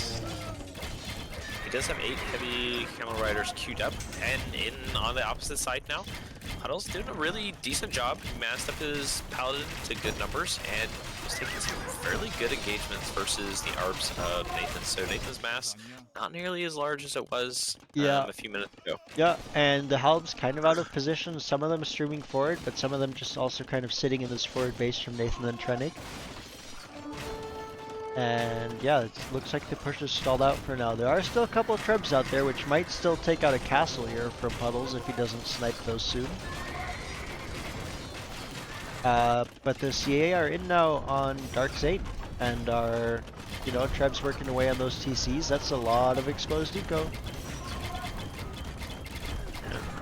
Dark Zane doing a good job of just massing up a couple Lycav and Campbell in those stables, and potentially to try to snipe those trebs that are relatively unprotected right now. But we do have Jaeger starting to mass up Arbalest in the back. So, been relatively out of the game most of the game, did a fantastic job turtling, slowing down the push to the north, and now is getting army numbers to help push back out. Yep. Halbs from Trennick have arrived though now, and are pushing back the Paladin from Puddles. We do have Killical at 90 vills again, and starting to produce skirms. So maybe if he can get his skirm numbers up, it will do a really good job of helping fight back versus the Halb and Arb numbers in the south. Yep. Defensive cast also being dropped now by Puddles to try and reinforce this line. Looks like his castle there has stood up as well, so the Arbs got sniped. Crossbows from Gilgal had been sniped down, who is down to 50 villagers and a single TC at the moment. But yeah, the cav archers are in and raiding. Hussar being flooded in. Looks like Team Fast Castle Boomers is going to need to go ahead and figure out a way to defend themselves at home. Yeah, I mean, there's just a lot of army right on top of the economy of Puddles, which is not what you want to see from your Pocket Paladin player. Yeah. He's got a good number of resources, but his production buildings are just slowly but surely just being turned away. Yeah.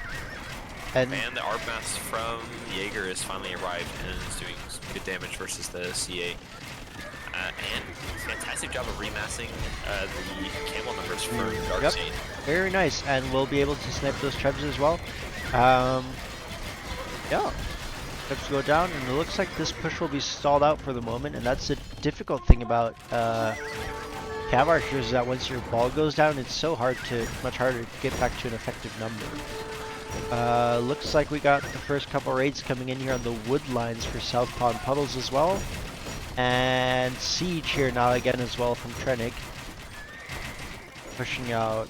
I was gonna say I'd really like them to see them take out this monastery from Puddles to eject the relics, but then I remembered Puddles has another relic TC in the north with, or monastery in the north with another 3. It would still reduce the bonus spot from 4 to 3, and plus it still gives you 4 relics worth of less gold income. So probably still worth taking out that monastery sooner rather than later. But yeah, Jaeger and Darkzane are doing a good job pushing back here. The camels are finding good engagements with the arbs behind, and the Cav archers are forced to hang out under the castle for now. Now what Jaeger and Darkzane need here, I think, is also siege to clear up these forward production buildings. Yeah, but at the same time, all they need to do is hold because the push on the west side is going very well. That is true. Nathan at 88 army trying to get 61.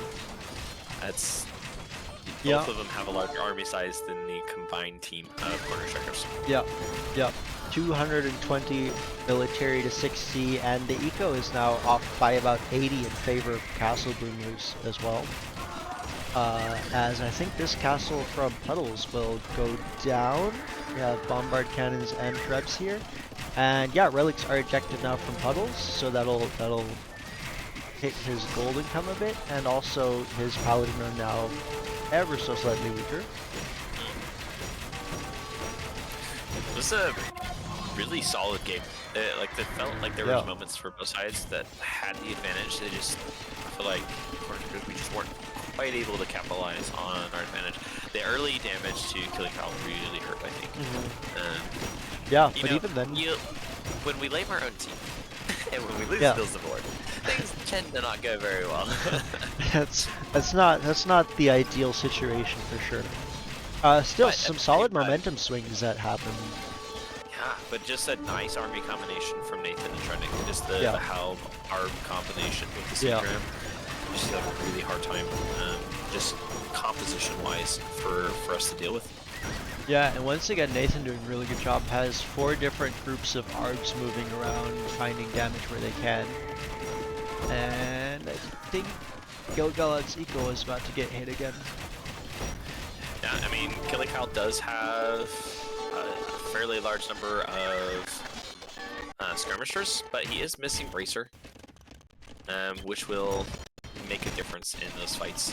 But bombard cannon will do just fine versus the massive scrims.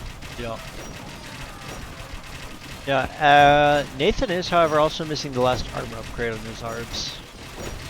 I mean, that is he true. can get away without it, but I'd like to see him get that, you know? It was an almost perfect game. No. Almost. Yeah, and just really good hold from Darkseid. He just kind of stayed on top of his production buildings. Yeah. Didn't allow for much damage to be done. So overall, a great team win for FC Boomers on Game 3. Yeah, really well played. And yeah, I think we're going to look at the amount of pink and yellow on the map. It's wild. It's a lot. It's a lot. Now Jaeger's goes idled for the most part once again as more Hussar raids come in, but he does have that ball of arbs forward still, so as long as you just kind of focus on taking those alive, he can still have good military effect. And there's just Now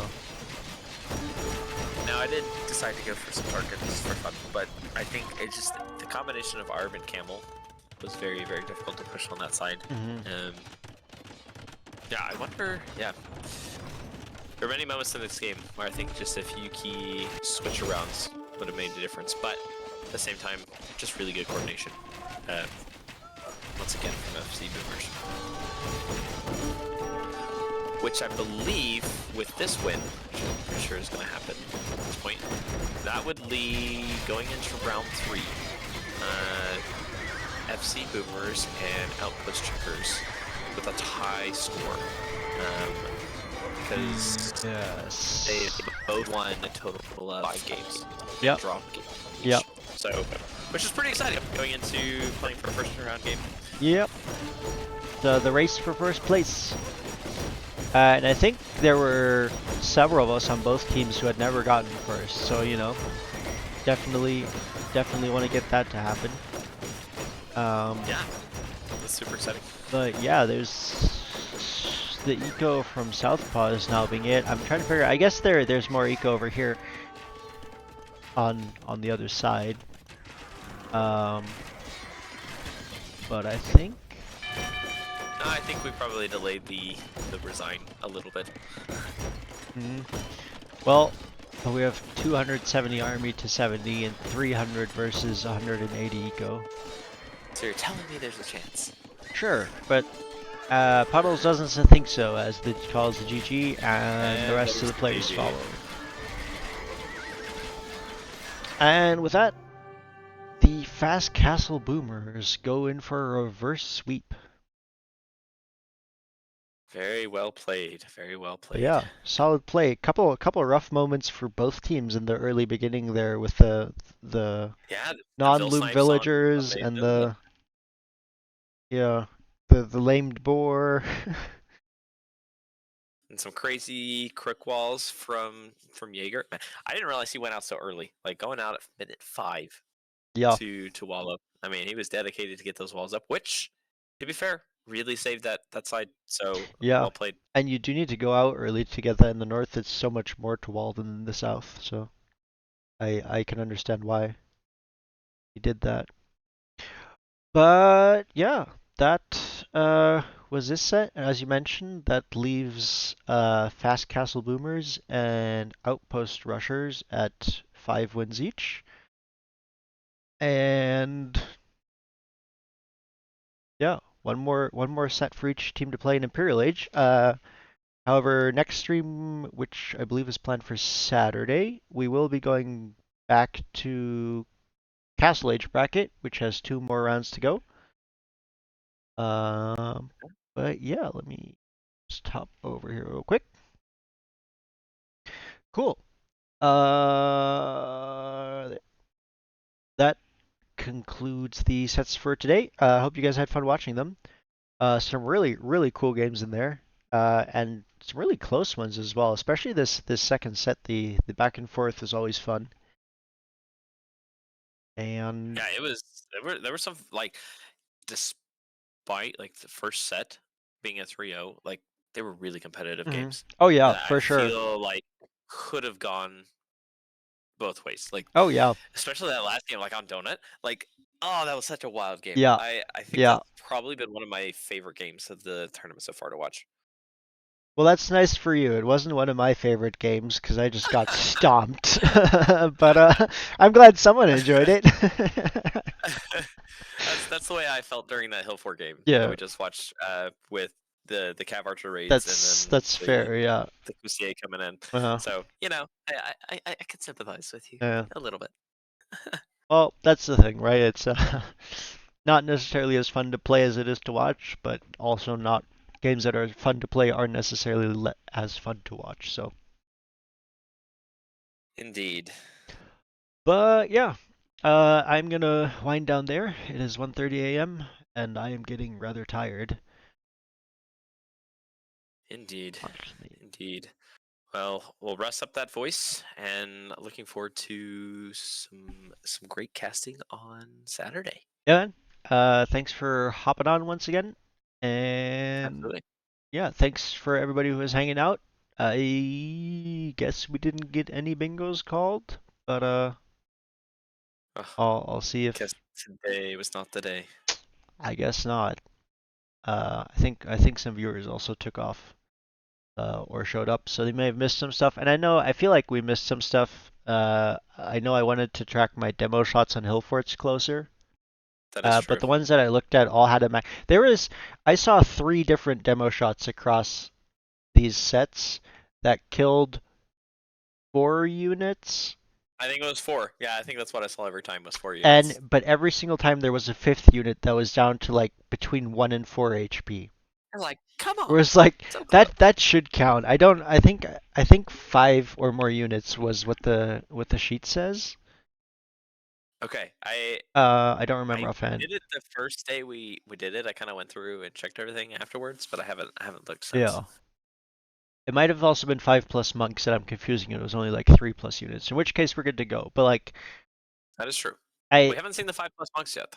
yeah, which kind of surprised me. But I guess in team games that is less relevant. Maybe we'll have to go 5+ in total or something next time. Or we'll cast I- the chill game after Yeah. the tournament that everyone played. And I'm sure we'll see 5 monks in that one. Yeah.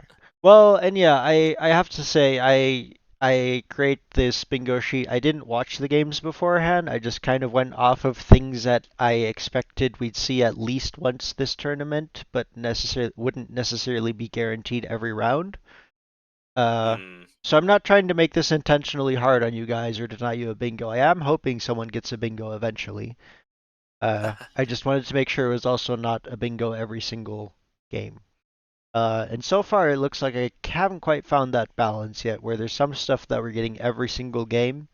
Although, to be fair, Siege Rem was not one that I would have expected every single game. Paladin, Right. yes, I could have expected every single game on team games, but not Siege Rem. I know. It's my mind's still Yeah. halfway blown. But Yeah. But yeah, I mean, there's still 3 more days to potentially get a bingo, so we'll see where that goes. that's true. But yeah, this video VOD should be uploaded to YouTube sometime tomorrow. So if anyone missed games or wants to watch that, then go for it. And other than that, I am going to take off. Have a good night, everyone. Good night, all.